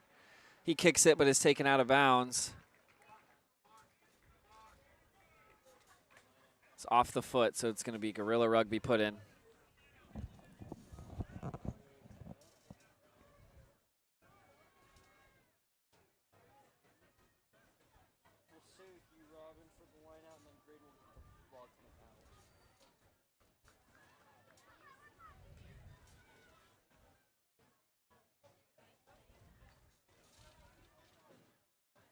Very important line out for Guerrilla Rugby here.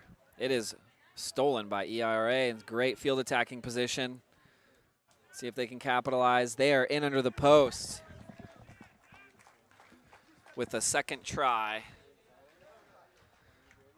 in the first half here. These boys are fired up out here, as they should be. It's an exciting weekend of rugby. High level play across all the divisions, particularly in this U18 boys elite pool. They do convert on that try, 14-0.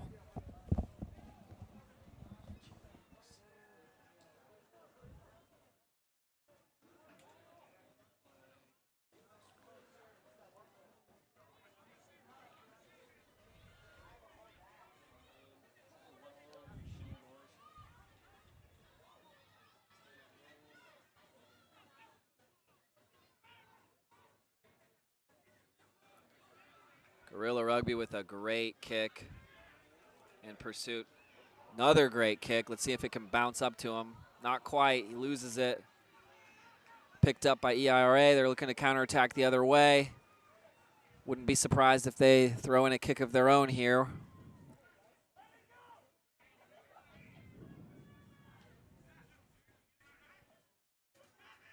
EIRA looking to move it back to the right now.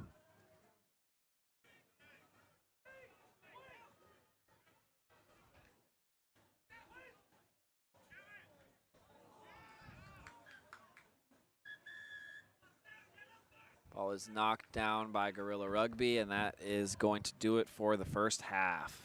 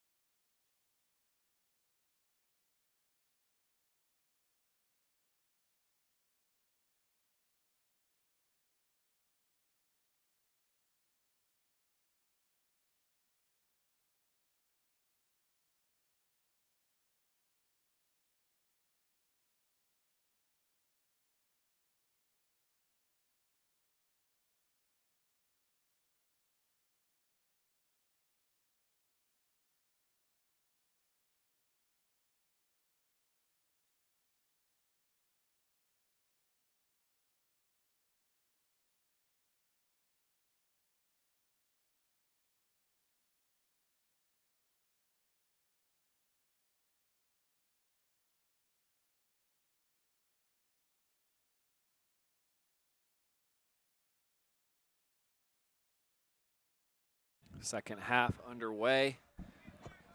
EIRA Rugby looking to attack, notch down another try.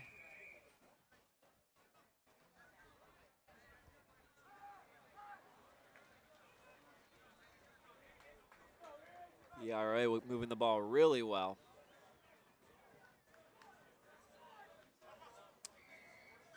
And he steps into touch.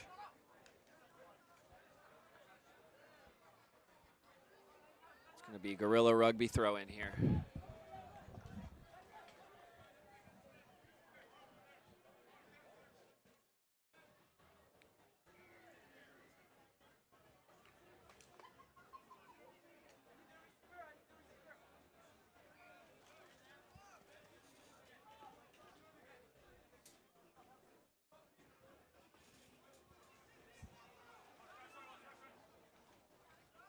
Guerrilla Rugby, masterful line out. Throwing it deep.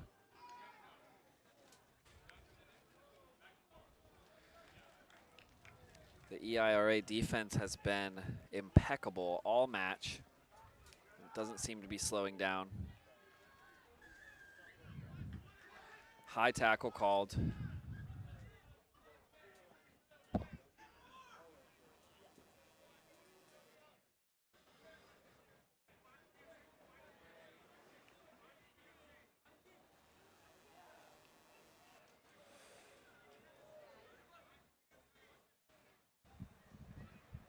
Guerrilla Rugby moving it back. Ball's picked up by EIRA.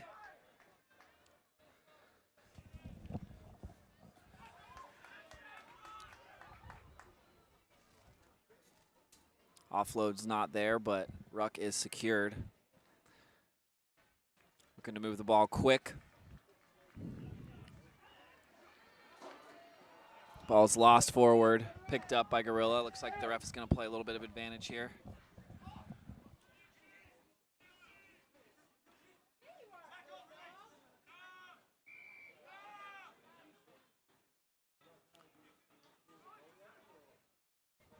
Guerrilla holding on to it. The EIRA defense, though, able to turn it over. They're looking to counterattack quickly up the left side. And there are no defenders there. They're going to get in right under the post and potentially secure their victory with this try.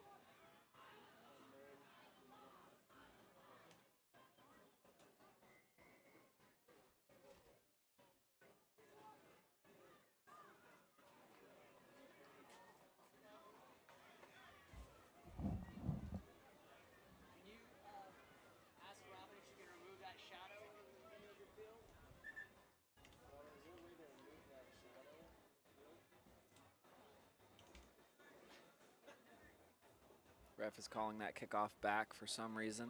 Not sure exactly why. I think maybe he thought they weren't in position yet.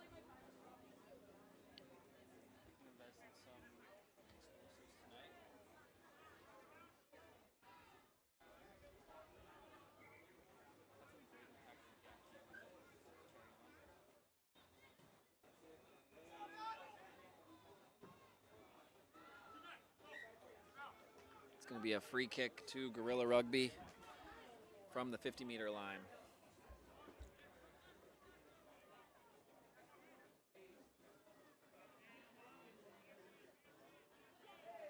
Going to take it quick. They have no time to waste.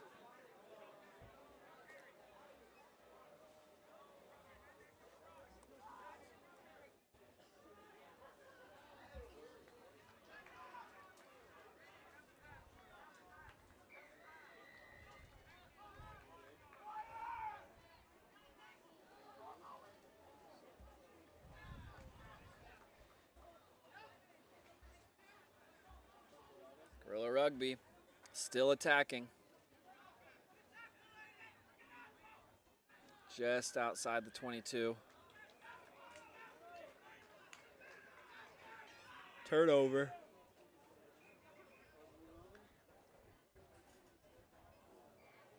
Ball is lost forward. It's going to be a scrum to Gorilla Rugby. About a minute left in the second half here.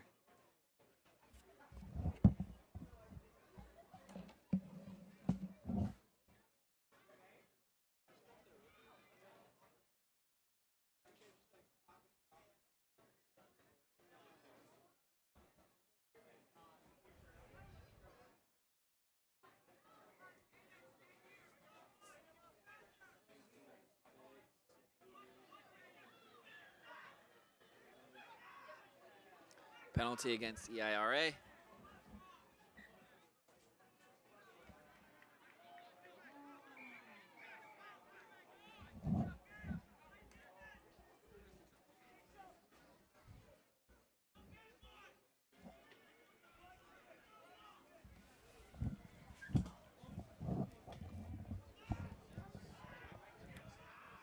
Gorilla looking to move it out right. Ball is lost. Kicked by EIRA. Kicked again. It's going to be a penalty against EIRA for something in the contact there. And that ball was dirty off the kick. Gorilla Rugby has every opportunity here as far as penalties go.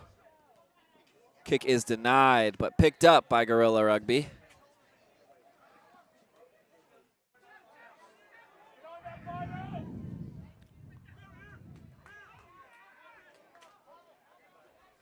EIRA comes up with it. Few defenders to beat, though. He's taken down. Penalty awarded to EIRA. Nice pop up to number 11. Looks like he's going to get in under the post. Nice diving try.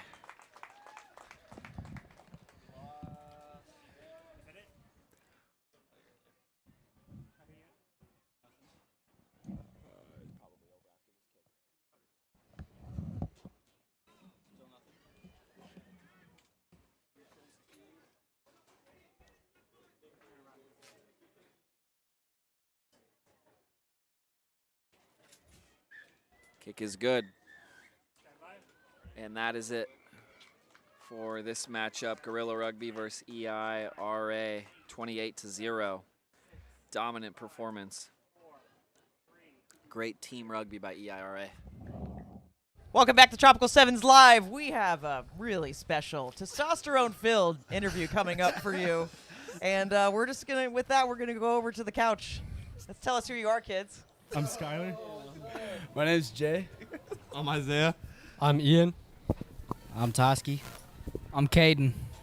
What team do you play for? What, I think we've got 2 ages here, yeah? Great Danes U18. Yeah, we represent the Great Danes of Madison, Wisconsin, U16, U18. I heard that accent come through. Wisconsin. Wisconsin. Wisconsin. So can we ask about your thoughts about cheese? Love it. Yeah. Okay. Any Wisconsin pride there? Cheese is better in Wisconsin.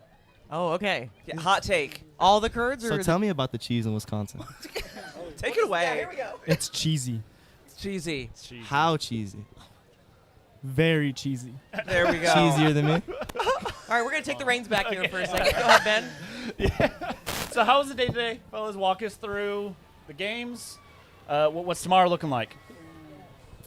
Today we've played, the U16 played this morning. 18s, we played 2 games so far. We got one more at 7:40. Everybody's looking good so far. This is our first tournament down here at Trop 7, so everyone's getting adjusted. We're adjusting well. Big tournament day tomorrow for the boys. Big day tomorrow. So did you come here with any goals?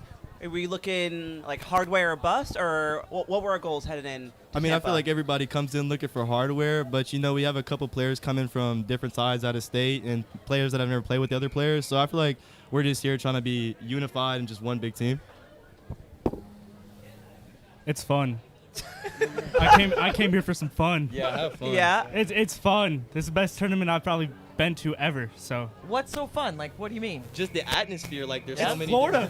It's Florida. It's in warm. spring. Yeah. It's spring Florida. What else can you expect? You're having fun playing rugby, the game you love.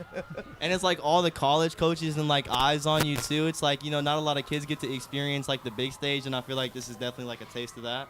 What's it like to, everything's streamed, right? So you can watch this later, or you're on live TV right now. But anyways, watching it later, is that a part of how it's awesome? Yeah. Watching film. Yeah, I think it's great to get a grasp as to where you are, and that's what the film helps with. But it's also fun to watch you and your boys if you guys make a play, if someone messes up. It's good to get a laugh out of that or be able to, celebrate. Just overall being able to watch it's fun. Having to pay for it, it's not as much fun, but it's all good content and it's all worth it. That's true. So, Jay, did I hear you had a try today? Yeah. Can you tell us all about it? Hey, it wasn't just me though. A couple of guys on this couch, we all contributed to our first game. Came out with a big win. Who all scored here? We got 1, 2, 3, I think. Nice. Bunch of try scorers. Spread it around. All around, yeah. Everyone's touching the ball. Everyone was getting involved, and that's what was working. I just got a lot of assists. We need a lot of assists. Yeah. Cheesy fun over there. Got a lot of assists. Just support your boys. So come on. You guys are coming in all over Wisconsin. Yep. You guys play 15s. Is this kind of a bring it together group? When do you guys start practicing together? What was the lead up to the tournament look? So we actually had tryouts for Trops last fall. And throughout the winter, we've just been watching sevens. We've been practicing. I mean, this organization has been around for about 2-3 years now, I would say, and we're just grateful to be out here, and it's fun. Like, Wisconsin's primarily a 15 state, as a lot of people know, and having a different atmosphere of open field play, making open tackles, making the steps that you need to take, it's just in general making you a better player for the long term, and yeah. And it's great to take this experience back to those other teams, right? Especially and 15s. Share this. Yeah. Well, especially going from 7s to 15s, you get a lot of open field experience.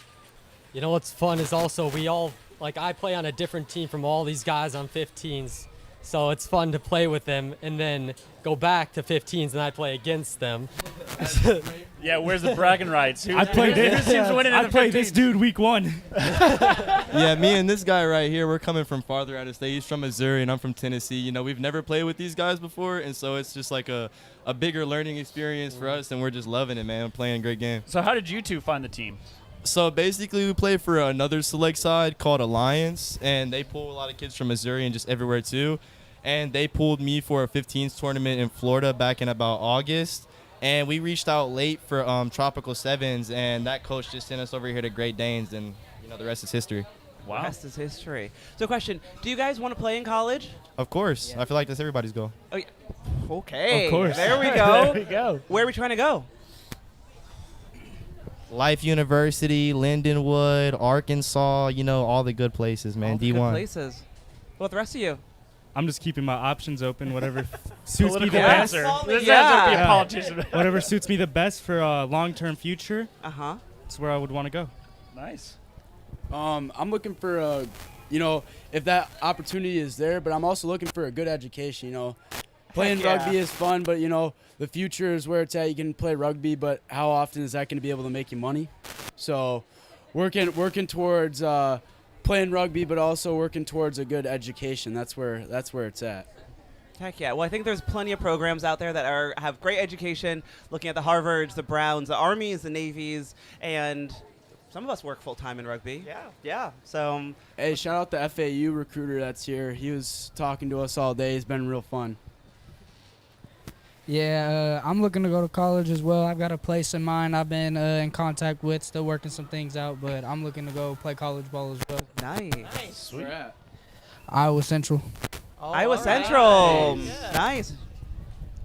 For me, well, I'm technically going to MATC Madison Area College area right now. Okay. But I mean, yeah, I'll keep my options open. Anywhere really, just to play rugby. I would love it. Yeah, I mean, I'm still a junior this year. I think you all are seniors, but oh yeah, you're a junior. Yeah, He's I'm a a junior junior. in my line. Yeah, he's a junior. No, so I mean, I'm just keeping my options open. No real plan yet. I'll just wait, see what happens, I guess. All right, important question here. Last night, room checks, bedtime. Was everyone there? Everybody was indeed there. We were all very tired last night. Good answer. I wasn't there. I was not there. My flight got canceled. Oh yeah, he was in Chicago last night. I was in Chicago from 4:30 a.m. till I got here around 11:30 p.m. Oh, so wow. We missed him, but he's here now. Hey, I'm here now. You made it. I think me and Zay were actually the first people to sleep last night. I kid you not. We were out Good. cold. Second question, what does the pool look like? It's a pretty big pool. A couple of guys. One of the guys thinks that a pool is good enough to clean themselves. No. So safe to say he was sleeping alone in his own bed last night. Deodorant and soap is important, gentlemen. Yeah.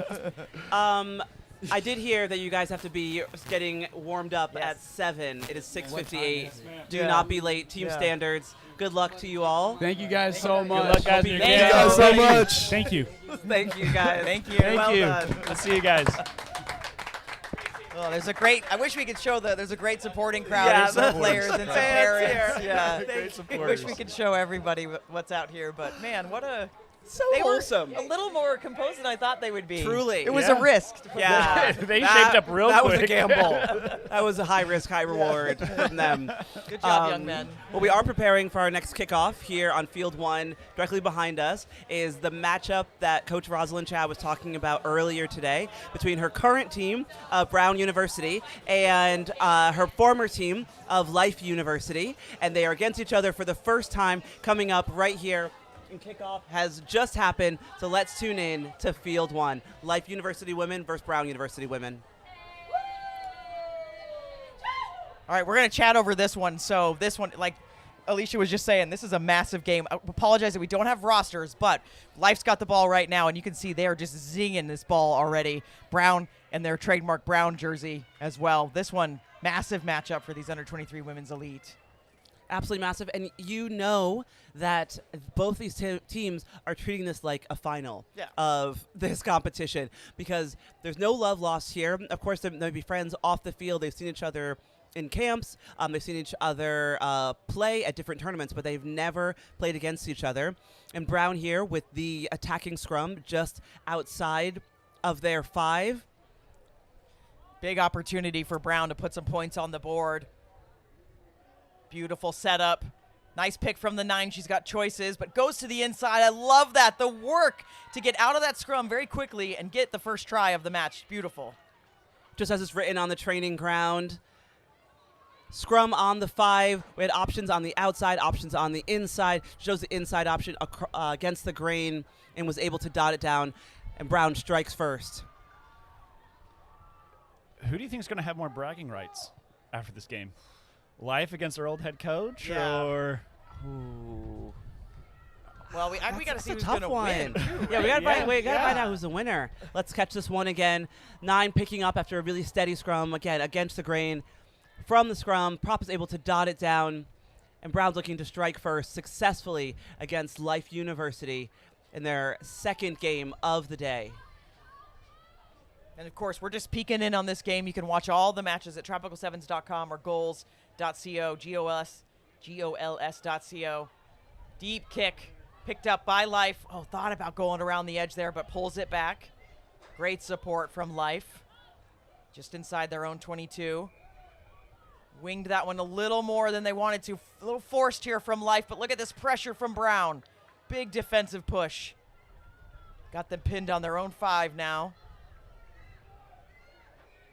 Looking for any direction to go. Not a lot of room with this Brown defense. Slick pass that is. She's got help on the outside. Wheels. Good tackle comes in, stops that attack. But the lightning quick ball that we're seeing here. LQB, nice and tight. Finds some seams in the middle of the field. Life is off racing. This will be our second points of the game, and Life responding with the try.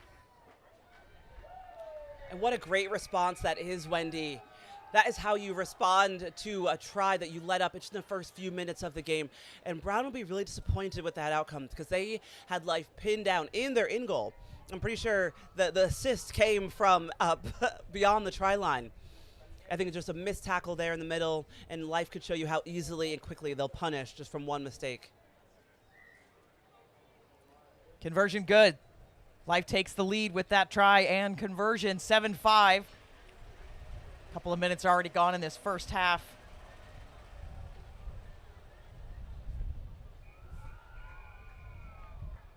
Let's have another look at this one. With Life backed up inside their 22, way deep. All it takes is one handoff, just creating some space. And Life University, number 5. Apologies here, folks, we don't have rosters, but this was a beautiful answer to Brown's first strike of the game. And now we're back underway with Brown on the attack. Looking to use some of that space on the left side of the pitch. Finding another little hole is number 12. She's going to get through. Does she have the legs? She's got to chase her. At least keep her inside. Look at the fend. The balance there and the support for Brown just outside that try line. Brown looking to answer back right away. To go to that left side, decides to keep it herself, the little dummy. This is just fantastic rugby that we're seeing. Fantastic, and we love the confidence there. She had support to her outside, and Brown Bears are showing us how important support is to have. Our first breakaway runner, number 12, was tracked down. We had an offload option to her inside, and then even after that person was tackled, there was someone there for the ruck, for the cleanup, and for the pass out. That was a full team effort. And this is all credit to Coach Chow, who's been running her team through the paces at their new indoor facility that she just spoke about. So they've been getting more fitness than any other teams in the Northeast, and it is showing right now. Let's have a look at this one again.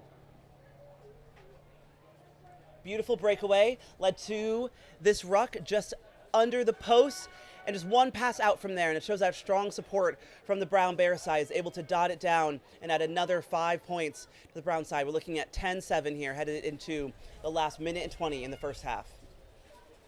It's been back-to-back tries so far. To see if that continues. Brown did have an initial push of really good defense early on. That one just a little too much juice on the kick.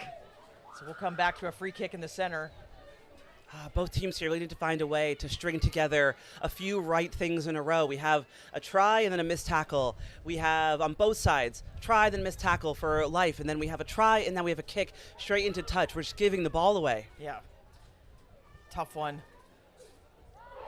Another nice little, like a handoff almost for Life. It was just a tiny little pass and straight up the middle. And Life, this has been the difference. Their tries have been in the center of the pitch, and so this is another potentially easy conversion they could make. If you're Coach Chow, you think that's way too easy. The amount of work that she talked about her team putting in, you would absolutely want them to be making these tackles, especially when it's only their second game of the day. Both teams not starting until the late afternoon, so they had plenty of rest this morning. Let's have another look at this free kick here. Yeah, Life just putting it through the hands. Two people in that first tackle just make it for an easy offload. If someone's going to go low, then someone needs to wrap the ball and stop that offload from happening. Giving your defense time to set the ruck, set their lines, and get ready to go again. Brown still has some time. They'll be underneath this kickoff. Of course, Life can challenge.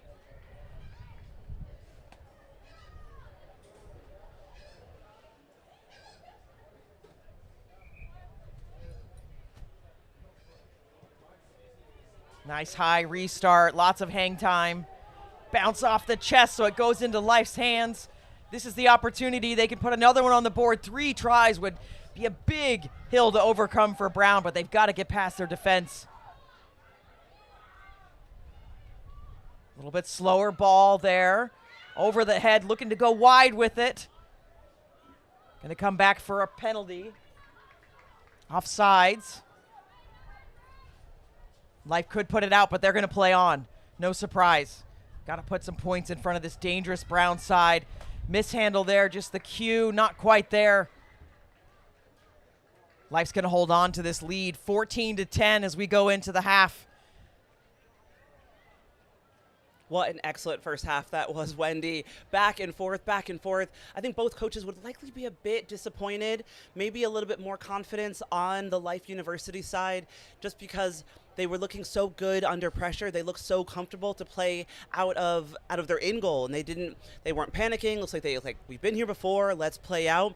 But Brown not exactly showing all of their athleticism, all of their strength, and all the confidence that I have seen their side have, especially earlier this season. Yeah, I think, these halftime chats are always really key. You can just get a couple of feedback points for your team. You can see both coaches in there leaning in. You can see the body language that's happening. But this is going to be a calibration point for Brown. And what do you think these coaches are talking about in here, Wendy? I'm going to give it back to you to ask that. This is a tough one, right? Because do you give them, you don't want to give a tongue lashing mid-game. You want to instill some confidence. You want them to remember their basics. Yeah. And that's sort of where these tight games can go your way or not your way. If you get back to your basics and do, the handling well, do your set pieces well, stay cool, calm, and collected under pressure. These are the notes I would be saying to the teams at least, right? Because you want them to get their feet underneath them. You want them to feel good. You want them to feel strong and confident playing with the people next to them. So maybe just a few reminders, but nothing crazy, nothing new. Yeah, and it's not out of hand. 4 points, right? That's nothing in sevens, right? And we've already seen Brown score twice. They just haven't made their conversions. That's the difference here. And so they've got 7 more minutes to catch up here. They've got to be able to stop this really lethal Life side, though.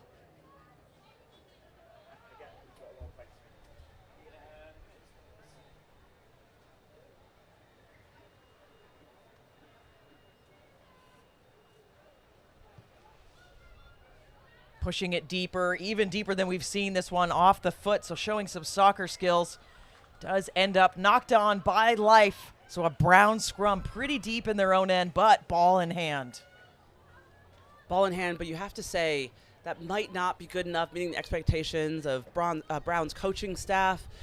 When you get a kickoff, especially a deep one, you need that to go to hand. It was pretty high up there. There's plenty of time for someone to get under it, claim it, and go forward off of it. So you just hope that those jitters are just shaken off, head into the second half. But let's see Brown here heading from the scrum. A little short ball just coming off the shoulder. Leg drive, really powerful running there from Brown. Tackle finally coming in from Life. Look at the counter ruck attempt, but it's already away. It's quick ball again. Just really good one-up tackling from Life. Brown's got to find some space. Here's a bit. On the edge, gets around one, but that cover tackle coming in. Poacher doesn't quite get there, so it stays with Brown. Looking to carry. Nice pin and pass. Still going is Brown. They've made up some real ground here. This is looking really positive. Tries to go again. Penalty. So Brown will go again. This is a great march.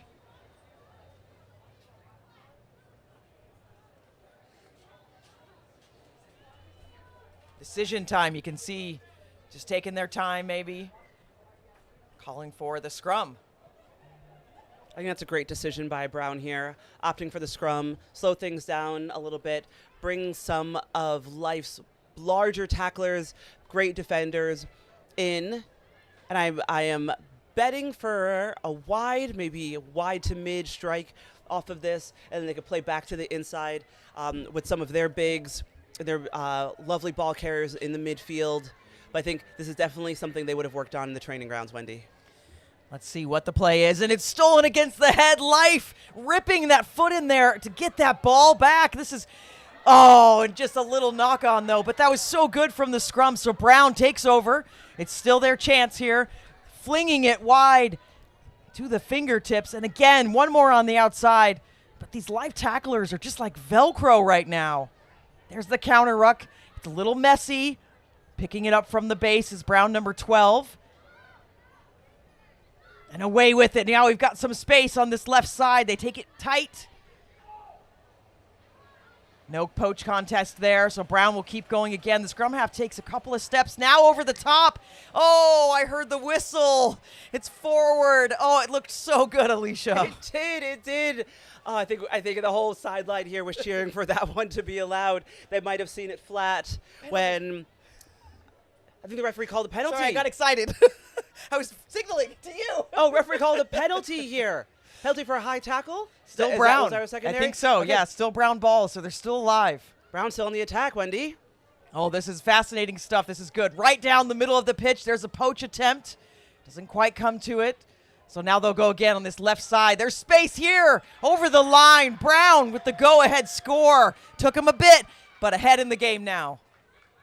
Number 11 there, holding her width to make that life defender have to make a decision. When you have a 2-on-1 against you, it's not the easiest thing to defend by any means, but just having an attacker to your outside can really sit you down quickly. Brown, number 10 here, looking to just take a deep breath before this kick incoming, which can put them ahead, looking for a 17-14 lead. Do we get it? Flags up. Flags are up. Woo! 3-point game now, Wendy. Oh, this is great. Tell us again. Tell us how it went. Another look at this one. So just through the hands, very easy rugby. Again, you can see this number 11 holding their side, holding on the outside, and number 7 from Life having to make a decision. Unfortunate for Life. Another try has gone in. We're looking at a 17-14 game heading into the last 3 minutes of this second pool game. Love that IQ, right? To keep that player out, to hold that defender. Love that, so that the opportunity was there. Well, you heard from Roz earlier. There's a high IQ on this team. That's right. That yeah. is for sure. Super smarties. Brown with the restart. Little bit of contest coming. Here comes the pressure from the Brown line. Again, Life just dropping that one. So Brown, everything going their way right now. Some really great handling. Ball carrier fend. Offload. It's a little bit messy, but stays with them. It's good support to keep it there. Oh, we're going to see some color here. Are we going to get cheese? We got the cheese, We Wendy. got cheese. And Brown gets to go again. Just getting them set. I like this little scrum half. She's wanting to go quickly and keep that tempo high.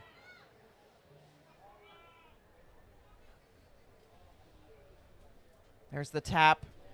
Just will keep it herself. 12 going against the grain. Stolen, stripped by Life. They're going to have to work from their own end, but this is the moment. Oh, she has some absolute lethal speed. Look at her go. She does have one chaser. Oh, my goodness. Pure athleticism. Look at this in full stride. That's a 100-meter try. Oh, my goodness. Get her a sub. Get her some water. Get her everything. Well done, Life University, to feel so comfortable. Backed up against their try line for the second time in both of those events, ending in a try in their favor. Absolutely incredible stuff. And that just came from good defense, someone going in low in a tackle, someone coming in high to strip the ball. And that strip led to a try. Beautiful team effort there to get that ball back. The kick is up. We got a game. We got a game on our hands. The flags stay down. We're back to a 2-point game here, Wendy. Oh, man. Let's take another look at this. This is just, oh, God. Just the athleticism that I wish I had in my career. But look at her. Pins her ears, never looks back. There is the threat of 5. She's on her the whole time, but then is able to just outlast her. Oh, that's a big score for Life. They needed that. 36 seconds to go here. It'll be a little shorter once they kick off. Life taking all the the time in the world to get this kick. Yeah. The law says they have 30 seconds. Referee is indeed the sole judge of fact, law, and time. Unlucky for Brown. Choices. Let that one go out. Yeah. Oh, man. I can see why, but that's a really, now you're backed up in your own end. This is tough. Under the gun, for sure. We have a line out incoming. By the time it's thrown in, there will be no time left in the clock. Referee has actual time. Brown taking their time here to make sure they get it right. Their comms are on. Going to change to a, or is that it? That might be it. that the final whistle? Yeah, looking like, my goodness, life taking this one. But what a back and forth affair we just had, Alicia. What a back and forth. And yeah, if you're Roz Chow, you have to be pretty upset at that one. There is a chance they might see each other again in knockouts, depending on how the rest of their pool play games go. But definitely not the result she would have wanted against her former team, especially when you are knocking on the door, when you are just inches from the try line to get stripped and then go down 17-21. What a interesting ending, you know, with the timing and everything. Of course, the referee always has that clock, so you have to be aware of it. But these Brown tries started from here. Brown first to strike early in the first few minutes of the game. Life responds in kind with just a break in the midfield, way too easy from the Brown defense. But you can see the athleticism that Life has. They attract some serious athletes, some serious size, some serious talent. And you could see it on display in that full stride from number 5 there from Life University. The response from Brown, look at this. This is where the team support really came into play. We had an offload after a breakaway. Team is there to support, there to pass out, and there to score the try. Finish it off, giving Brown another 5 points. Life again responds. Number 4 just trekking down the field after a beautiful offload. Life attacker takes in 2 defenders, but arms are free for that offload. And you can see Brown just working through the phases, trusting their footwork, trusting their pace. And again, the support that they've worked on all season is on full display here. Using that Brown rugby smarts to sit defenders down, create options on the inside and outside. But Life just looking so athletic, as you said, Wendy. Number 11 here, just pinning her ears back and outrunning Larissa Barbosa is no easy feat. She is a speed demon. And that was a try that was able to put Life University in front of Brown, ending the second half 21-17 to Life. We might see those teams again. You know, I think we're going to see them again. Tough pool that they're in, but we're going to see some fantastic rugby. Coming up next in our Women's Elite Pool B on this field at 7:30, Chicago Lions taking on Mexico. So I think we'll step away for a minute, and I think we'll come back because I want to see that. That's going to be a good game. That's going to be we have an actual national team here, and they're always looking to do well. They love coming into America to test out their team. So I'm really excited to see what they have to bring from Mexico. So we'll take a break, but we'll be back and we'll show you a little more rugby, and then we'll probably have a couple more interviews. We're going to be on till 8, and we will definitely be back tomorrow from 2 to 8 as well, but we're going to step away for just a bit.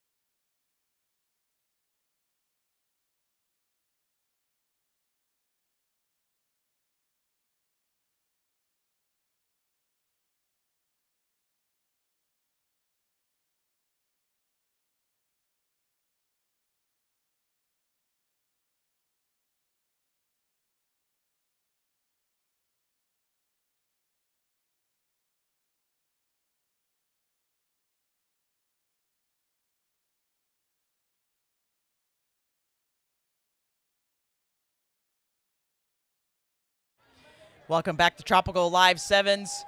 We are just going to do what we did a few minutes ago. We're going to take a look at this women's elite match, Chicago Lions versus Mexico. And yes, you're reading that right, Mexican national team. So we're going to commentate this one. Of course, if you want to watch all the games, all 15 fields live, tropicalsevens.com or goals.co is where you can watch all the games. No score in this one so far, Alicia. No score yet. We have Mexico kicking for the lineout after a penalty. With a walk-in, we'll see what they can do with it here, Wendy.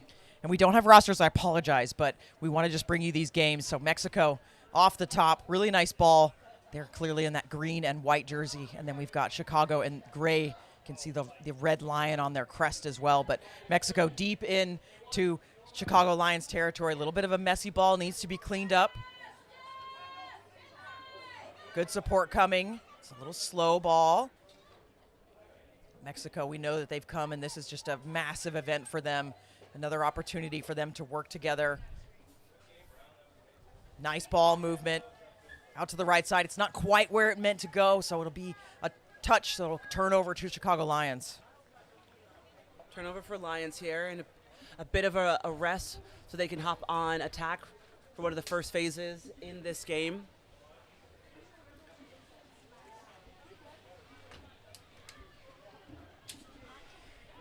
Again, ball just kind of messy here. We got a lot of pressure coming from both sides. You can tell they're both wanting to show out in their first opportunity here on field one. But Lions, now we're seeing them with ball in hand. Going to try to get to the outside. It was a beautiful stutter step. See if she can get around her. The fend and just make a bit of distance.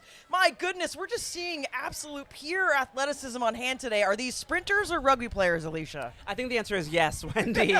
A big ol' yes, because these are absolute athletes on both sides of the ball. Potential try scorer, definitely taking her time here. Give herself and her team a little bit of rest. Dots it down. There is 5 points for Chicago Lions. Really hard try. They had to work a bunch from this, and we're going to see the replay here in just a second, but they had to work from their own end. They were under pressure. It was messy ball, but they were able to clean it up. This kick, big, as we've seen throughout the weekend. These 2 points don't seem all that critical all the time, but we see games where they are massive implications. And that one, referee arm did go up, so 7-0 should be our score here. Chicago Lions on the board first. And Wendy, we haven't seen either of these teams play yet today. So when you see that the Mexican national team is here, you might expect them to be the obvious favorites. But it's really hard to tell. Did Chicago get lucky, or we know that they are stalwarts on the Sevens circuit, especially in the summer. They're definitely looking to get to the final come August. I believe that's being hosted in Madison, Wisconsin. But breaking news, it's not announced anywhere yet. I don't think it is. Breaking news here. That's why you watch Tropical 7, so we can leak things. All right, Mexico now with the ball in hand. Let's see what they can do with it. We know they're really dangerous. And here comes some speed on the outside. Beautiful work by 6, and we're just going to see another try, a long-distance try, and Mexico getting their own on the board. Mexico answering that try so quickly, just getting the ball to the edge. And rugby can be such an easy game, especially in sevens, if you let the ball do the work and let your speedsters finish off when they get the opportunity. I like those tattoos. Those Look are at pretty that cool. neck one. That's sick. Those are pretty cool. Let's come and tell us the tattoo artist. Kick is a bit wide, so 7-5. 3.5 minutes to go in this women's elite match.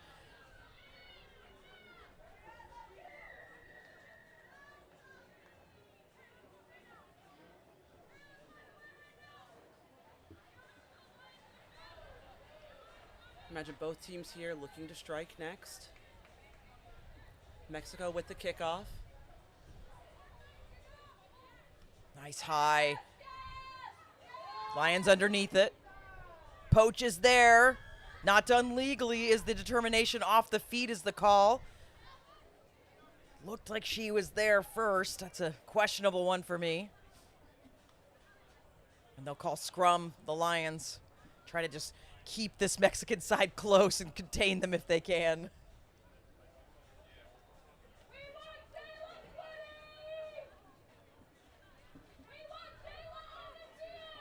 Smart decision here, opting for the scrum. Pulling in some defenders so you can work from a set piece move.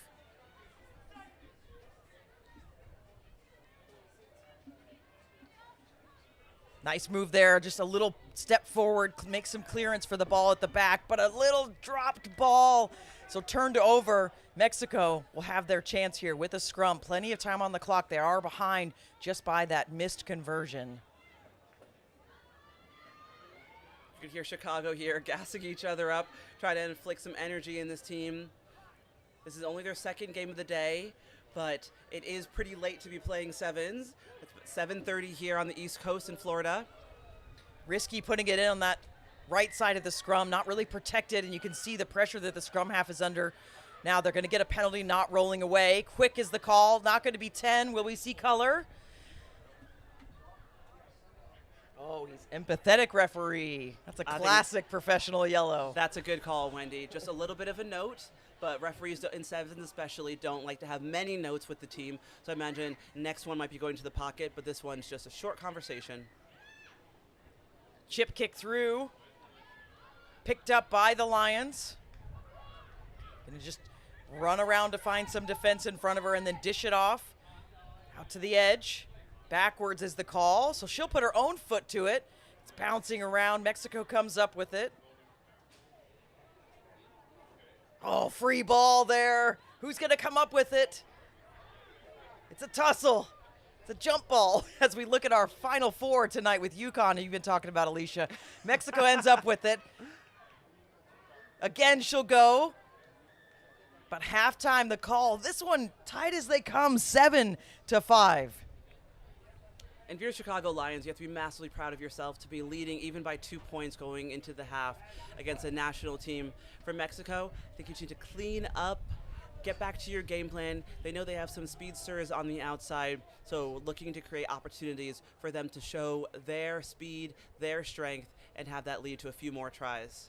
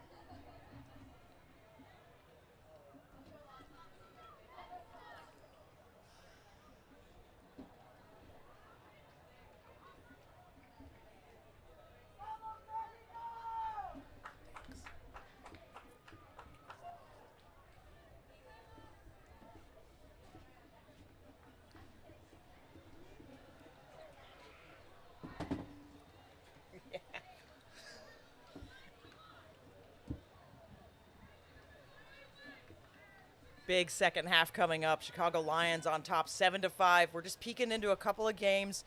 We are getting ready to wrap for the evening. We'll, of course, be back tomorrow from 2 to 8. We did it, guys. We did it. We did it, Joe. It's been a long day, but it's been such a great day with interviews, behind the scenes. We got to learn about a lot of coaches and players and got that behind the scenes that we know everybody's craving. Back to the action, though. Chicago Lions on top 7-5. Mexico with the ball in hand. Did drop between her legs, but looked like it was backwards, so it will play on. Finding some space. Look at the dancing around. Just trying to bait the defenders to come in. Still going is Mexico. Reaching at the line. That's spectacular work. She suddenly got so much taller to reach for that try. Go gadget arm on that one, Wendy. That was absolutely incredible. Just like we said, heading into the half, just Mexico getting back to their basics. What's their bread and butter? And that is getting the ball wide, getting it to their speedsters, looking for opportunities. And again, rugby can be just as easy as that to convert an opportunity to 5 points. Big kick coming up would make it a 5-point game and just instead of a 3-point. It's a tough angle, of course. Let's see this one again, Wendy. We can see Mexico here on the attack, drawing in defenders, seemingly cutting up the whole line. Number 9 streaking down and just having a bit of a tumble and a reach to the sideline. 5 points. We had a conversion incoming. We did not hear a whistle. Kick is no good. 3-point game, Wendy. Stays really tight. Our score at halftime, 7-5. Tracking backwards, the Lions now chasing this one. Could go in goal. It does. Did she play it before it went in goal, though? Because we would be running back to the center, but the referee's sort of checking a little bit here. Looks like they brought it in. It was off the chest. So now scrum to Mexico. Oh, no. Not what Lions want at all. Definitely not what Lions would have wanted there. It's so unfortunate. But referee knowing the law book very, very well. The scrum here on the 5 to Mexico. Looking to add another 5 points to strengthen their lead here against Chicago Lions in their second pool play match. Scrum half has to just take it herself and gets pinned down. Now to the outside. Poacher there, but gets cleaned out. Oh, Lions think it's free. It's not. It stays in the ruck. Trying to go to the outside. There's no room there. Shut down immediately. We'll reload and go to the left side. Short ball. That's a great opportunity.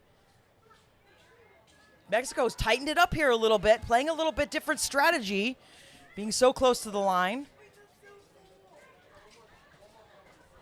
Still going as Mexico. The phase is building. Hand in there. Will we finally see color? No color.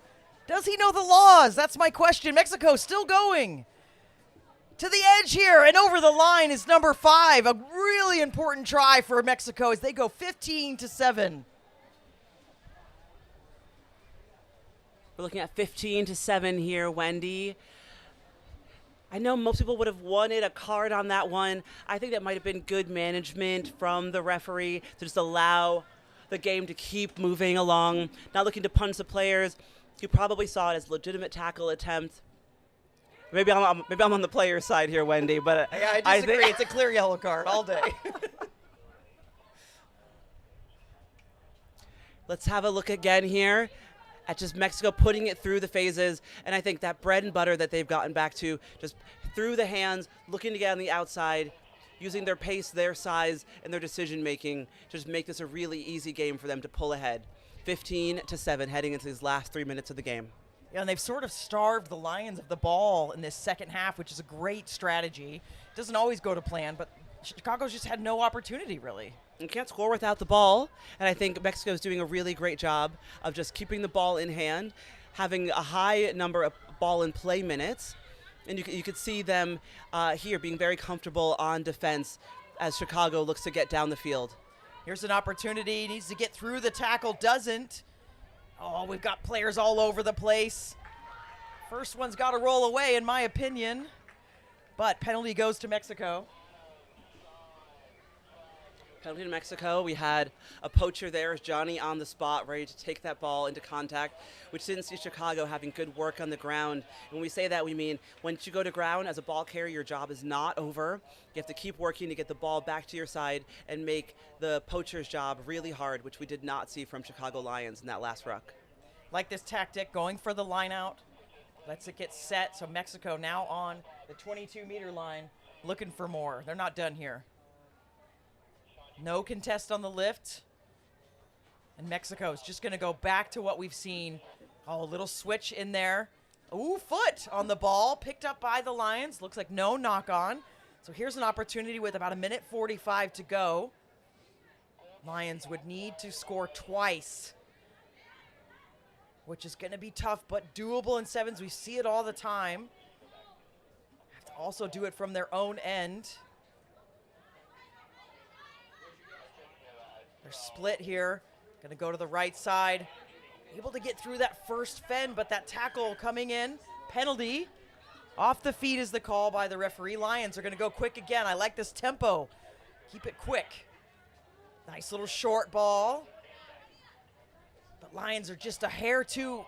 It's really close on there. Almost going to get poached here. They need their support to be a little bit faster. Looks for the offload, but pulls it back in. Oh, doesn't see anything, so holds it. Breaks one tackle, tries to get through the second. There's the poach. Not successful. Going to the outside. It's a bit scrappy here from the Lions, but they've made their way across the field. There's the offload. 11 is going to get in for the Lions. And here's my question for you, Alicia. Do you bother with this conversion kick, or do you just get back to business? Oh, that's always such a tough question, Wendy. Do you bother? No. I would say no kick, and I believe that might be what Lions are doing in this instance. Very hard to tell from this angle. But yep, the referee's back at the 50 with them. They're looking to win this game. They don't want to come close. They want to go all the way or nothing. So here we go. Kickoff was declined. Sorry, conversion was declined. Kickoff's incoming.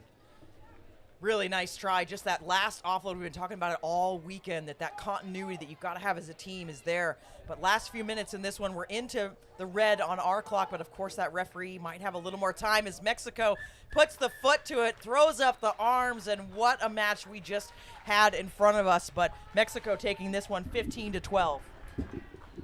Mexico coming out on top of that one after maybe a shaky first half, but they definitely found their stride. So both teams have now played 2 pool play matches in Pool B. Mexico coming out on top. And what an excellent showing that was, Wendy. That was so good. We've got one more interview. We've got Chase from the MLR, and John is on our couch again. Welcome back, John. Hi, guys. It's the end of a very long day. I will say it's been a pretty good day. Right now. Pause. So we're going to get to that interview in just a moment here. We got to get the mics calibrated. Apologize for that. But what a game we just watched there. Mexico getting that one done. Mexico getting that one done. Absolutely excellent way to end that game for the Mexican side. And now we're very happy again to welcome John and Chase, our new friend from the MLR. Awesome. Guys, so I'll get to Chase in just a second. But yes, end to a very long day, but it's been really good first day at the Tropical Sevens. The weather has cooperated. It's been beautiful.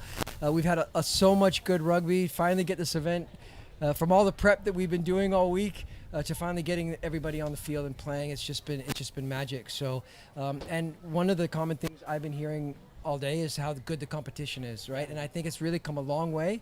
And we've got a great example here of we're reaching the highest level of competition. But before I let Mr. Chase introduce himself, I just want to say that he might remember, but I first saw him play and met him briefly when he was, 15, 16, playing, I think it was Wellington at the time. And I just remember seeing this kid. I was like, oh, man, this kid knows how to play, right? Like, it'd be interesting to see him grow. And this was before Tropical Sevens had even started. And we were just an idea. And I'd been watching him grow since this kind of mid-high school age player. And he's got this incredible career. And he and his family have been very close to the Tropical Sevens. So it's a great, like, family kind of story for the Tropical Sevens to have Chase here. So I'll just let you introduce yourself and tell us a little bit about your career and what you're doing here at the Tropical Sevens this time around. Sure, yeah, thank you very much. It's great to be here, first of all. So, I'm 26 years old. I'm from Broward County, Florida. So started playing rugby as a freshman in high school and played for various teams in Florida. There's a lot of, instability at some times, but we did what we could to make it happen. We had a lot of commitment and played for a team, the Florida Juice Selects, which is no longer a thing. I think we definitely need to get back to some more high-performance rugby in Florida, South Florida specifically. I went on to play at Life University, winning 2 national championships. From there, I was scouted to play with USA Sevens down in Chula Vista. I got capped as an Eagle, great experience, learned so much. Then the Miami Sharks, an MLR team, came about, and I got the opportunity to move back home and play with them the last 2 seasons. Now doing a lot of select side 7 stuff. And again, coming back to Tropical Sevens has been huge because part of my rugby journey is trying to grow the game here in Florida, here in South Florida, inspire the next generation. I was here in 2022 coaching the U16 Atlantis team, and to just even see the growth from then has been amazing.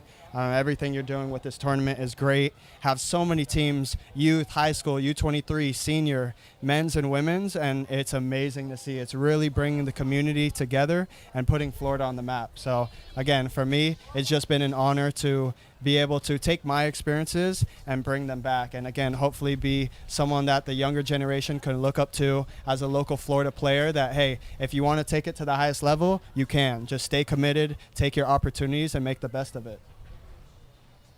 Wow, I'm inspired. Like, sign me up to play again. I'm happily retired. And I'm but moving to South Florida. Yeah, right? Like, I want to play for South Florida. The Florida Juice? Yeah. Yeah. What was your kit like for that team? That sounds like an it was awesome. crazy. Yeah. We had some wild kid. And let's just say, on the back of the shorts said "squeeze me" with an Oh orange. my! So That's nice. Maybe not for the youth. Yeah. Maybe We had it as high school, questionable, but Yeah.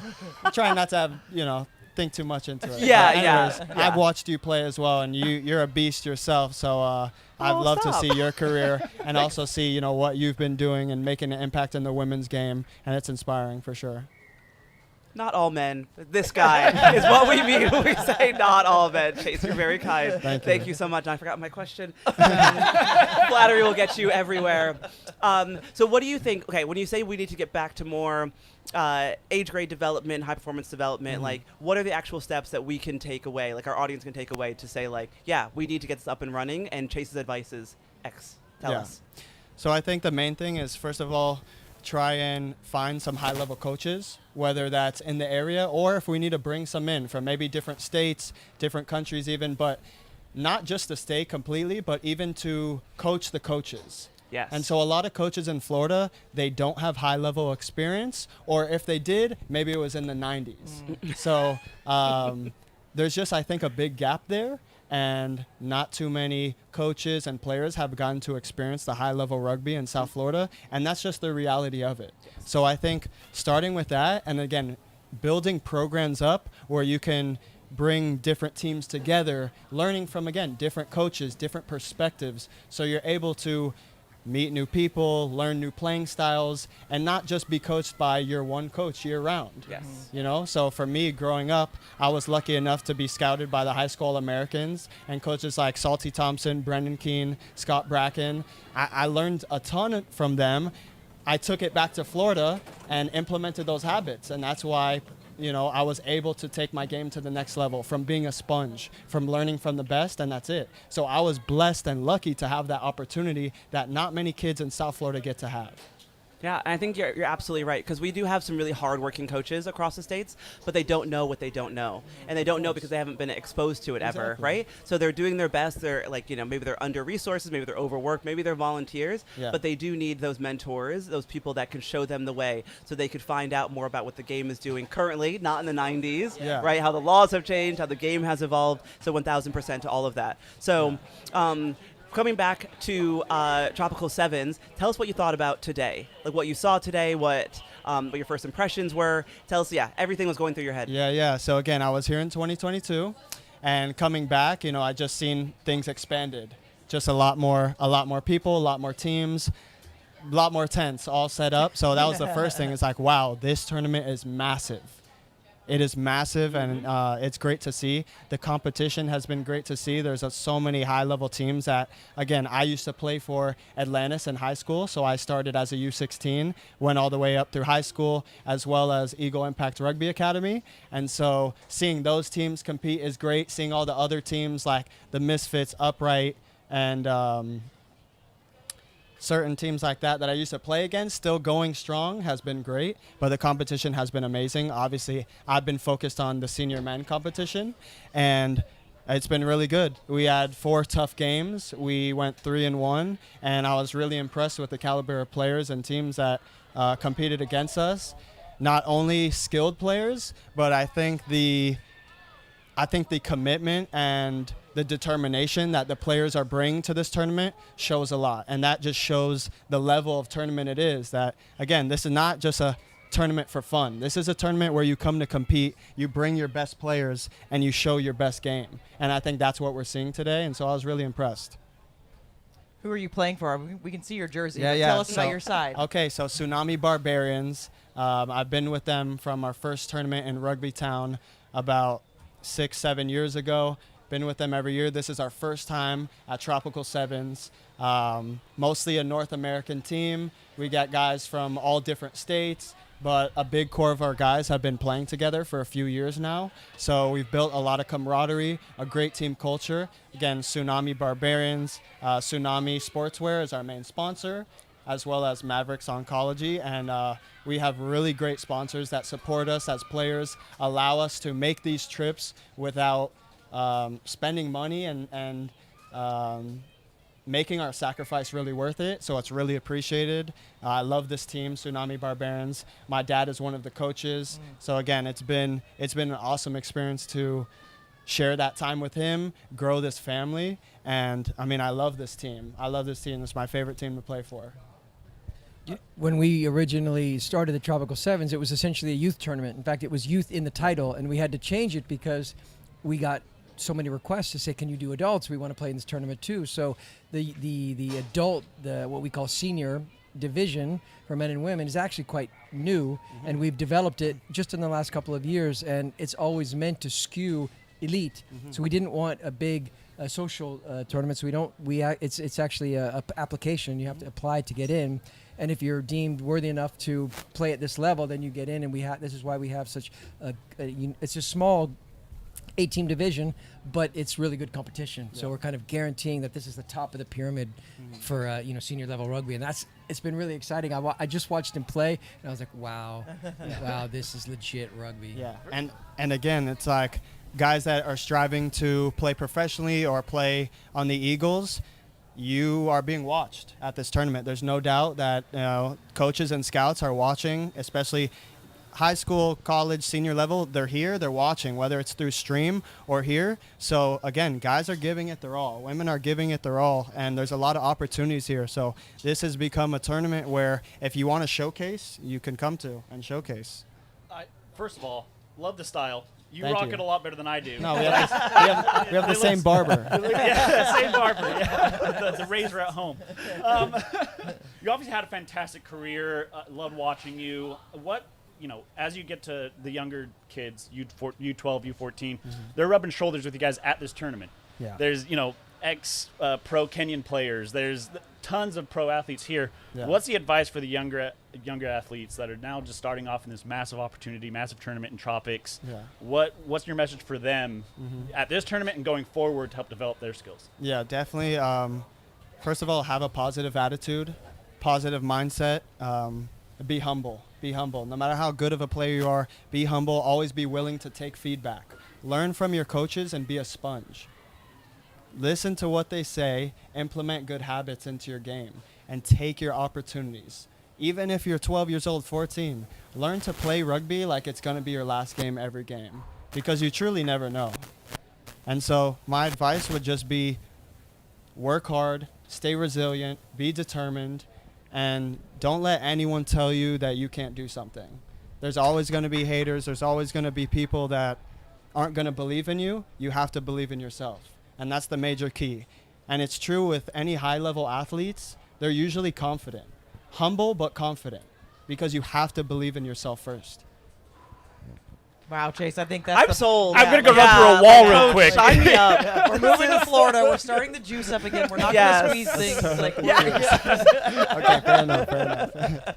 Well, thank you so much for blessing us with your presence on the couch. Appreciate getting to know you a little bit more. And, man, best of luck for the rest of the tournament. Thank you so much. I appreciate you all. Yeah. Thank you very much. Chase. Thank you, Chase. Man. Thank you. Thank you so much, you guys. Oh, wow. What a day, right? We've been so blessed awesome. sitting up here. And tomorrow can only get better. Truly. Could only get better, and I think we have seen so much incredible rugby. And what Chase said, like the number one thing that I think I said today was wow. Yeah, like over and over and over. Over and over again, the skill set, the determination, the organization, the size, like the scope of this tournament, like everything is like my little rugby brain is so blown, and it's just a wow of a day. So Tropical Sevens, hats off to you, because it's been an absolutely incredible showing.